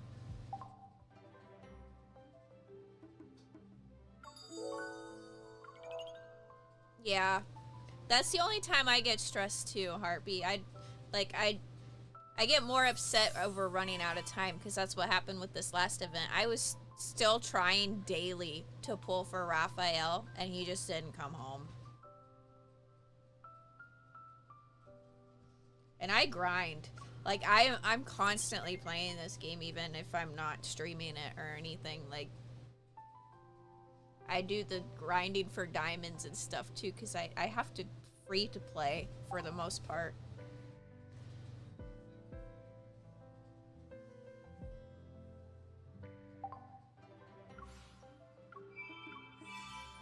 I keep forgetting what I'm gonna do. Shop. Exchange. This. No. This.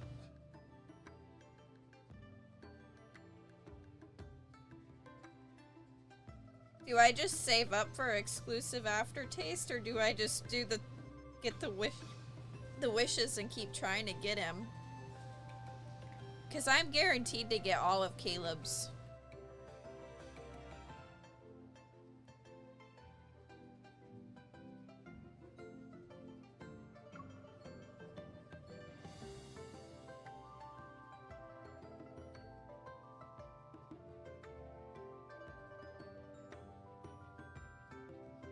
It's only one card there.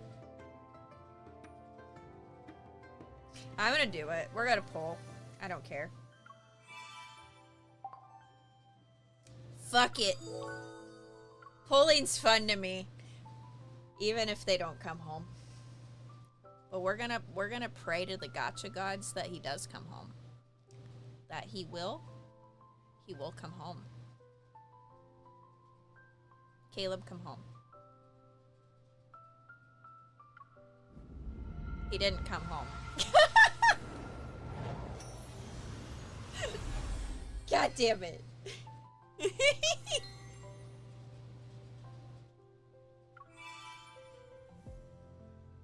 It's okay, they spoil us. See? See? We're fine. We did 100 polls, chat.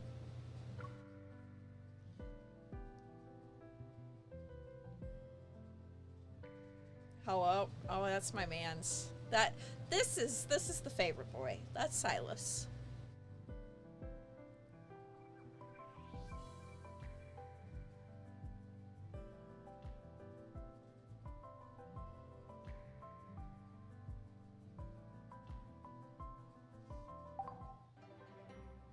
Okay, so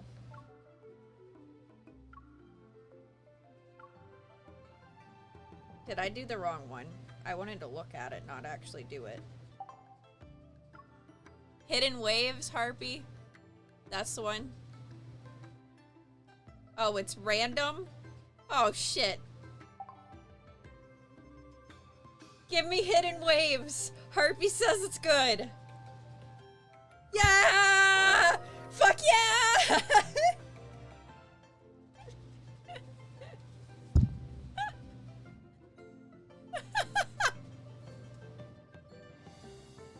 The gacha gods liked me! Let's go!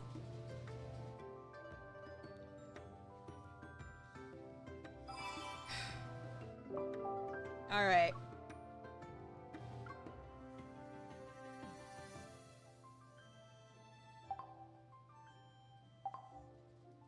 Your scale sent me a message this morning. This man... Excuse me. Hi, Caleb. Somebody's weight has been on a downward trend since last week. Have you not been eating properly? Or have you been pushing yourself too hard with your training? I added myself to the contacts list for notifications during my last visit.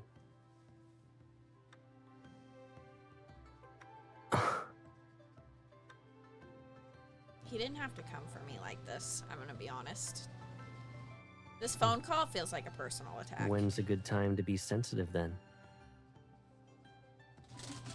But I'm not a fleet officer with you. And I'm not keeping tabs on a particular hunter. I was just wondering how you were doing this week. Do I need to be in a certain role to express this kind of concern?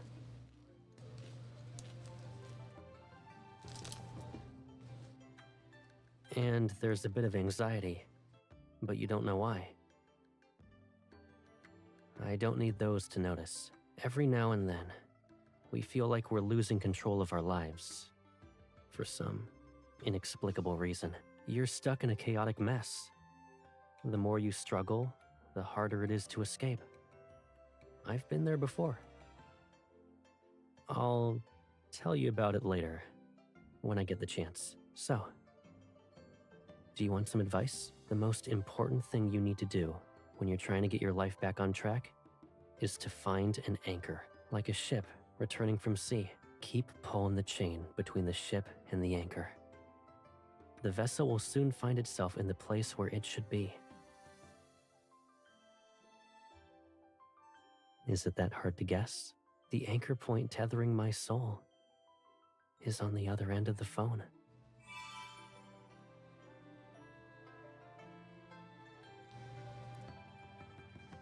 I just keep falling for him. More and more. This is a problem. What am I gonna do? What am I gonna do?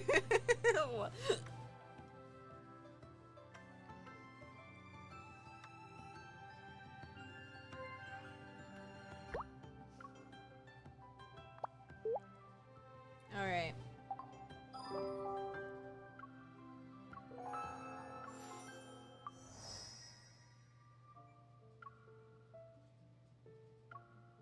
Oh, we need to do this too.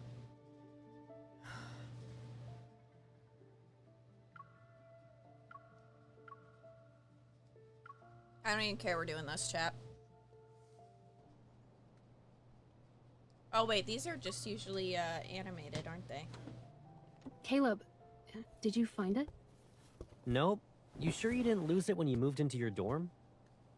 You climbed up pretty high. Don't stumble and fall. Just tried a box, but still haven't found it. Why do you need our high school photo album anyway? Planning get-togethers is tough after graduation, so I want to make a commemorative album. Keep looking then. And while you do that, I'm gonna flip through this notebook. Hold on. A count book? Since when did you keep a budget as a kid? A count book?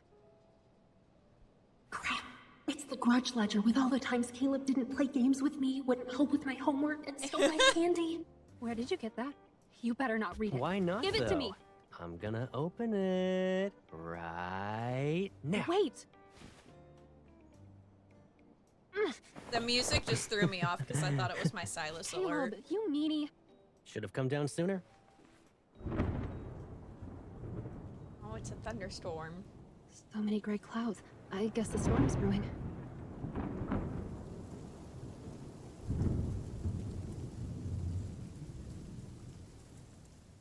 She doesn't like thunderstorms. Yeah, you're right. Let's wait until it's sunny outside.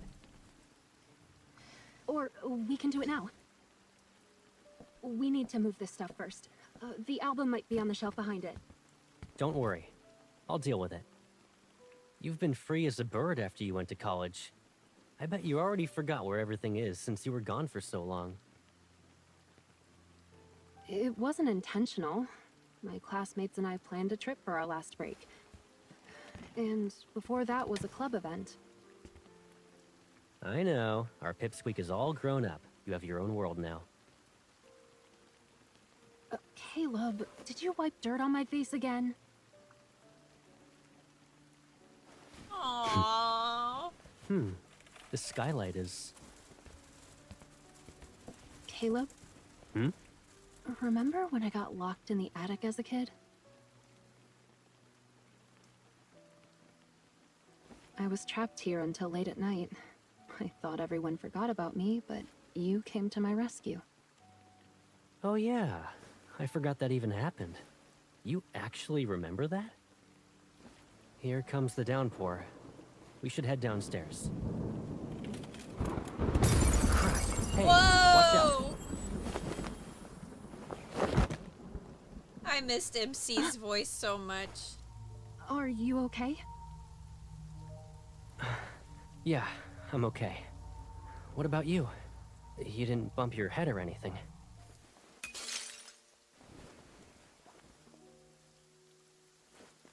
No, I'm okay. I really missed her voice. The door. So, great. Over a decade later, I find myself locked in here again. Even if Gran got a new lock to keep you out of the attic, this is kinda overkill. Hey, where's your phone? I left it downstairs.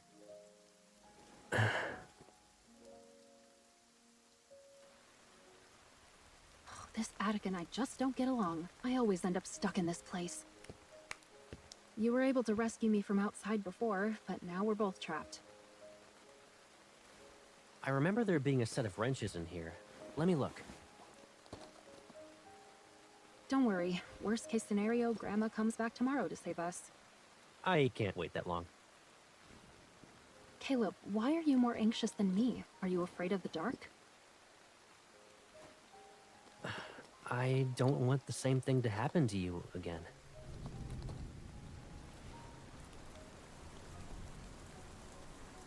Actually, I remember everything. Even how frustrated you were as you curled up in the corner. Tears streamed down your face. Aww. You don't need to remember all those details. How are you holding up? You finally got a break only to end up trapped in the attic with me. Today's just not your day, Caleb. I wouldn't think of it that way. Who knows? Maybe I dragged you into some trouble before. What? When?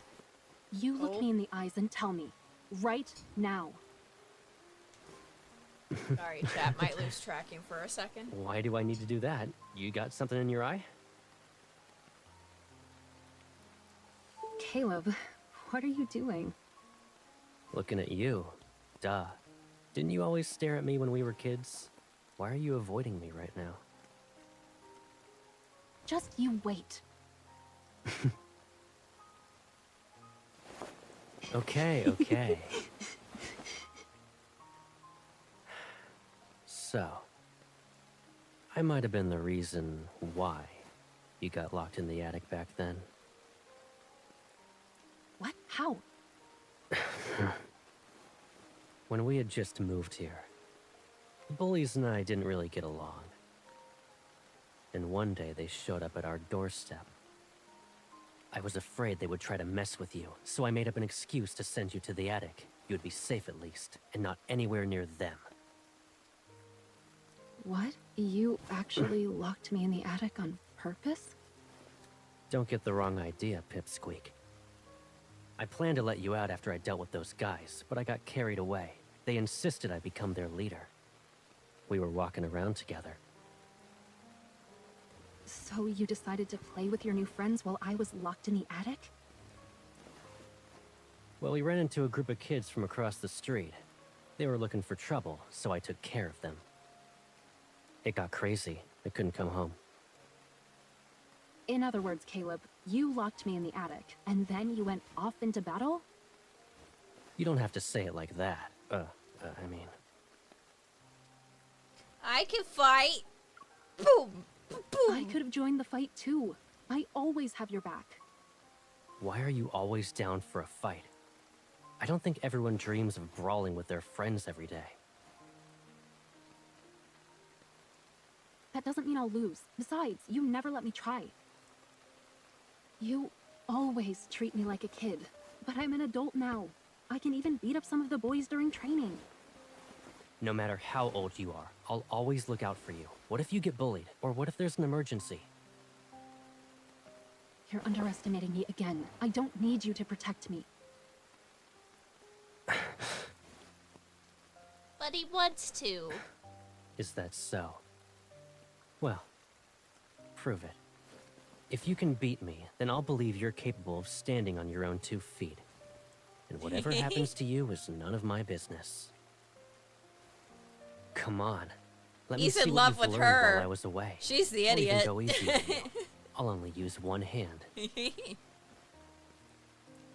Fine, but you can't whine if you lose. It's okay. MC's kind of silly. You're strong. but only to an extent. Now what? You want to go again? I held myself back because I felt bad that you got locked in here with me. Again.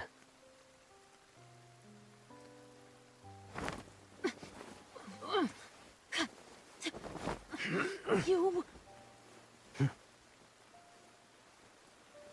Give up yet? Am I supposed to be As tapping? if. I probably am. Caleb, you... Why?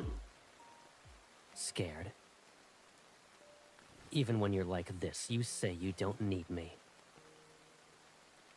You've left home and seen the world. What's next? You're gonna leave everything behind?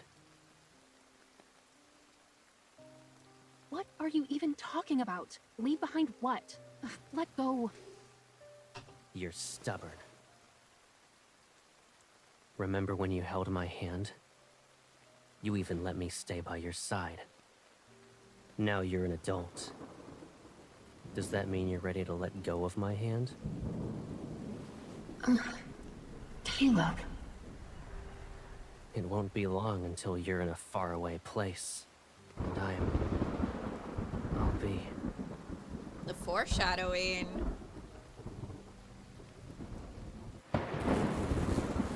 And...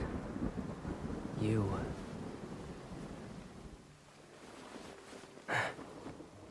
Right. I forgot. You're not a little kid who needs to be protected anymore. It's me who can't let go. I want to keep you in a world where it's just the two of us. Aww.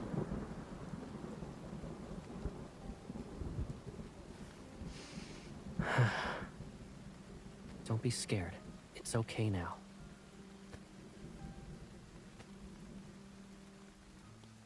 Let me protect you. I can guarantee this will be the last time.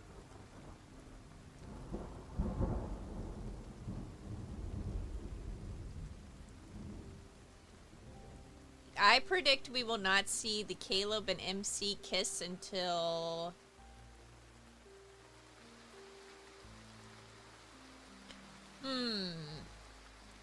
I'm gonna go with August.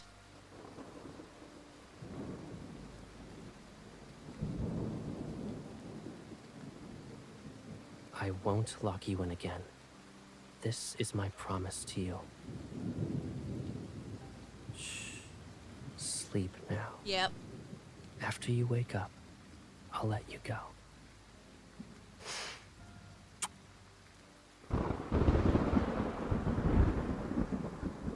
The storms that you'll encounter in the future,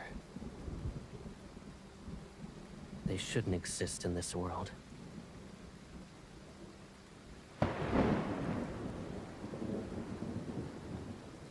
The longing.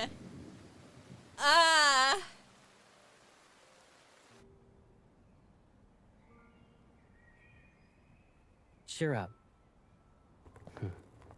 We'll see each other again during our next break, right? But you were only here for a few days. I'll miss you. In that case, how about I take you to Skyhaven for our next vacation? Deal? Promise you won't forget. Last night's downpour is probably the final one for the summer. Yeah, and since the rain is gone, leaves will start to fall. I guess it's about time we fixed up this old house. That way, when there's another storm, at least we'll have a home, a place to return to and hide in together.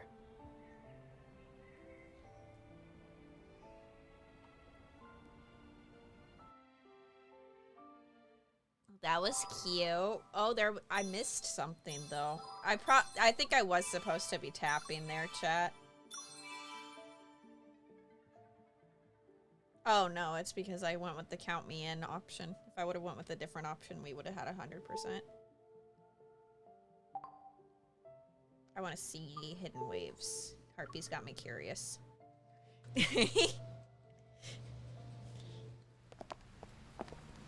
It's pouring outside. You know, the weather's been unpredictable lately. 1 minute it's hot, and the next it's cold. And everyone's getting sick. It sucks. Yeah, I'll 100% it at some point. Thought you were still recovering, so you wouldn't be able to meet up this time. But I haven't seen you in forever. Yeah, we don't hang out much these days. You've been so busy since becoming a hunter. Oh, right. Take care of yourself out there. Don't worry, I'll come back to Skyhaven when I get the chance. It's already midnight when we leave the cafe. I finished catching up with 2 friends I hadn't seen in a long time. As the rain falls, I rummage through my bag for an umbrella and my phone. We had such a great time, and I lost track of time. Not to mention, it's hard to get a taxi around here. Crap! I quickly see several missed calls from Caleb on my phone screen. I promised Caleb I'd be home before 12 when I left. What's wrong? Can I stay over at your place tonight? Why? Is there something scary waiting for you at home? Why do you look so worried? It's probably because I'm home.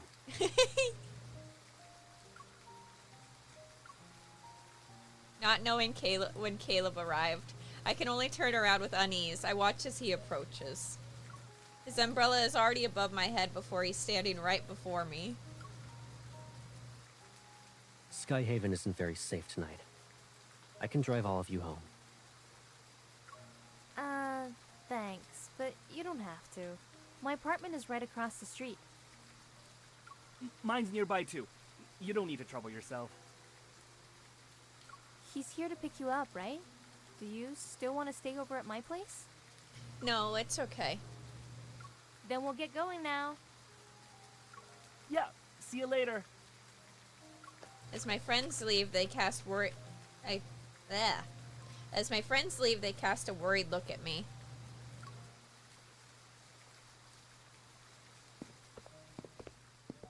Caleb, I wasn't ignoring your calls on purpose. I was just chatting with my friends and didn't notice my phone was ringing. Yeah, I figured as much. You ordered coffee 3 times. You really were into the conversation and lost track of time. When did you get here, and why didn't you go inside the cafe? You were laughing up a storm. I didn't want to interrupt. Seeing how drenched his shoulders are, I feel even more guilty. He must have been standing outside for a long time. You didn't have to pick me up. I could have gone home by myself or just stayed. You have a home. Here. Besides, Skyhaven isn't as safe as you think it is. Isn't this place safe with the guards on patrol? They should consider themselves lucky if they can hold on to their lives.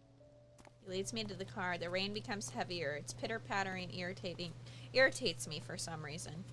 If I hadn't picked you up, you would have gone to your friend's place, right? Then you'd message me with an apology. Oh, and throw in a cute emoji as the cherry on top. With that done, you'd put your phone away and curl up into a ball to sleep. You wouldn't even dare to check my response. You'd wait it out and believe I wouldn't be upset. And once I'm away on a mission or something, you would sneak back into the house and pretend nothing happened, right? He goes through my plan with impeccable accuracy. My face is flushed as I feel I should defend myself. Okay, but... Get in. It's cold outside. Inside the car, Caleb switches on the air conditioning, and once it starts moving, I open my mouth. Caleb, I'm an adult. I have stuff to do. I am a hunter. I know how to protect myself.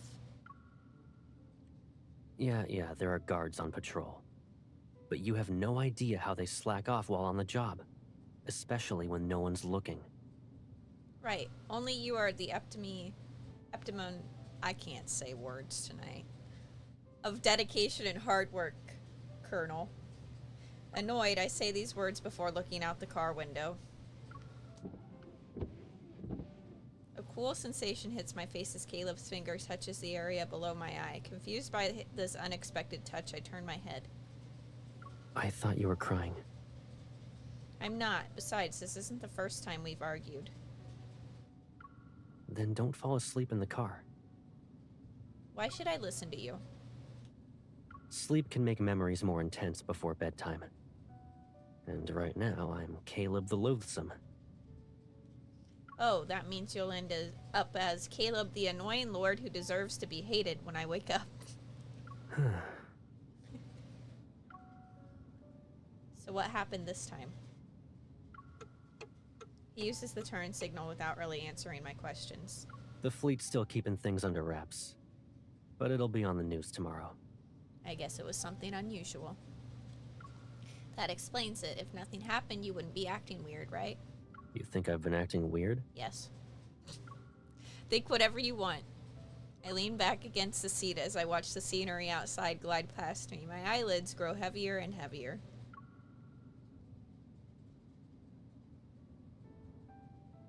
A world built on ruins is an illusion. It was in ruins before, which means it can be destroyed again. Caleb's voice, hard to make out, reaches me. A ruined world doesn't deserve you.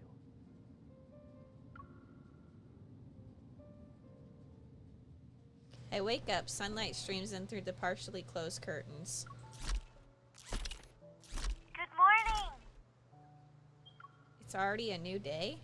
Memories flood my mind as I recall everything that happened after Caleb picked me up last night. He told me to check the news today. I immediately grabbed my phone. There's a headline about a tragic death of a fleet officer who was attacked by a wanderer while on his way home. So that's why Caleb was in a rush to take me home. Was I too mean to him last night?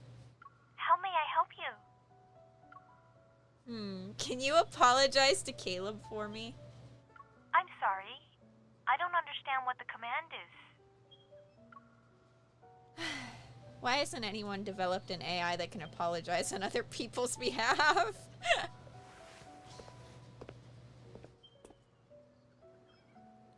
I get out of bed and after freshening up, I knock on the door to Caleb's room. I don't get a response. Did he go out? I am currently checking Caleb's movement log for today. Caleb hasn't gone out yet. He's still in his room. Caleb, are you there? Just as I'm about to knock again, my phone suddenly buzzes. I'm home, not feeling well, so I'm gonna rest. How come? Are you sick? It's just a fever. I'll be fine after sleeping for a bit. What's your temperature? Open the door and let me look at you. I'm fine, don't worry. I'm gonna worry. Hello? I turned the doorknob only to find out the door's locked. Caleb, you don't have to hide behind of a fever. Why did you lock the door? I don't hear any noise coming from inside his room. Caleb, are you still mad at me? I want to apologize, but we need to talk face to face. Open the door so you can see how sincere I am. It's then that I hear Caleb's voice. I'm not mad, and you don't need to apologize. I've never heard him sound so exhausted before. It's as if he's been drained of all of his strength. Concerned, I knock on the door again. Caleb, open the door. I haven't finished reading a book I almost forgot, and I left it in your room. There are rustling sounds on the other side of the door.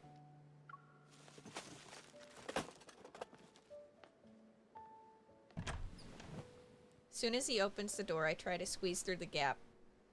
However, Caleb stands in the way. He pushes me out while shoving the book into my hands. Take it and stop knocking, Pipsqueak.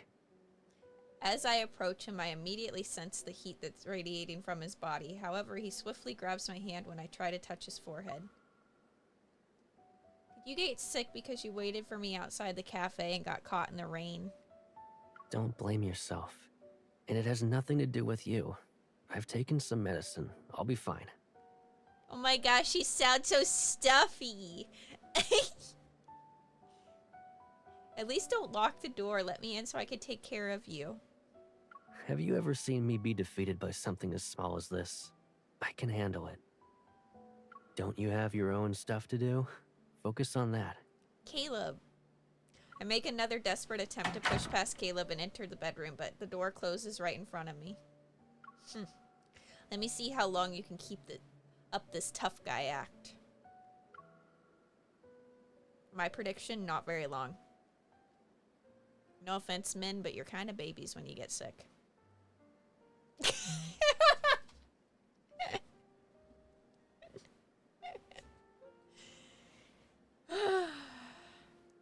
Oh my god.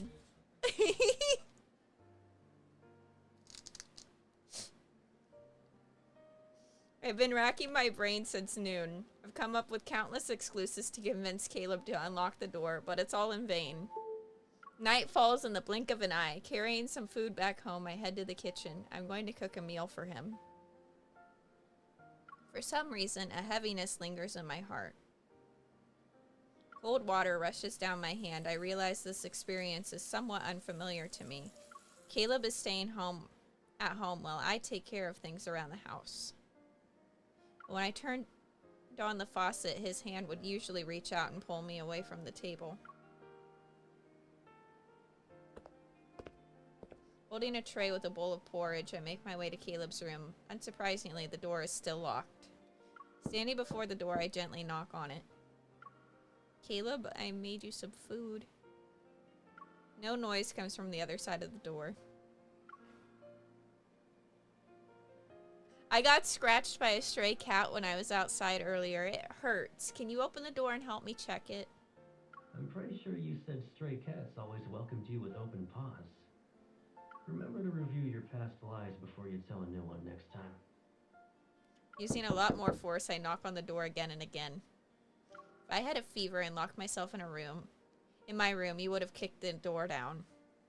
Why can't I do the same thing to you, Caleb? You're the epitome of double standards in Skyhaven. I will see you today, and if you I'll just pick the lock if you keep the door shut. Here's a friendly reminder. When you're asking for help, you should gently approach them. No. The heavy door quietly stands before me. It's as if it will never open. Caleb, what are you afraid of? No response. Sighing, I put down the tray. In the dark corridor, I crouch down and place my hand on the door between us. In the silence, a soft click reaches my ears. I quickly stand up and turn the doorknob. The door opens. Caleb lies down on the bed. He speaks in a hoarse and resigned manner. I told you, I'm fine. I wasn't lying. But you kept yourself locked inside. I'm worried about you. A chuckle tinged in self-mockery escapes him. How can I keep up the tough guy act if I let you see me like this? Idiot, do you really have the energy to joke when you sound like that? I sit down on the edge of the bed. Caleb turns over, but he's facing away from me. I reach out and touch his forehead. You're still hot. If only you hadn't picked me up last night. I already said it has nothing to do with you. I got sick because I was overworked and didn't get enough rest. I can't help but touch his cheek.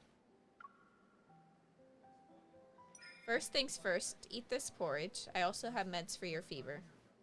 Where's the thermometer? Let's check your temperature. While I'm kinda used to you being bossy, I don't feel like playing along. I take his temperature. 39.2 degrees Celsius. You still have a fever. Right now you have no choice but to. It was better this morning. I feel like a champ right now. You're a champ at acting tough. I'll give you that. When have I ever lied to you? Sir. His voice is deeper, and for a moment I don't know how to respond. Instead of saying something, I move the pillow to let him... I move the pillow to let him sort of sit up in bed. Holding the bowl, I stirred the porridge that's still hot. You can't think of anything. Because there's a lot I could say, and by the time I'm done, the porridge would have gotten cold. When I went to Skyhaven for college, I promised to call you every week. Have I ever gone back on my word? With my head lowered, I continue stirring. When we were kids, I'd get anything for you so long as you asked for it. Was there ever an exception? Enough with the small talk, Caleb. You said you'd never hurt me. Do you feel like everything I do is supposed to hurt you? Your inability to believe I can protect myself hurts me. Also, locking yourself in your room and not letting me see you when you're sick is hurting yourself, which indirectly hurts me. Why aren't you saying anything? If you think I'm wrong, you're free to correct me. Still silent, like a fragile snail, as it retreats into its protective shell. I hold out the bowl of porridge for him. Eat. If you don't finish it by today, I'll bug you again tomorrow. You really enjoy taking care of sick people, huh? He points at the bowl. Give it to me. Good boy. Very good boy.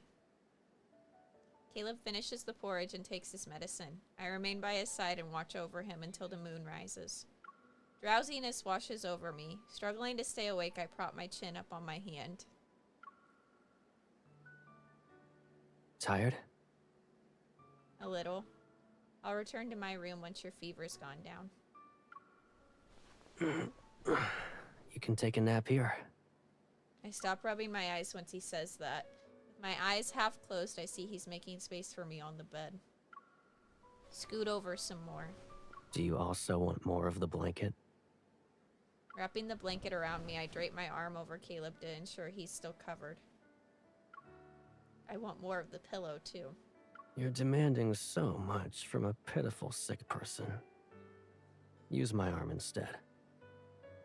I rest my head on his right arm while Caleb leans against the headboard. He gazes down at me. I barely remember the last time I looked at you like this. How come I don't remember? You were sleeping. You even drooled, you know. I couldn't help but wonder what tasty food was in your dreams. Caleb, I think you'll look super handsome when you're quiet, so why don't you try shutting up for once? Sure. Finally, a faint smile appears on his face. He smooths out my hair as his gaze finds its way back to me. Feeling slightly awkward, I look away from his face. Instead, I focus on his slender neck until I see a silver chain. The necklace I gave him securely hangs from his neck and touches his chest.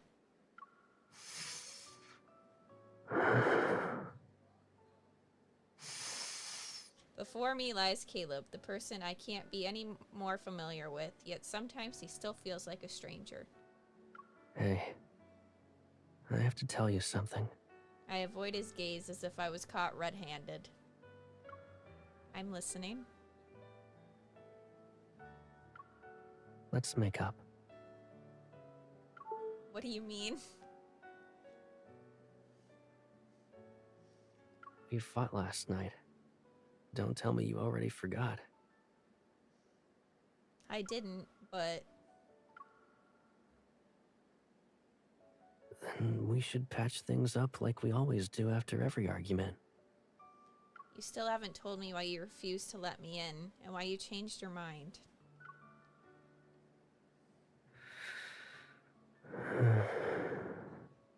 You're scared, right? You're afraid I'll see your weakness? Cutscene? Yes.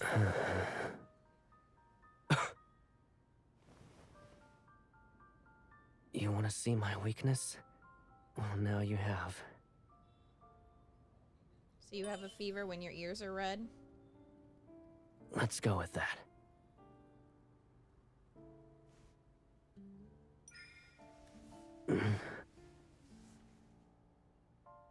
I think your fever's gone down.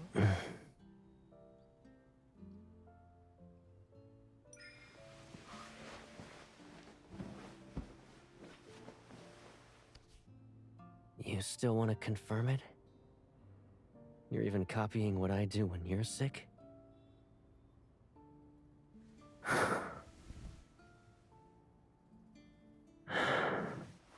Oh?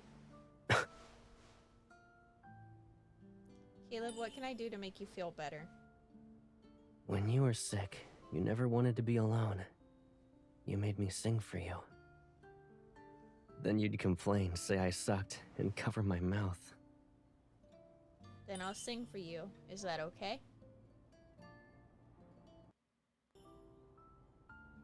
I'm not singing. There. You don't even have to. Was it bad? Not at all. I didn't even sing, though.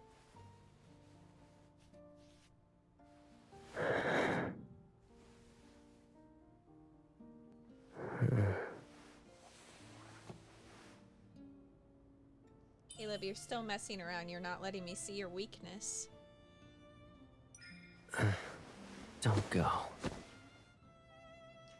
I've never kept anything from you. I missed that. I can't have any weaknesses. Then you'll feel safe relying on me. I don't want to stand behind you. I want to stand beside you.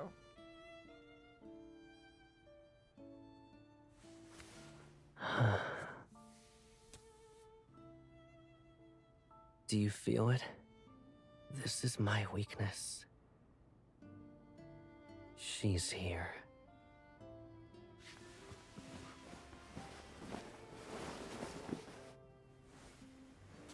For a long time, she's been here. Oh. Oh my goodness. Oh, they're precious. Time slips away unnoticed. Only when moonlight casts a soft glow on the wall above the bed does Caleb break the silence. We're good now? Caleb, I think I understand how you felt when you picked me up last night. Can you forgive me? Of course. I'm pretty sure it's a fever anyway. I'll be good as new in no time. I'm afraid that if you see me at my lowest, you won't believe I can always protect you. Come a little closer. I move towards him and smooth out the wrinkles on his clothes. Arguing at dawn and making up before nighttime, Caleb and I don't hold grudges overnight. You shouldn't forgive me so easily. Or else I'll want to keep testing your limits.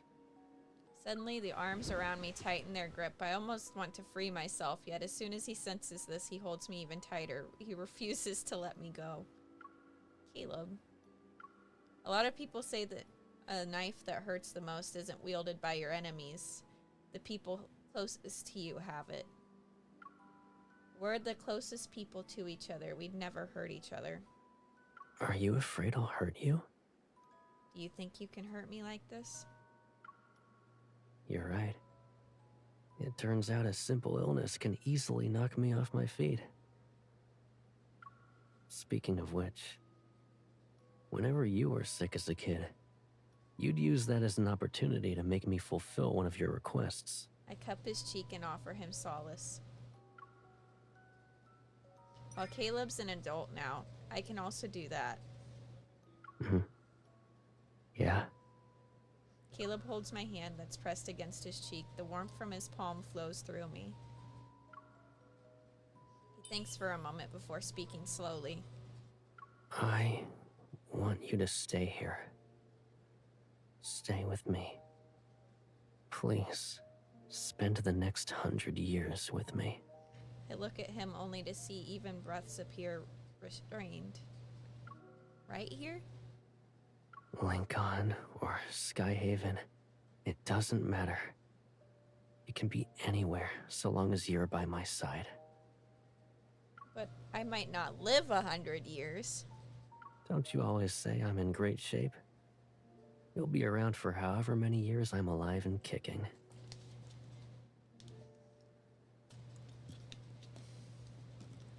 But we're not the same person. True.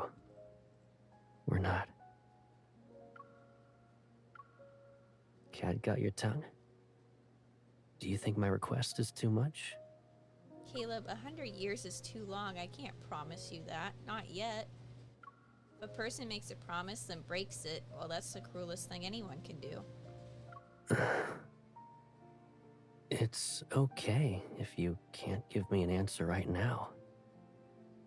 But for you, I'll do it. You won't stand behind me. I'll let you stand by my side.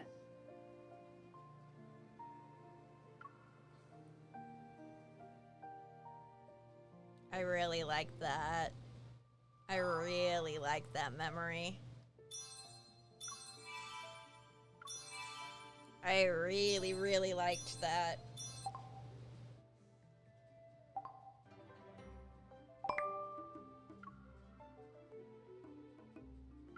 Why did you send this to me?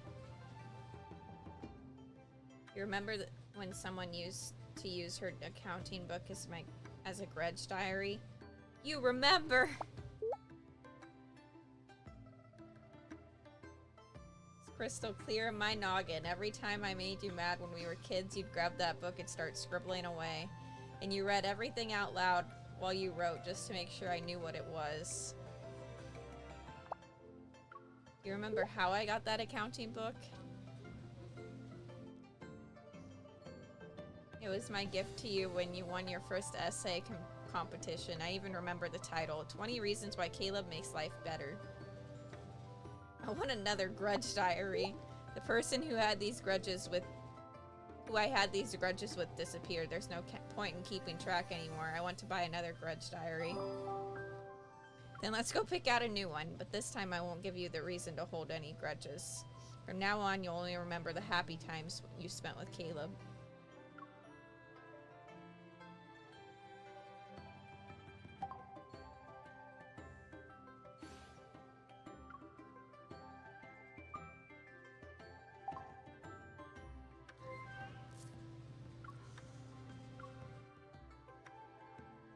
Chat. I like him. I like him. 5 hours into stream, I'm now saying I like him.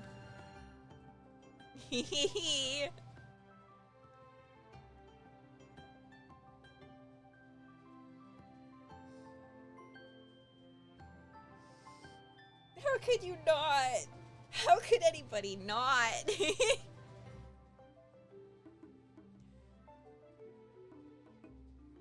Master Manipulator, you did it. Congratulations, Caleb. Welcome. Welcome to the love interest trio. You're up there with Sylus and Zayne.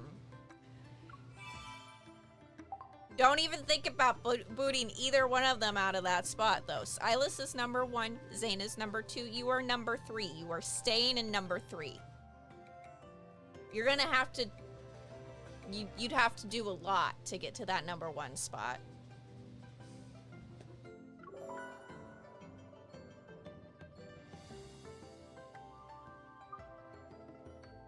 Because this man's myth, is what earned him the number 1 spot.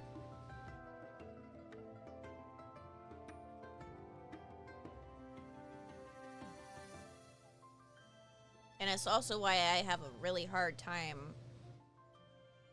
I kept telling myself I'm not gonna fall for another one of the boys. Because this myth destroyed me. It got me even worse than Zayne's. And I don't even have the other Zayne myth, which I've heard that might destroy me too if they ever bring it back.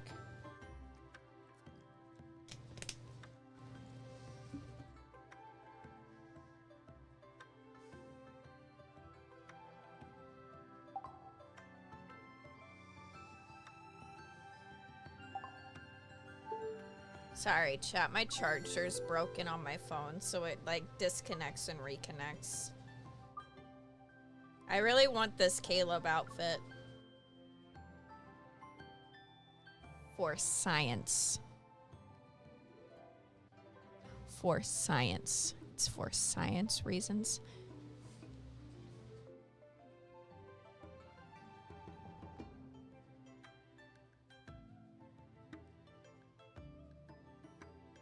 Yeah.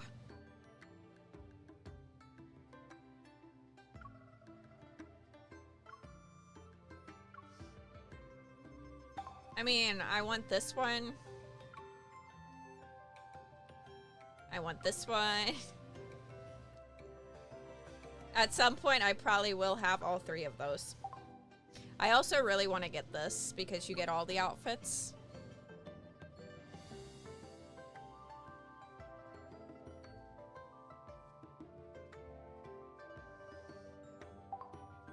Harpy, have you seen my selection or my...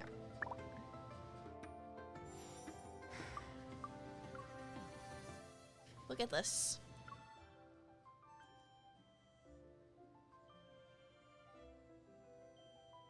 I basically have all of his.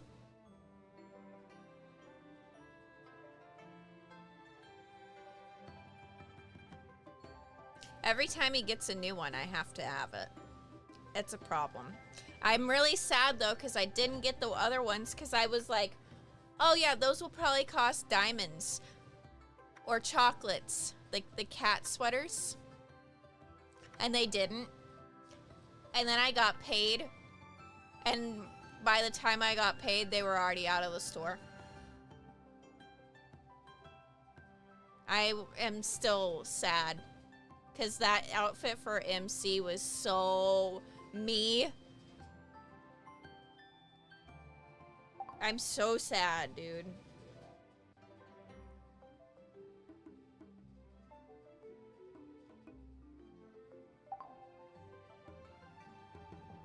I didn't get those.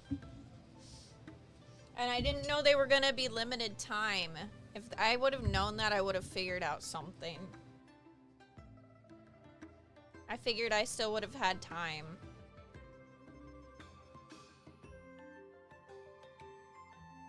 It's one of my favorite outfits too. For you, it might be late. But for me, luckily, I really like. Time to start Sorry, the day. chat. My voice is going bye-bye. It's probably almost time for me to go. But I do really like the outfit that MC got. This one. So I guess this is making up for it. I'm a big fan of this outfit.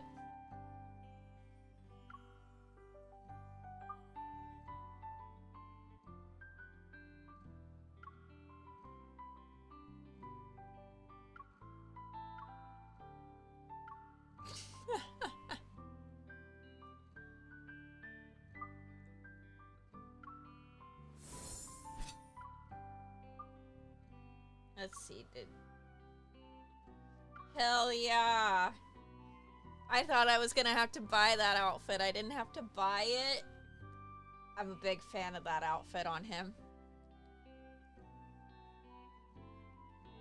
Yeah, I like that too, and I like that we can make them look at each other now too. They saw us all trying to cheese the poses. That's why they did it. Guess who's still trying to cheese the poses? It's me.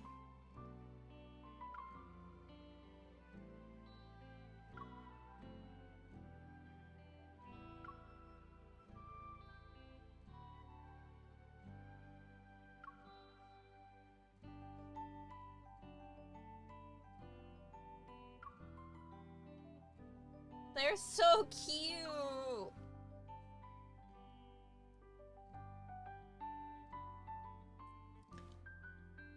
I really like this. I want to look at all of them though. I know just how to do that. We go here. Oh, they're so cute.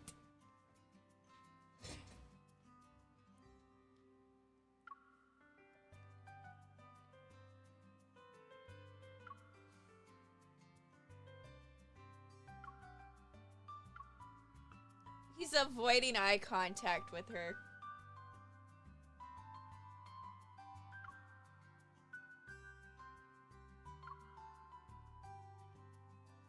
I love these.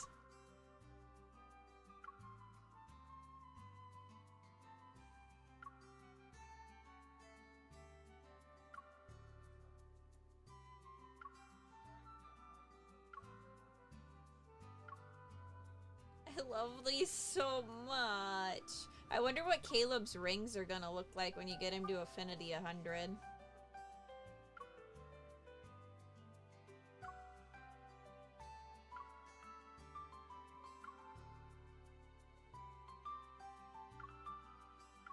That one's Affinity 91. That's gonna take me so long to do.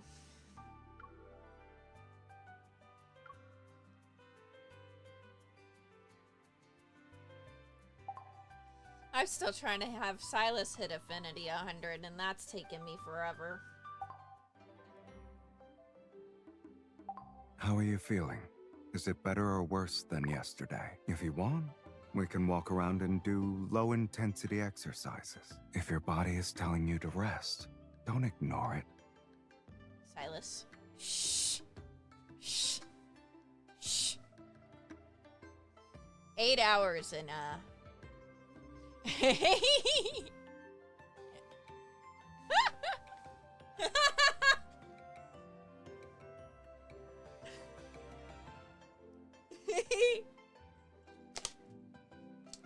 Listen, I had to see what it was like, Harpy.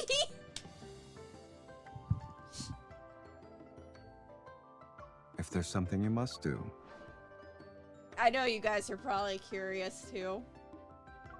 I'm heading out for a bit. Do you need me to pick up anything for you? How many packs do you need this time? Oh, right. Do you remember the last time I bought them for you? The staff recommended a brand with a really long name. I know, just because it's expensive doesn't mean it's the best. That's why I'm asking you. Which one do you prefer? It's so hard to get him to do the massage, though. You look like you want to say something. What is it? Oh, here we go. I got As it. you Never mind. wish, Your Majesty. It's like he was listening to me. That's a little scary. I've warmed you up for a few minutes. Do you feel better now? If not, I can keep going.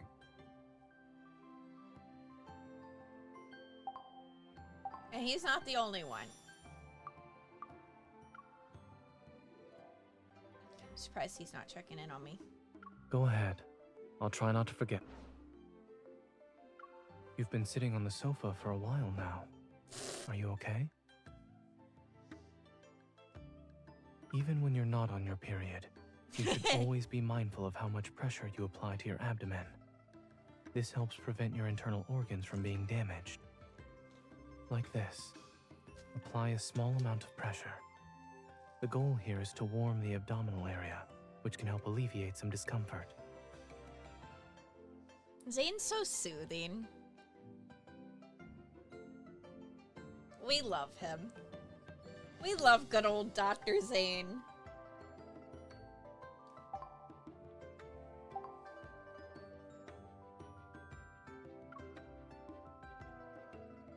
He deserves a head pat, too, for that. You want me to come closer? Didn't you have enough fun at the cat cafe? It was all right. You should practice some more at the cat cafe next time.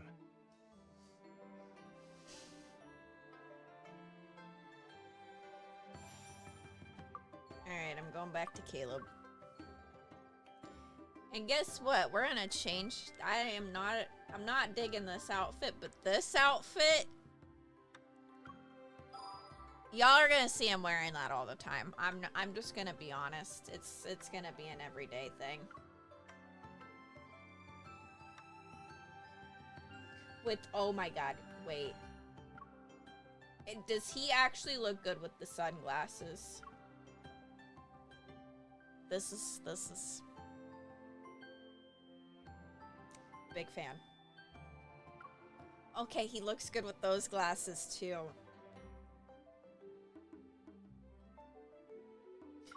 But I don't want to spend my lunar points on that.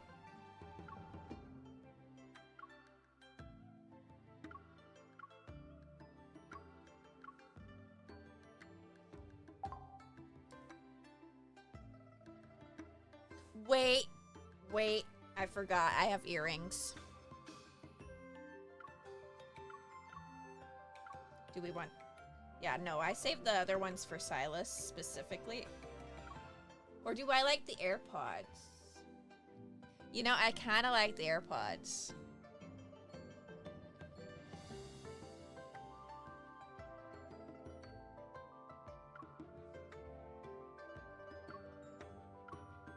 Yeah.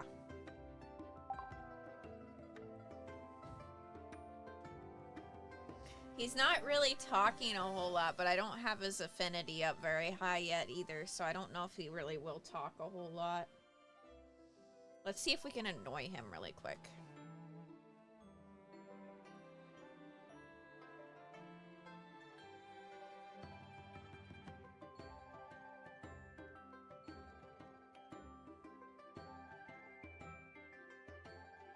Get annoyed with me, Caleb. Come on. Why knock on my heart when you can just walk right in? The door's always been open. If you still feel uneasy, you can put your ear against here. His outfit's giving Diesel. Especially the pants. Why knock on my heart when you can just walk right in? The door's always been open.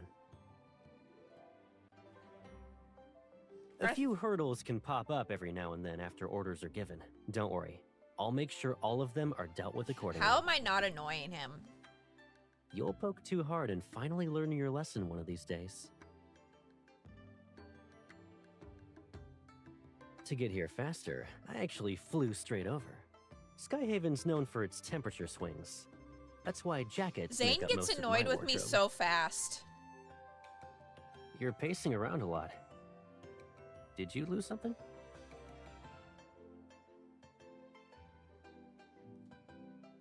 We close the distance. Physically speaking, anyway. Will we do the same thing with our hearts? He's down bad. When I first joined the fleet, I aced aerial pursuits, and I still do.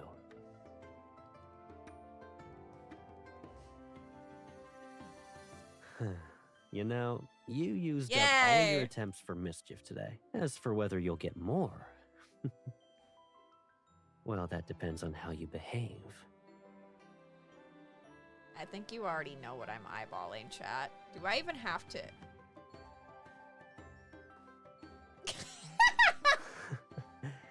Didn't you say you had some mysterious gift you wanted to give me? Why do I get the feeling that I'm the gift now?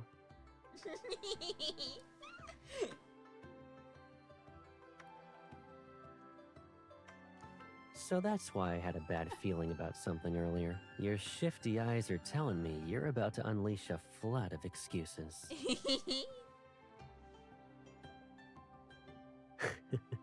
I'll be sure to act defenseless when you try that next time. Congrats, you found the one spot that isn't ticklish. Now you have to guess what expression I'm making. Now you have to guess what expression I'm making. I'll be sure to act defenseless when you try that next time. Fun fact, chat. Zayne gets pissed off if you touch him right here. I was ready to see what kind of stunts you had in mind, but your gravitational pull got me again. Let's see. Let's just see how fast I can make Zayne turn around. You should rest for a bit as well. Do you want to say something? I didn't even see. What? Usually, doctors are only responsible for giving medical advice. But Zayne is responsible for taking care of you. He's already annoyed. I'm slightly exhausted right now. Are you? Are you? I'm sorry. I've never seen your fingers so agile. Oh, yes, you fucking have. Don't even. This isn't my weak spot. Listen, I know the way to make you instantly turn Not around, all but I'm being a questions good need girl. answers. But if you ask me a question, I'll try to give you an answer. A colleague in our division named himself Happy Guy, Zayne, and then called me listen, Happy Chief. I'm trying Did to my show bad joke chat cheer how you up? fast you turn around, and you're being nice to me. This is weird. You don't do this. Is it because we're Affinity 100 now? I feel like this is taking me so much longer than usual. If you don't want to choose, we can decide through a game of rock, paper, scissors. Do you want to I don't represent think he's hot turning pot around, or chat. barbecue? All right. No need for rock, paper, scissors then. Let's get hot pot. Do you want to say something?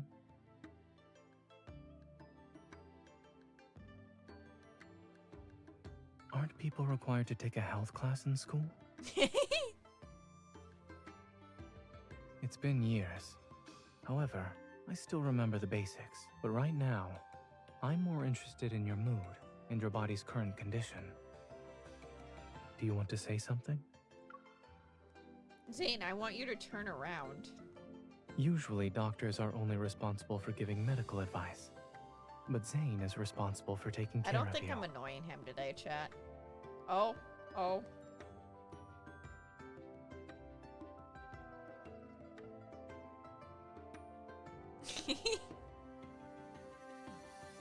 I've never seen your fingers so agile.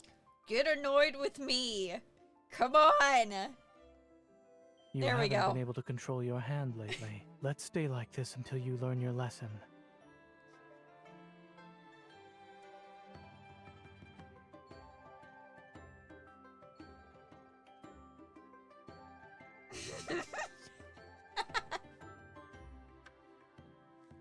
You can't stop someone who doesn't want to. Oh. Stop right there.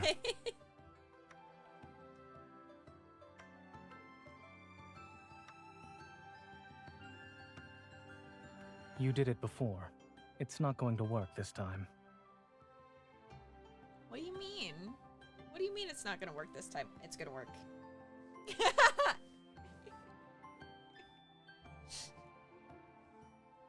I suppose your interest in anatomy has been rekindled. Yes.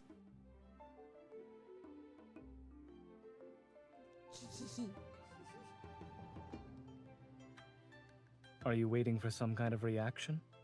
I won't give you that satisfaction. Stop right there. It's like, don't touch my back. Don't touch my back. I don't like it. You did it before. It's not going to work this time.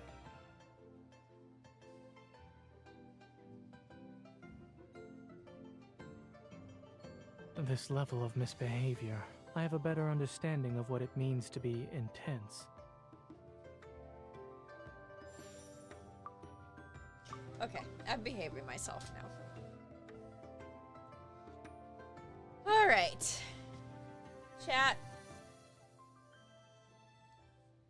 This has been a wonderful stream. It's been almost 5 hours and 30 minutes. My voice is shot. I think it's time for me to go to bed.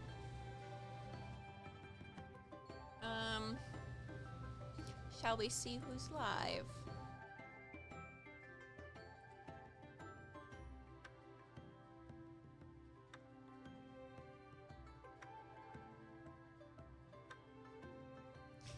You know, I kind of want to go say hi to Maury.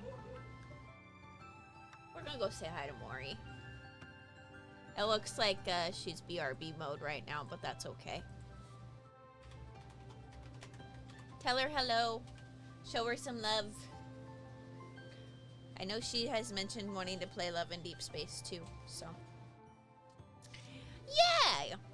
I hope you all have a fantastic night. I will see you all on Saturday. Keep your eyes on my YouTube. I'm gonna try and get Caleb's Myth out. That is my goal over the next 2 days.